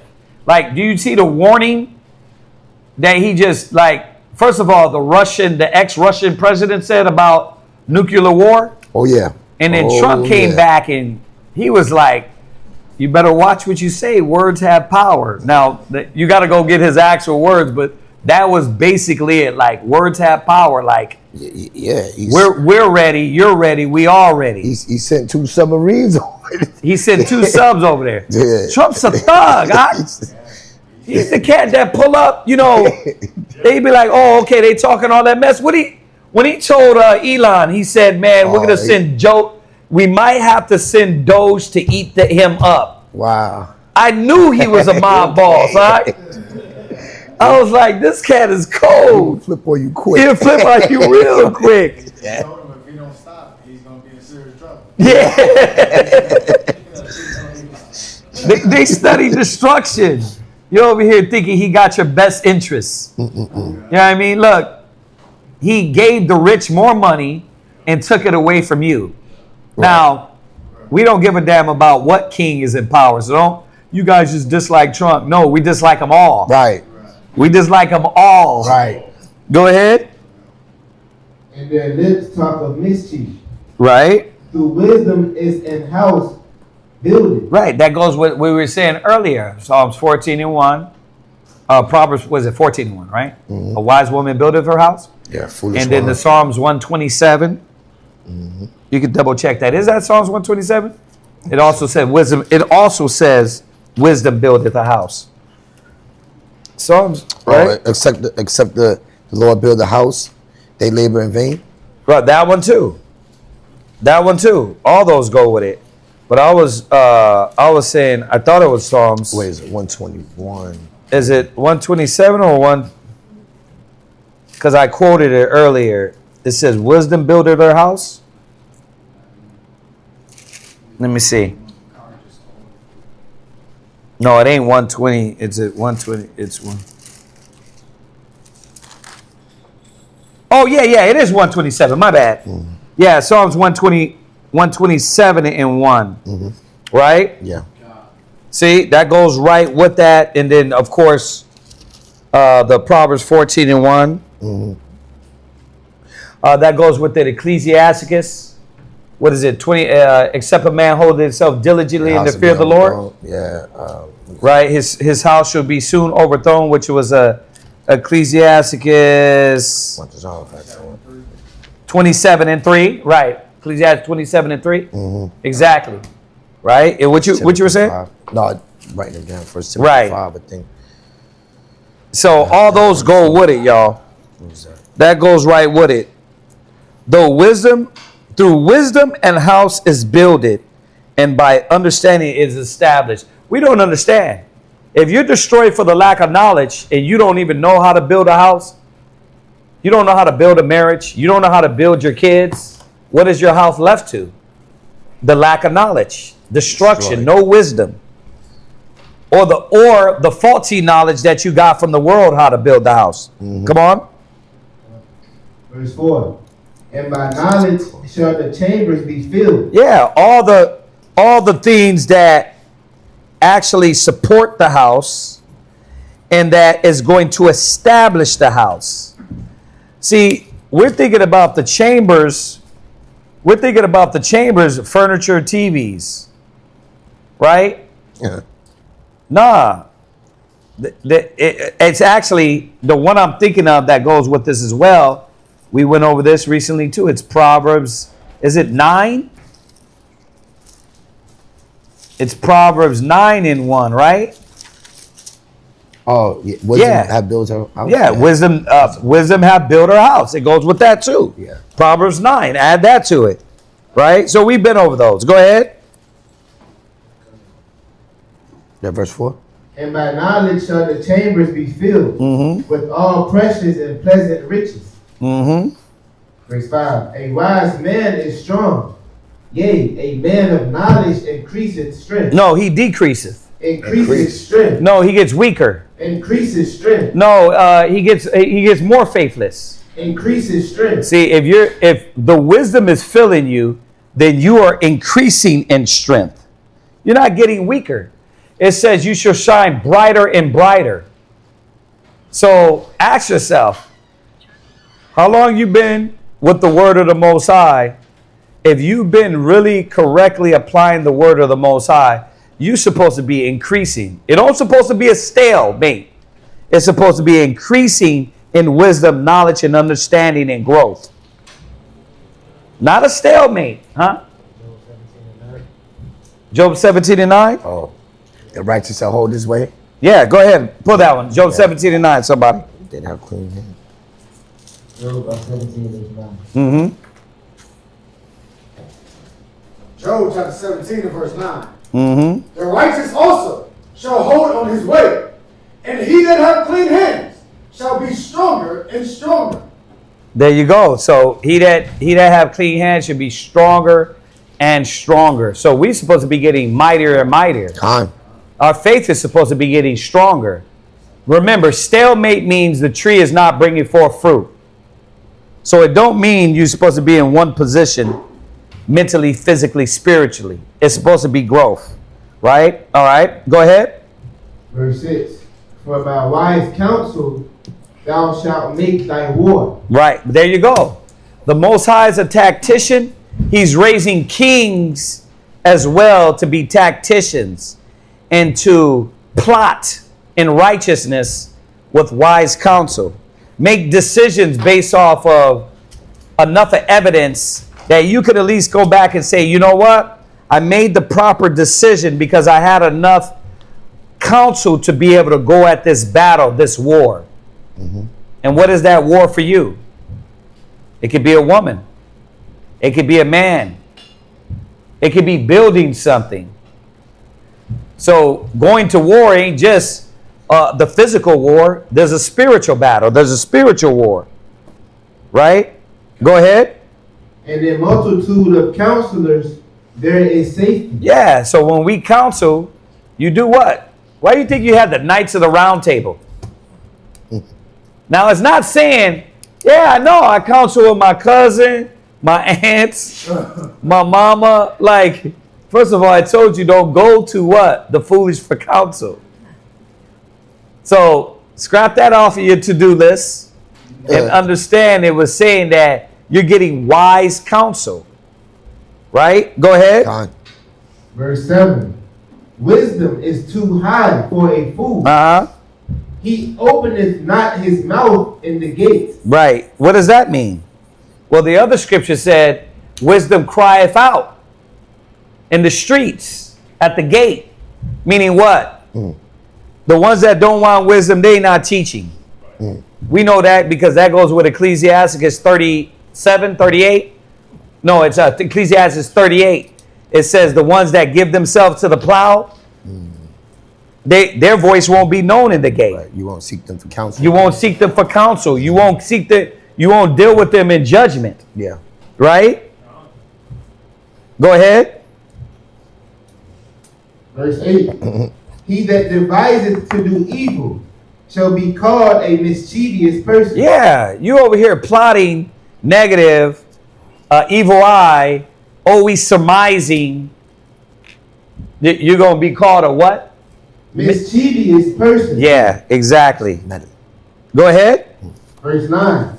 The thought of foolishness is sin. The what? The thought of foolishness is sin. Listen, if you sitting around Joe silly as hell, Joe dummy, that's a sin to be dumb as hell. It's a sin to be a fool, Why? Why? Because really, let's understand this. Why is it a sin to be a fool?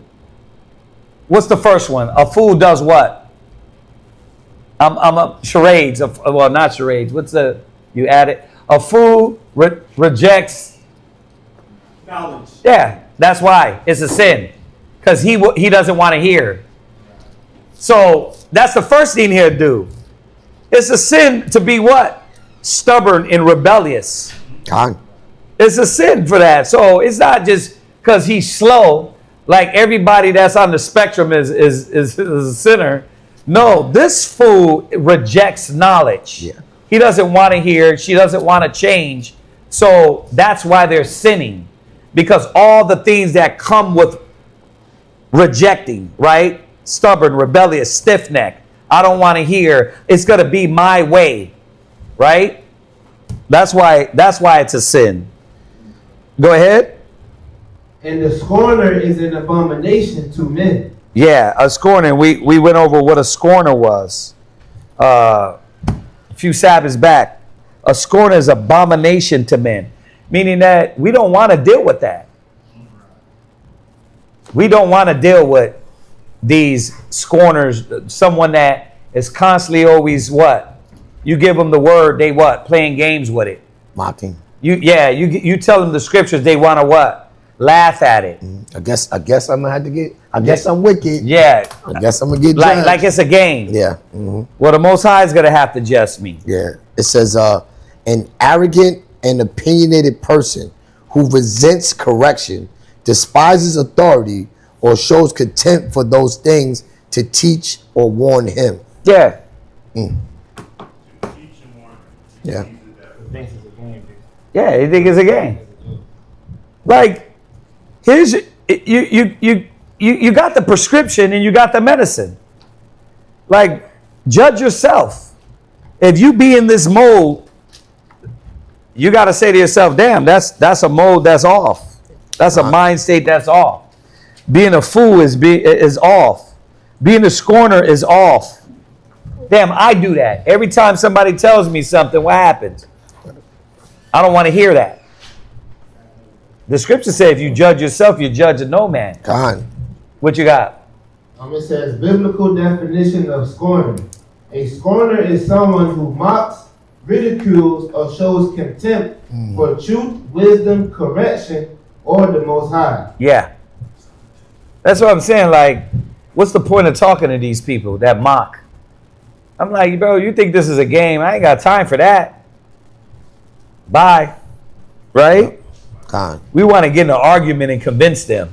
They're scorning. What's the point of that? Go ahead. Verse 10. If thou faint in the day of adversity, thy strength is small. We read it. We've been reading it. What wisdom is strength. So if you every time a trial happens, you get weak and go the other way, it shows that the wisdom that you don't have. So your strength in the knowledge in the Most High is not there. That's why it says without faith it's impossible to please him. Yep. Every time a battle comes up, you got to do the opposite of what the scriptures say. It shows and proves what type of person you are. God. Go ahead. That's it? Next, bro. Where I pick up at? I read the verse 10, right? Oh. Yeah, verse 11. Bro, I got to use it, Oh, I man. read Come 11 too. before it's my time. No, to read, I gotta no. use the bathroom. I go to 11 to 19. Proverbs chapter 24, verse 11. If thou forbid to deliver them that are drawn unto death, and those that are ready to be slain, if thou sayest, behold, we knew it not, do not he that pondereth the hearts consider it? Yeah, the Most High is looking at our intentions, right? The scriptures tell us, ye that are spiritual, restore them in the spirit of meekness. Like, what? Oh yeah, right. What are we supposed to be doing with this gospel? We're supposed to be going. We go to Isaiah 61. We were meditating. I was meditating on this one earlier. Go to Isaiah 61. Start at verse 1.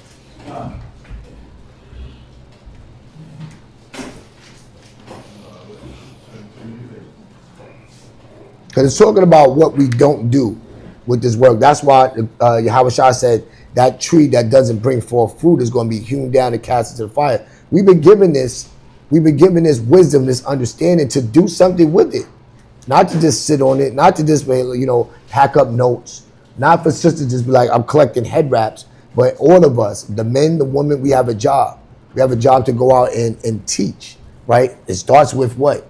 Your household, right?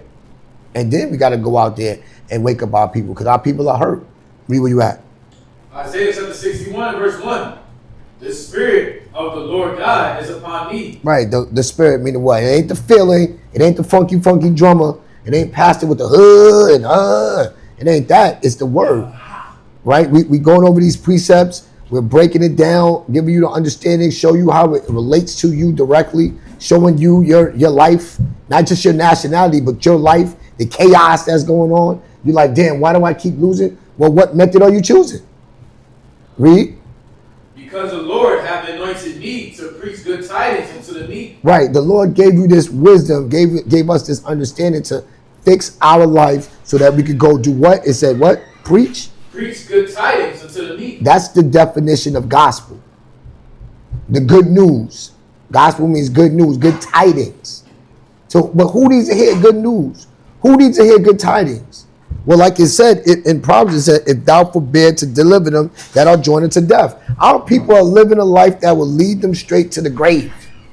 The literal grave, but also now, the mental state of the black man, black woman is destroyed.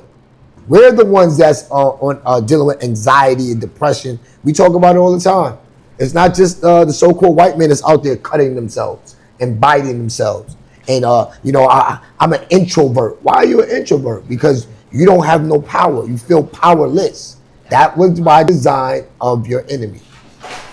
So it's our job to get this gospel. Remember Christ said, "Ye should know the truth and what? Truth and make you free. Make you free to do what though? To just be free and watch your brothers and sisters. They don't have no power. Talking to the young bros, y'all can do a lot. This whole I'm an introvert. I don't know how to talk. I don't have any power. The scripture said in Exodus that the Hebrew Israelite women were lively.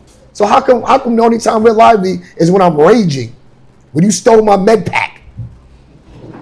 You stole my bonus points. That's the only time I get lively. Oh, but outside of the video game world, it's like, yeah, shalom, Christ is black, You on low battery. the kingdom is for Israel. Right, it's like you're on low battery mode, or you don't even know what's going on. But you plug into the matrix, it's like, you're litty.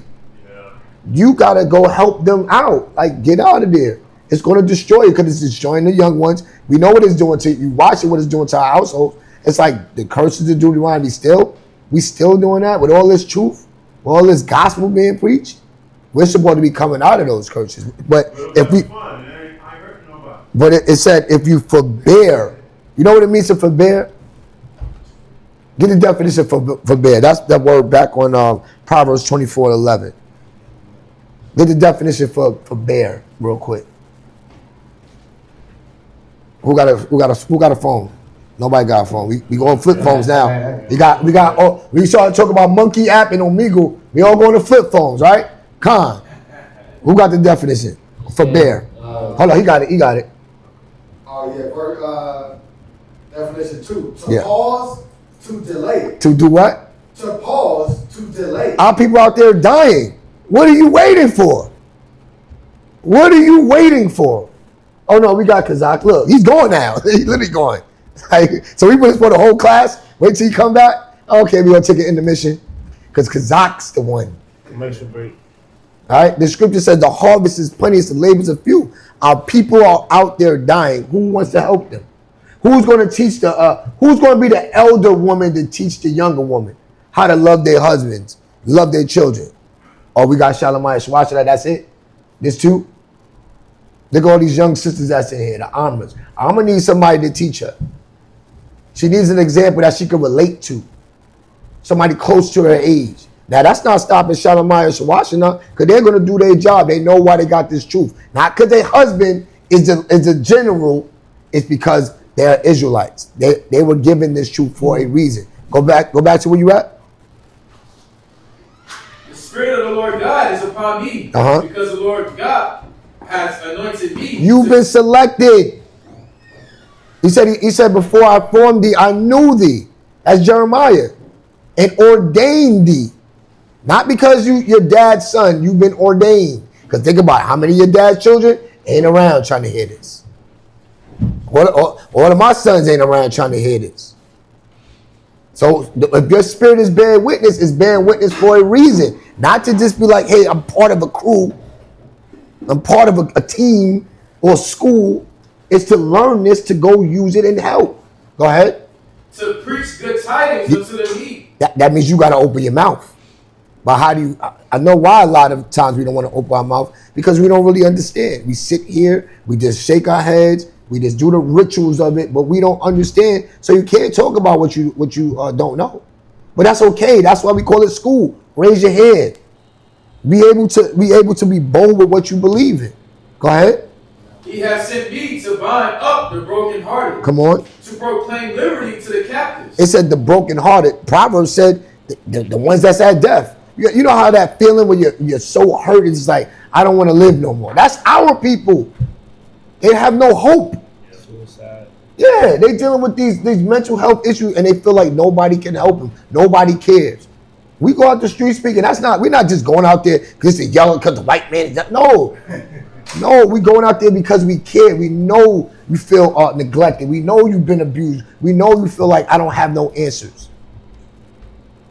We bringing that healing, that comfort. We're supposed to, the Bible says, don't pause. Don't be, what it said, pause, what else it said on that definition? To pause, to delay. Don't delay. Somebody's about to die. They're about to jump off the, that's it, I'm about to end it. You just like, you know, I just got to get myself right. Or you know what, soon as I get that comfortability financial, I'll come back and save you.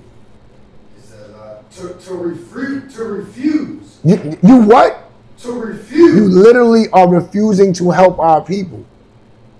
Who was supposed to do it? America? Who was supposed to do it? Oh, the woman. The woman supposed to do it. The black woman, right? Hispanic woman. Yeah, she's strong. The older ones, not the younger ones, because I'm lit now. I'm 25. I'm 22. I'm 30. Wait till I get 45, then I think about that Jesus stuff. That elder stuff. Maybe I think about my people when I'm old and live my life. Right. That's the selfishness that we can't forbear. We can't put on pause. We can't be delayed with doing. Our people need help right now. How many young sisters need to see a 14-year-old? I'm gonna show you why I wear a head wrap. You know why? Because they want you to wear booty shorts.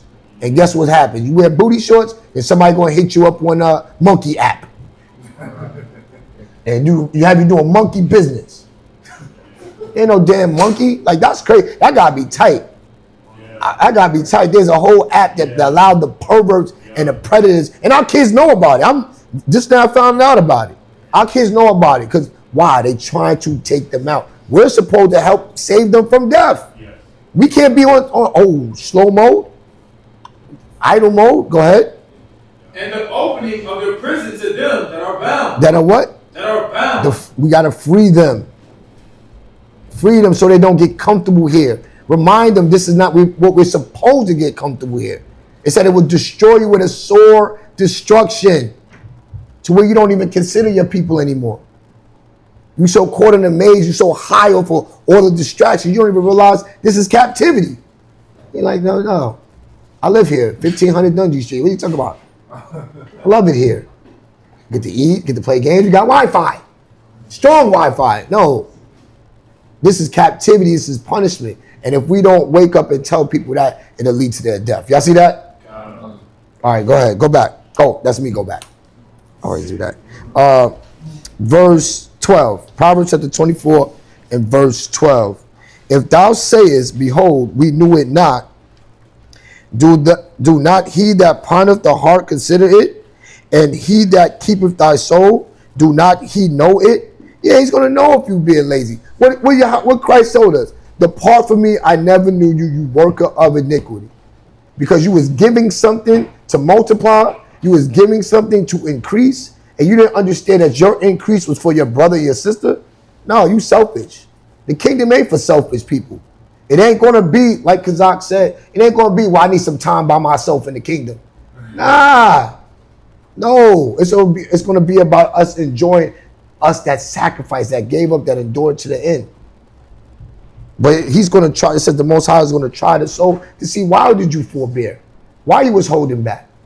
Oh, I know you had the fringe shirts. All your shirts was fringed up, but you still wasn't doing what I needed you to do, which go feed my sheep.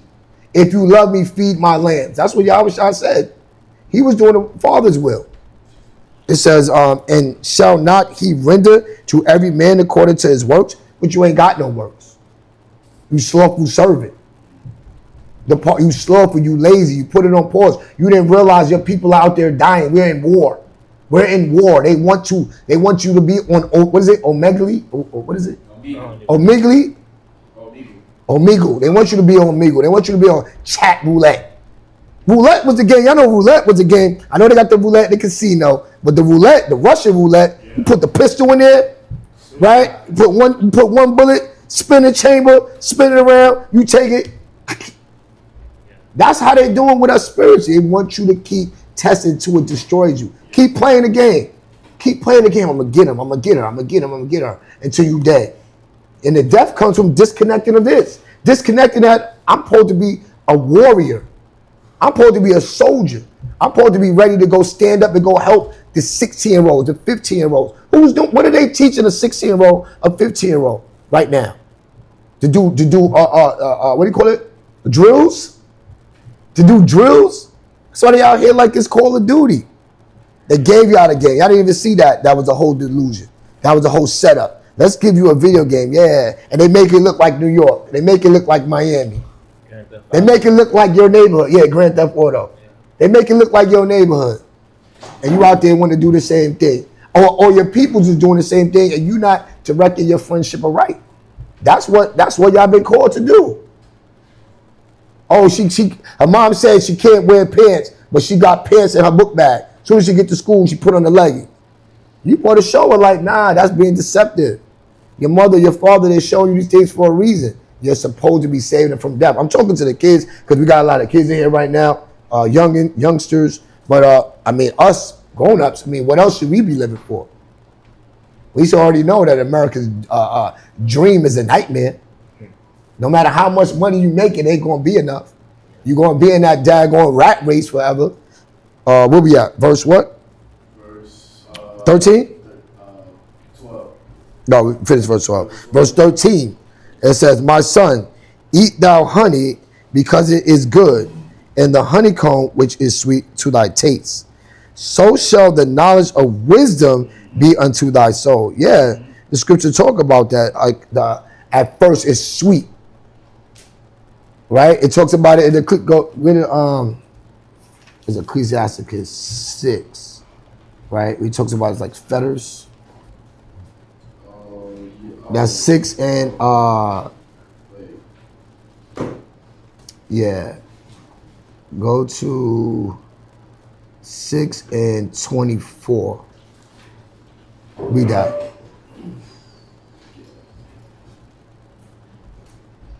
Ecclesiastes chapter 6, verse 24. Mm-hmm. And put thy feet into her fetters, Mm-hmm. and thy neck into her chain. Read down. Bow down thy shoulder, and bear her, and be not grieved with her bound. Right, verse 22 said, for wisdom is according to her name. It's talking about wisdom, just like it's talking about wisdom right here in verse 14. Go ahead. Come unto her. But to get the wisdom, you got to be dedicated and committed. So how the Most High is giving it to us in Ecclesiasticus is saying it like it's fetters. In Proverbs, it's saying it's like honey. But y'all ever ate honey, like real honey? What happens? You eat a lot of that honey. You get your stomach. It make your stomach hurt, right? So it's like it's showing us how we got to properly go about getting this wisdom, this knowledge, this understanding, right? Go ahead. Come unto her with thy whole heart, Mm-hmm. and keep her ways. No, with half of that heart. With thine whole heart. Only when you in class. With thine whole heart. Only when my parents are looking. With thine whole heart. With thy whole heart. Go ahead. And keep her ways with all thy power. Read.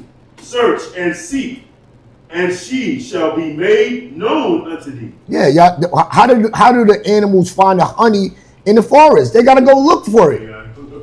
Ain't no Walmarts in the forest. Ain't no Kroger's and Harris Teeters. Yeah. They gotta go searching for it. Read. And when thou hast gotten her, and when thou hast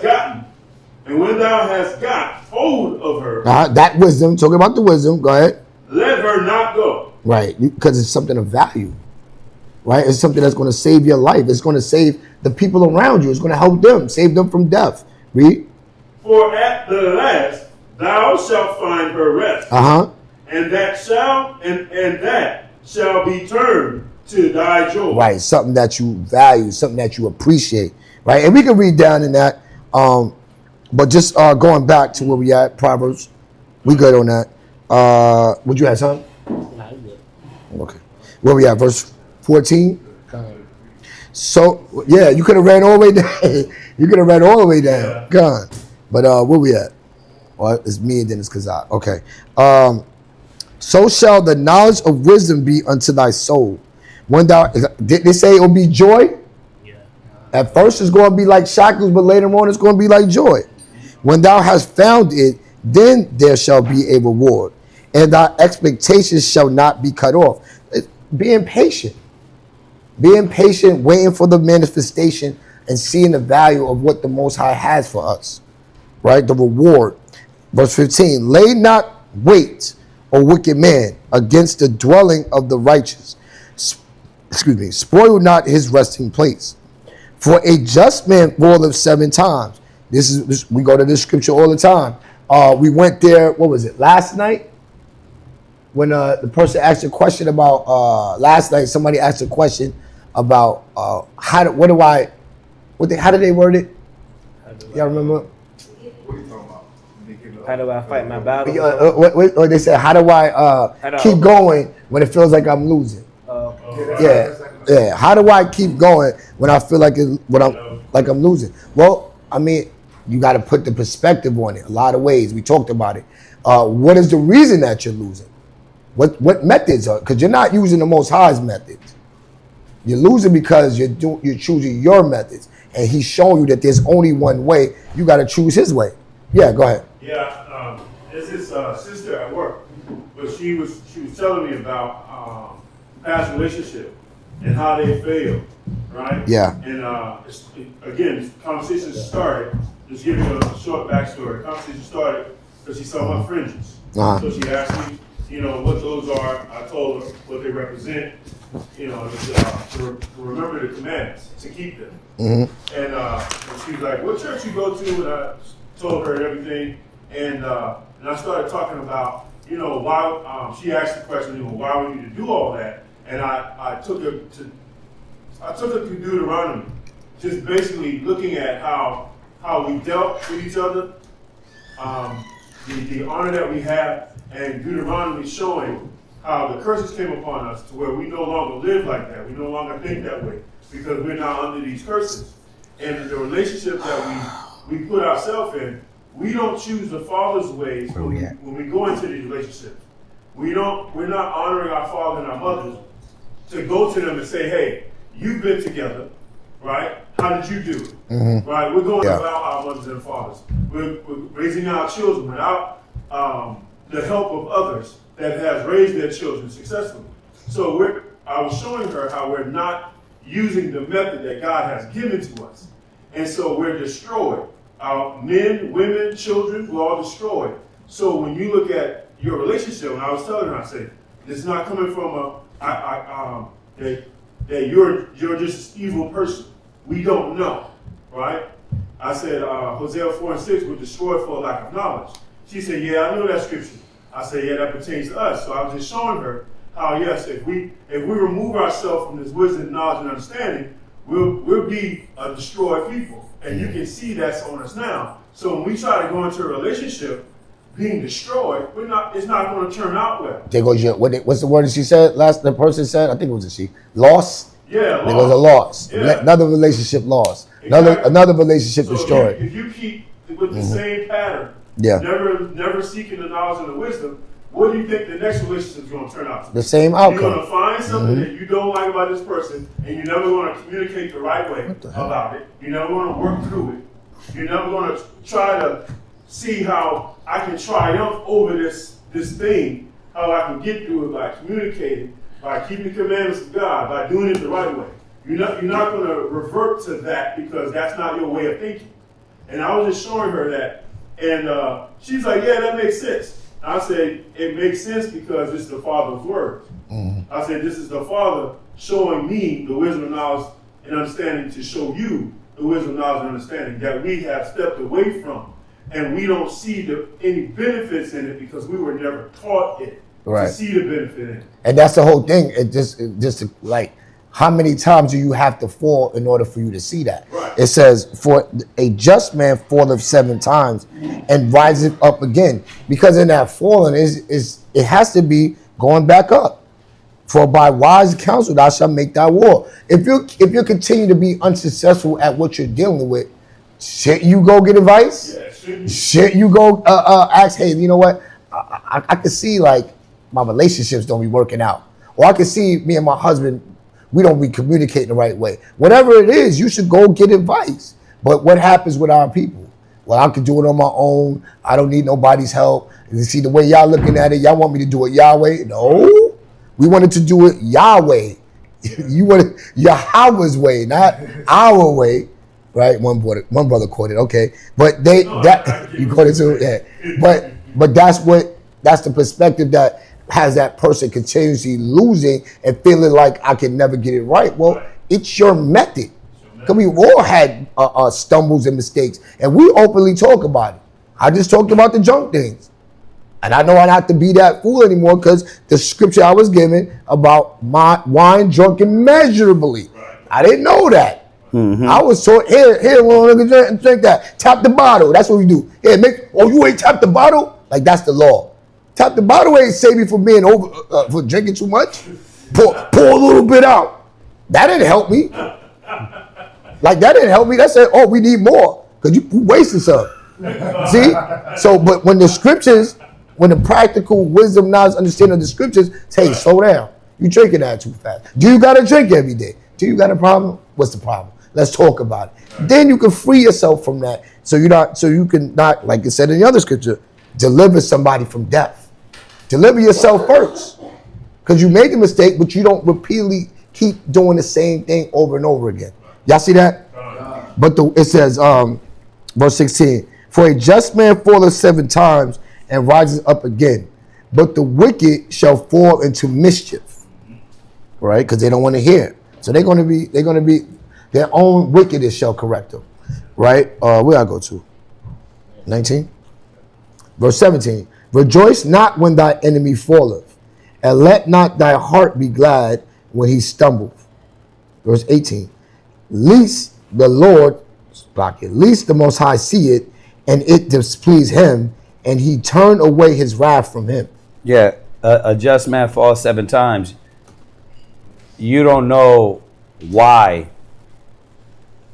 I should say this, especially when you don't know why, you shouldn't have nothing to say. Because you don't know. Right?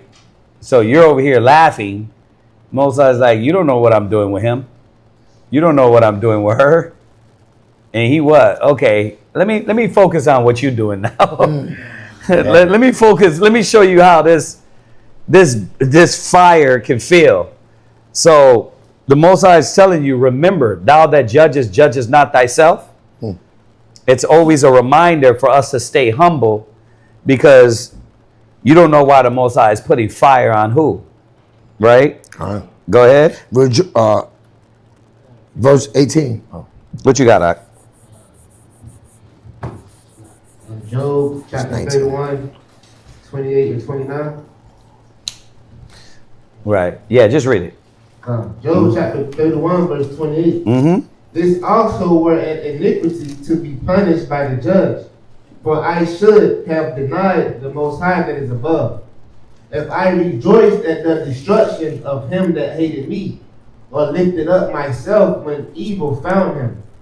Right. So Job is telling you, if this was part of his spirit, then he would bear witness that he's off, that he's out of the spirit.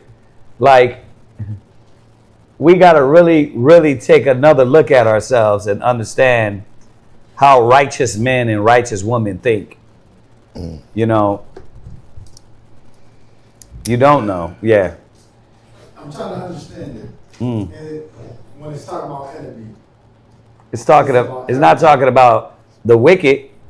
Oh, okay. Right? Because the other scripture said the it tell you that we're going to rejoice when we see their fall. Oh yeah, happy shall he be. Happy shall he be. Yeah. So this is talking about who? It's talking about our people.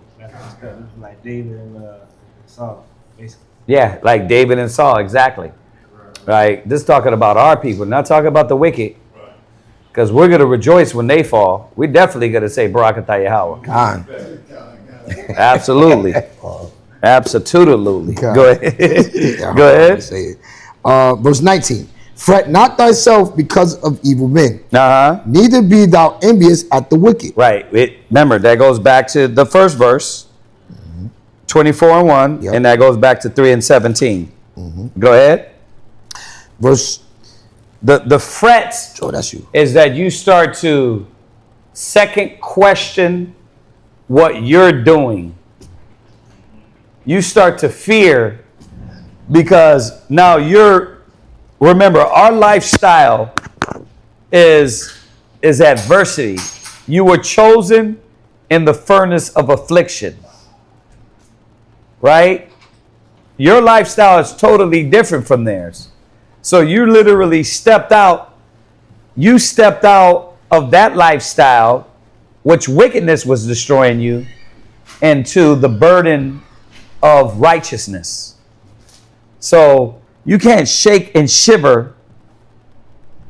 You can't shake and shiver when you see them what? Well, they're making it. They're getting it. Why is it, why am I not getting it? Because the Most High is dealing with you different. See, once again, judging the correct way. Right. And we went over that earlier. Psalms, it goes right with that. Yeah, Psalms 37, Psalm 73, and right back in the Proverbs. Right? Go ahead. Or is it me? It's me, right? For there is no reward to the evil man, the candle of the wicked shall be put out. So the Most High is rectifying. He's rectifying all these things, right? Don't panic. Don't choose none of their ways, right? Don't panic. Don't choose none of their ways. Don't get a double mind. It says, but know the outcome. The outcome is that they lose. 21, my son, fear thou the Lord and the king, and meddle not with them that are given to change. So fear the Lord and the king. Why? Because the Most High set him up. He ordained the powers that be. Now, going back to Lakad's question, or bringing back around here, what king? The earth is given into the hand of the wicked. We talk about the wicked king from the other nations that rule over us. It's not talking about them. It's talking about the king that the Most High set up over you. First of all, can there be a king that's over us? One, unless he comes from among our brothers. Yeah, our kings was brothers among us. Yeah, they might be called kings, but they're not our king. So, because it was already ordained in the law, you to choose your brethren over you. Right? So, it says, and meddle not with them that are given to change. We know what that means. You got people that are double-minded, that are unsure, that 1 minute you're here, next minute you're there. Most High's like, stay away from that. Stay away from that, because a double-minded man is what? Unstable in all his ways. Yeah, that's why it says, don't meddle with these people. Don't deal with them. For their calamity shall rise suddenly, and who knoweth the ruin of them both? Well, we know the ruin of them both, because it says they're like a ship in a storm, a person that's given to change. The other one, it says in Proverbs, their eyes are the end of the earth. They're always looking what? At some madness or next, thrill. They're not stable, right? God. It says, these things also belong to the wise. It is not good to have respect to the persons in judgment. We know that. No respect to persons. You are supposed to bring both parties and judge righteous judgment, right? Not because you know them, not because you don't. A lot of times, not because this person has made so many mistakes. You already have an evil suspicion. You got to be able to get the evidence first. Because, yes, you might get the person, this is what the Most High showed me. You might get this person that is known for it. But righteous judgment is examined first, then rebuke. Right? And we've been going over that the whole reading of the, right? But that's why a lot of times you jump to conclusions based on who it is. And you're like, yep, she's known for that. I can see that. But you can't do that. It won't be righteous judgment.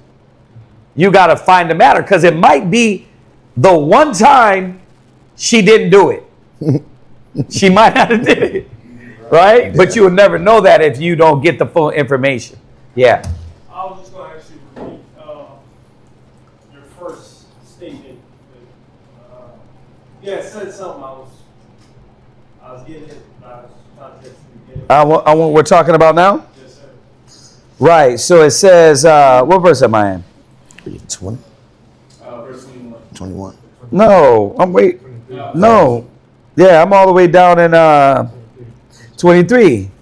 These things also belong to the wise. It is not good to have respect to the persons of judgment.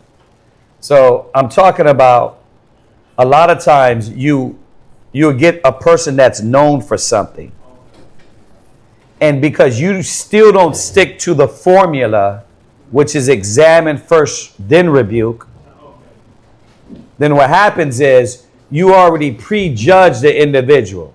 Now, granted, you might be right based on their past actions, but this action you won't know unless you examine properly. Right?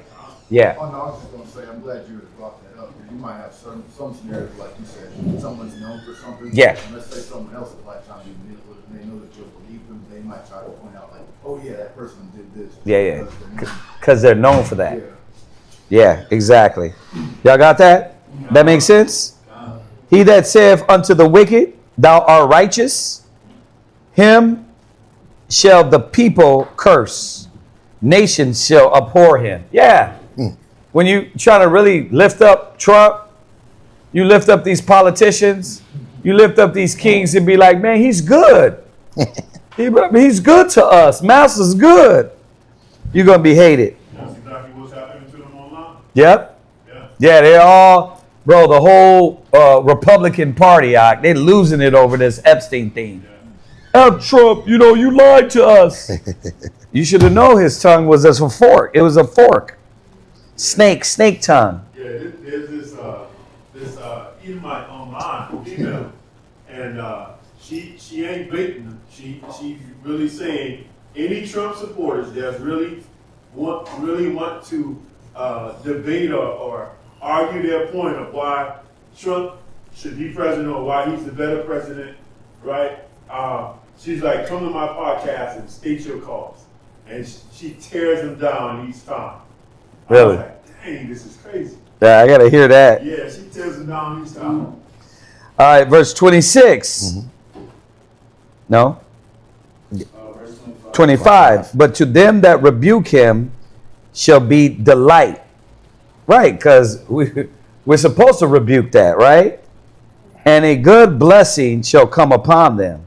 Yeah, we're supposed to make the right, the separation between the good, the right and the unclean. The clean and the unclean. The clean and the unclean. We're supposed to make that separation. Every man shall kiss his lips that giveth a right answer. Right. Every man shall kiss his lips that giveth a right answer. I mean, there's a reward, right?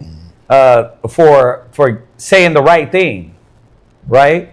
You speak the right thing, it goes into the tongue. Remember when you speak wisdom, a wise man will hear it and add unto it. Oh, then it's not literally saying you're gonna kiss the lips, all right? So don't think that it's not saying like, yeah, kiss that brother. All right, so that y'all know that. It's just saying you give this person props. Prepare thy work without and make it fit for thee in the field, and afterwards build thy house. And we pull that one. Oh yeah. Not only in one aspect, but in the family aspect, in the child aspect, in the I'm gonna get a new wife aspect. Right? You got to prepare your work. We like to do what? Just jump right into it. Yep. You know what I mean? Don't read it. Don't know what the hell it calls. No examining. Examining and counseling. We don't do none of that. We're just like, I'm going to jump right into it. Verse 28. Be not a witness against thy neighbor without a cause. I'm going to read this one again for all the intranets. The intranets. Be not a witness against thy neighbor without a cause. Well, yeah, the cause is what? You're hearing rumor? Yeah. That's not cause. You don't know. Shut up. Stay out of their business. And deceive not with thy lips, because that's what it's going to go to. You don't like something. You didn't like something they post. You don't like they look. You don't like how they said this. So you're going to what? Jump right on the bandwagon. Yeah, they killed somebody. Yep. I knew it. I knew he killed somebody. Really? You were there? No, but based on this thing he posted, I'm sure he did. It's like, bro, you can get death for that. Slander. It's slander, and you can get somebody dead for that. Say not, I will do so to him as he hath done unto me. I will render to him to man according to his work. It goes back to the, what is it? The Hebrews, where, no, we went over it the other day, where revenge not. What is that, Romans? It's Romans, right? Yeah, Romans 12. The Most High is reminding us what? Romans 12 and 17. Recompense not to no man evil for evil. Provide honest things in the sight of all men. No, he did it to me. That's what he gonna get. The Most High is reminding us. He is reminding us. What verse is it? We said 29, right? Yeah. Yeah. Say not, I will do so to him as he have done it to me. I will render to man according to his work. The scripture says, render 1 Thessalonians 5:15, render not evil for evil, railing for railing, right? 30. I went by the field of the slothful and by the vineyard of the man void of understanding. So a slothful man, he's lacking something, understanding. It's not that just he's lazy. Is that there's something not clicking up there. He doesn't understand. And lo, it was grown over with thorns and nettles, and covered with the face thereof. And the stone wall thereof was broken down. Yeah, it's what happens if we don't mow the lawn for a week? We look what? We look like we're messy. Yeah, we look like we're messy. All the houses in the neighborhood, we look what? Like the hood house. Right? So what do we got to do? Go get these woods. Move them over here. Go do this. Put the trash cans in. Hey, this stuff is a mess here, right? You know, we the only house on the block that got 4 trash cans. That's wild. Yeah. But we got a lot of people in our house. 4 trash cans, I had to buy 4 trash cans. 3 more. Good. That's how much, and they be packed. Well, to be fair, we also got the lasering and all that stuff too. But yeah, that's a lot of trash, right? And then now we're making a compost, so that trash is not even accounted in the trash. We're taking all the compost stuff for the garden, and that's in the dirt. So there's a lot of trash, right? So think about if we were lazy and all that sat out, right? Like the stuff in the kitchen before I left. That stuff got to be dug. We got to bury that. See? If you don't sweep the kitchen, there's so much traffic in our kitchen, so many kids eating in there. If you didn't sweep the kitchen for 3 days, we'd have all kind of bugs and damn nasty ass creatures crawling in everybody. Mickey Mouse. Because it's the kids, you know how they do. You know what I mean? They throw the food down. They overeat it. They miss the table, right? So what does it take? It takes diligence. It takes you not being selfish. It takes common sense to say, am I going to really live like this? Right. Over me being tired?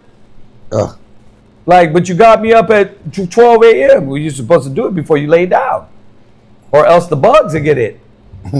Right? How many dishes?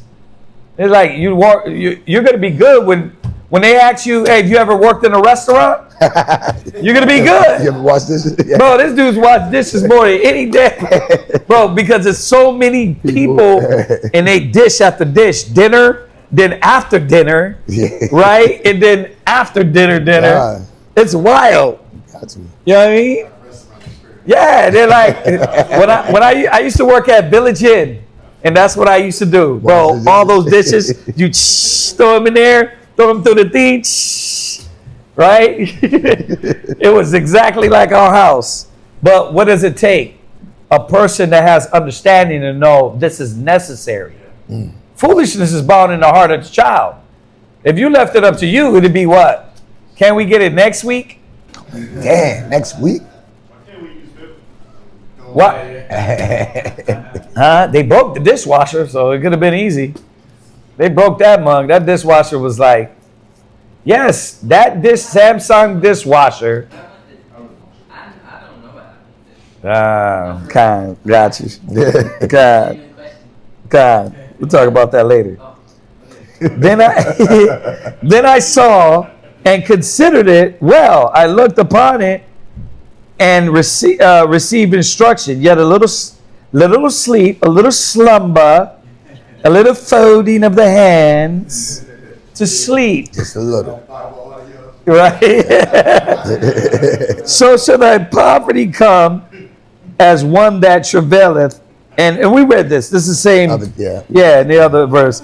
And it says, and thy want as an armed man. That is it. That is it, y'all. Check the chat. It is. My father's dead. Yes, sir. It's 640. That's nice. It's not a yes, but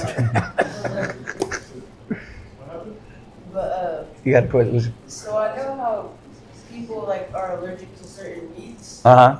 And I know that we're supposed to eat the lamb on Passover. What if the person was allergic to the lamb? The law said, the goats. You take the goat. Go ahead. Yeah, the law says we can take what? We could take the lamb or the goat. So you have another option. So if you somebody that I'm allergic to lamb, well, you do have the goat that you can take. How much are you allergic to lamb? So if you eat a piece of lamb, you're gonna be dead. you're gonna start foaming at the mouth. But thus saith what he quoted was book. All right. Yeah. What? Hebrews 10:26. Mm-hmm. So my question is, where it says, like, if we willfully sin after that we have received the knowledge of the truth, there remaineth no more sacrifice for sins. Uh-huh. So my question would be like, let's say it comes to truth and you stop for like a while to do something like that. And let's say like you stop for a while? No. Could you stop? Let this bro. I heard that too. Let's say like you do that sin and like you knew that when you did it. So that means that like there's no more like repentance for you, even if you don't do it after that time that you knew about it and did it. That's what I'm asking. So this scripture is talking about a person that is denying the spirit and being presumptuous. Mm-hmm. That means that they literally are plotting to do these things. Yeah, because think about it. All have sinned and fallen short. Then it says, God dang, sorry, my stomach. It says a just man falls 7 times. So there's going to be mistakes. You might actually do the same sin over and over, right? That's all. So there's a difference between I'm weak to I don't care. That's what this is about. I don't care. Yeah, I know this is wicked, but I'm going to do it anyway. That's a different spirit, right? You stayed out doing what? Rejecting knowledge. You're rejecting the grace, right? The law tells you that. Let's go there. His question was in Hebrews 10. And what was it? 26, bro. Is it Leviticus? Yeah, Leviticus 4 and 2. Yep. Leviticus 4, start 1 and 2. Uh-huh. Read that. Leviticus chapter 4 and verse 2. Speak unto the children of Israel, saying, if a soul shall sin through ignorance against any of the commandments of the Lord, concerning things which ought not to be done, and shall do against any of them, if the priest that is anointed do sin according to the sin of the people, then let him bring for his sin which he hath sinned a young bullock without blemish unto the Lord for a sin offering. And he shall bring the bullock unto the door of the tabernacle of the congregation before the Most High. Yep. And shall lay his hands upon the bullock's head, and kill the bullock before the Most High. And the priest that is anointed shall take of the bullock's blood, and bring it to the tabernacle of the congregation. So what happens? You sin, you got a sacrifice you got to bring forward, right? And we read that in Hebrews. Go ahead.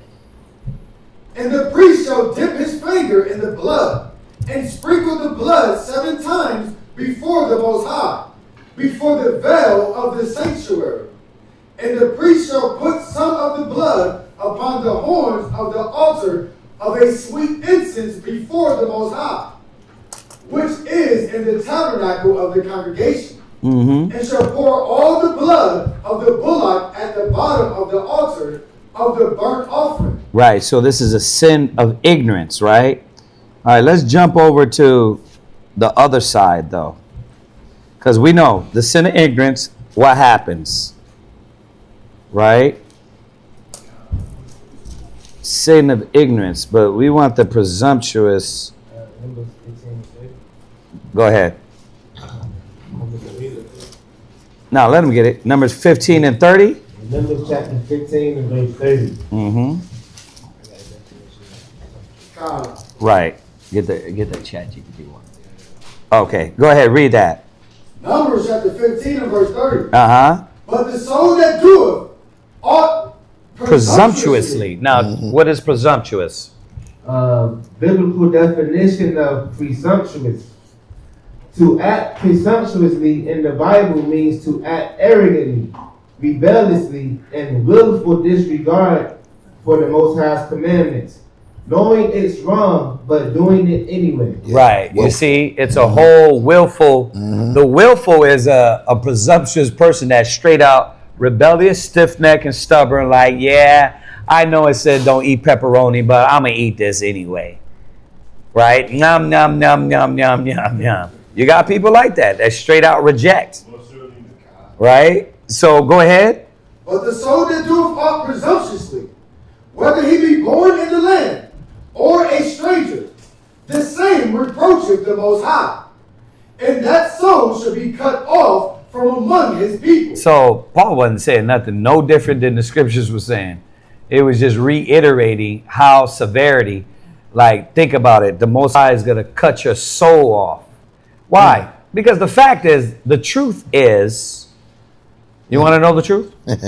You can't handle the truth. Right. Nah, go to 1 John. Go to 1 John. Check it out. Here you go. Go to 1 John.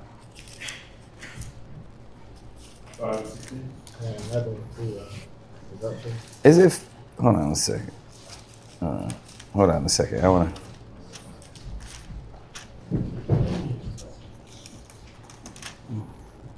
No, it's not that. It's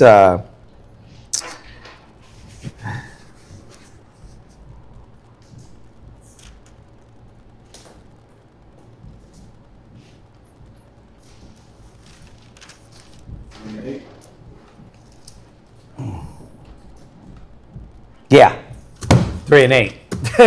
That's exactly what I was looking for. Go ahead. 1 John chapter 3 and verse 8. He that committeth sin is of the devil. That's the truth. So remember this. Look, you're like, damn, but we all sin. What he's saying is exactly what's in the law, which is what? You got this person that don't give a damn. You of the devil. You want to be ruled by Satan. So that's where we gonna cast your ass to. He's gonna let you hang around with Satan for a little bit. That's gonna be your new buddy. Go ahead. Wow. For the devil sinned from the beginning. Go ahead. For this purpose. For this purpose, the Son of God was manifested. That he might destroy the works of the devil. Yeah, see? So now jump back to the first chapter and verse 1 and 5. 1 John chapter 1 and verse 5. Go ahead. This then is the message which we have heard of him. And declare unto you. Go ahead. That the Most High is light. And in him is no darkness at all. Go ahead.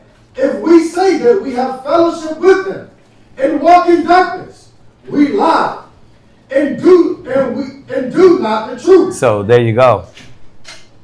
That's why you got to really understand what we're doing here. Like when it becomes so hard, what the Most High did give us is free will. The reason why it's so hard is because you haven't bent that will to what the Father wants. You reject the knowledge. Then you start presumptuously sinning. What brothers and sisters are going to realize, and here's something I know a lot of people don't want to hear. Some of us wasn't chosen for this, to be put to death. Whoa. Why? Because you're gonna do what you're gonna fall in the slot of. Nope, I'm gonna reject that. Nope, I don't want to hear that. Nah, I ain't gonna do that. Nope, that's just how you feel. Right. Nope, like you're gonna reject it. I ain't changing. That then you're gonna keep doing the sin. So that's that where he said you're of the devil. So we got to be careful what spirit you entertain. What you got? Go ahead. Deuteronomy chapter 17 and verse 12. Yeah, read it. Deuteronomy chapter 17 and verse 12. And the man that will do presumptuously and will not hearken unto the priest that standeth to minister before Salakia. And the man that will do presumptuously and will not hearken unto the priest that standeth to minister there before the Lord thy God, or unto the judge, even that man shall die, and thou shalt put away the evil from Israel. Right, meaning what? They're stubborn as hell, they don't want to hear. Yeah. They were going to die. The another one, Psalms 19:13, it says, keep back thy servant also from presumptuous sins. Let them not have dominion over me. Like, why are you going to be the one created to get punished? Because you, instead of letting the Most High have dominion, you let that sin.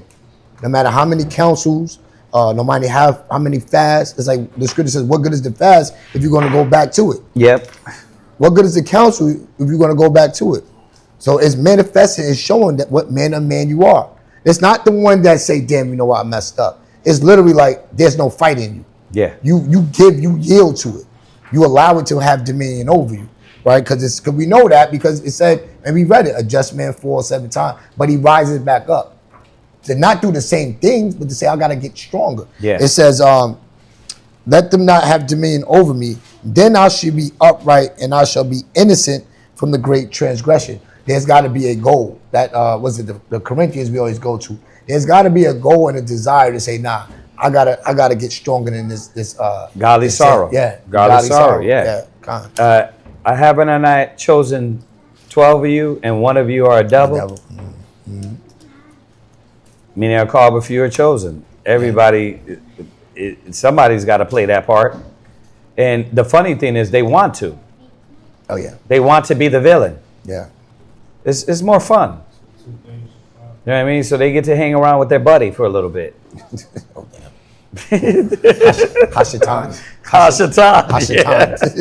All right, is that it? That's it. Okay. All right, let's finish up the prayers. Was there anything online? Is there anything? I don't think so. My phone's all right. Bugging on the charge. What was the one we went to, Leviticus? Leviticus 4 and 2. Leviticus 4. 42. Yeah. And yeah. And then what was the one in Hebrews? The one in Hebrews was 10 and 29. What? Yes, sir.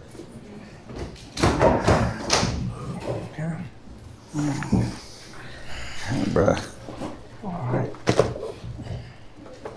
You got no lie?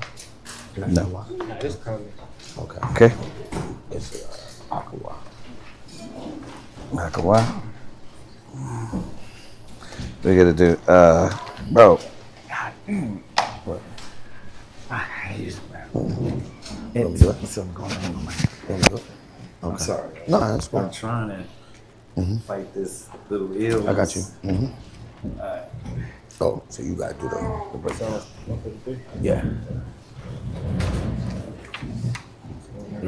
You're gonna translate.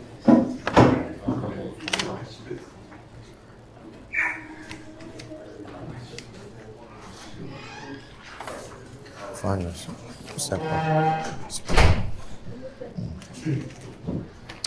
Okay, so what? Abiding with Panya Yerushalayim.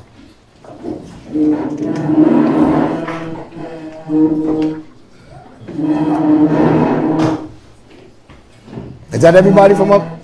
Y'all got everybody? Nobody's up there? Okay. Oh, sleep. Oh, the baby sleep? Yeah. Okay. Barakatah Yahweh. Ba'ashem Yahushua. Please listen to us right now.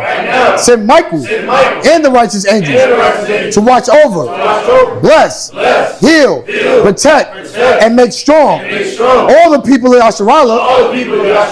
Also, send unto us much wisdom, much knowledge, much understanding, much patience, much faith, much brotherhood, and much love, spiritual power, and forgive us of all of our sins. Yahweh Shai, come quickly, for in thee is our hope, always and forever. Amen. Barakatah Yahweh, Ba'ashem Yahushua, Ha'awa'ah, L'taranela, Ha'tahara. Blessed are you, Yahweh, in the name of Yahweh Shai, that gives to us the law. Barakatah Yahweh, Ba'ashem Yahushua, Ha'awa'ah, L'taranela. Blessed are you, Wait, Yahweh. no. Slow. So I gotta do it over. We gotta start again. Barakatah Yahweh, Ba'ashem Yahushua, Ha'awa'ah, L'taranela, Ha'tahara. Blessed are you, Yahweh, in the name of Yahweh Shai, that gives to us the light to see. The law. Number one. Yeah, Blessed I are you, skipped that. Yahweh, in the name of Yahweh Shai, that gives to us the law. Yeah, my bad. I skipped that one. Number two. Barakatah Yahweh, Ba'ashem Yahushua, Ha'awa'ah, L'taranela, Awar, La'awa'ah. Blessed are you, Yahweh, in the name Yahweh Shai, that gives to us the light to see. Barakatah Yahweh, Ba'ashem Yahushua, Ha'awa'ah, L'taranela, Ha'ayol, Korah, La Korah, Ha'ain. Blessed are you, Yahweh, in the name of Yahweh Shai, that gives to us the ram's horn to call the people.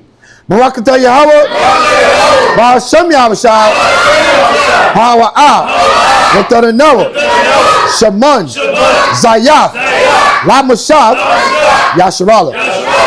Blessed are you, Yahweh, in the name of Yahweh Shai, that gives to us the olive oil to anoint Israel. And as always, we do the anointing after the prayers. This is Psalms 92.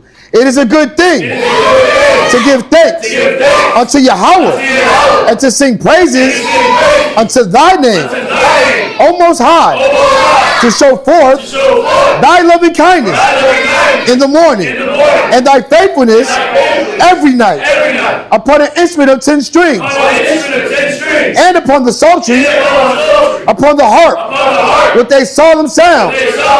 For thou, Yahweh, has made me glad through thy work. I will triumph in the works of thy hands. O Yahweh, how great are thy works! And thy thoughts are very deep. A brutish man knoweth not, neither does a fool understand this. When the wicked spring as the grass, and when all the workers of iniquity do flourish, it is that they shall be destroyed forever.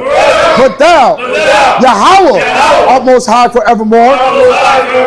For lo, thy enemies, O Yahweh, for lo, thy enemies shall perish. All the workers of iniquity shall be scattered. But my horn shall thou exalt, like the horn of a unicorn. I shall be anointed with fresh oil. My eye also shall see my desire on my enemies, and my ears shall hear my desire of the wicked that rise up against me. The righteous shall flourish like the palm tree. He shall grow like a cedar in Lebanon. Those that be planted in the house of Yahweh Shai shall flourish in the courts of the Most High. They shall still bring forth fruit in old age. They shall be fat and flourishing to show that Yahweh is upright. He is my rock, and there is no unrighteousness in him. This is Psalms 133 in the Hebrew, and then he's going to translate it in English. Shayar, Hamalawath, Nadawad, Hana, Matawad, Wama, Na'ayam, Shabbat, Akim, Gum, Yachai, Kashaman, Hatawad, Ayu, Harayash, Yarad, Ayu, Hazakwan, Zakwan, Aharon, Shayrad, Alpunya, Madawafiwa, Katol, Karayan, Shayrad, Ayu, Harayah, Tazayawan, Kaya, Shum, Tazawa, Yahweh, Ath, Habaraka, Kayayam, I will Aman. Psalms 133. Behold, how good and how pleasant it is for brethren to dwell together in unity. It is like the precious ointment upon the head that ran down upon the beard, even Aaron's beard, that went down to the skirts of his garments, as the dew of Hermon, and as the dew that descended upon the mountains of Zion. For there the Lord commanded the blessing, even life forevermore. Bahashem Yahushua. The water, the Yard, Aman. All right, circle up. Yes, sir.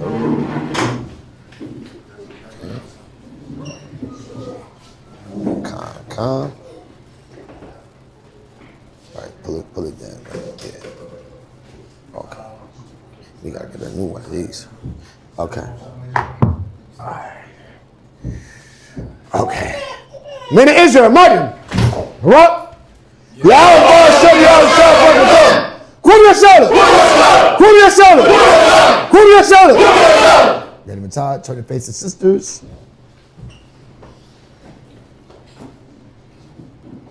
All right. Men of Israel, Martin. What? Yahweh Shabbat Yahweh Shem Yahushai. Got him tired. Salute him online. Say Shabbat Shalom. Shabbat Shalom. Right? Then you go unplug that. All right. Dismiss. Fall out. Unplug that. Yeah. Just pull it out. Yep. Be gentle. Lasha Bar, did you stop it online? I mean, Zelda? Yeah. I got you. What's up? Huh? All right.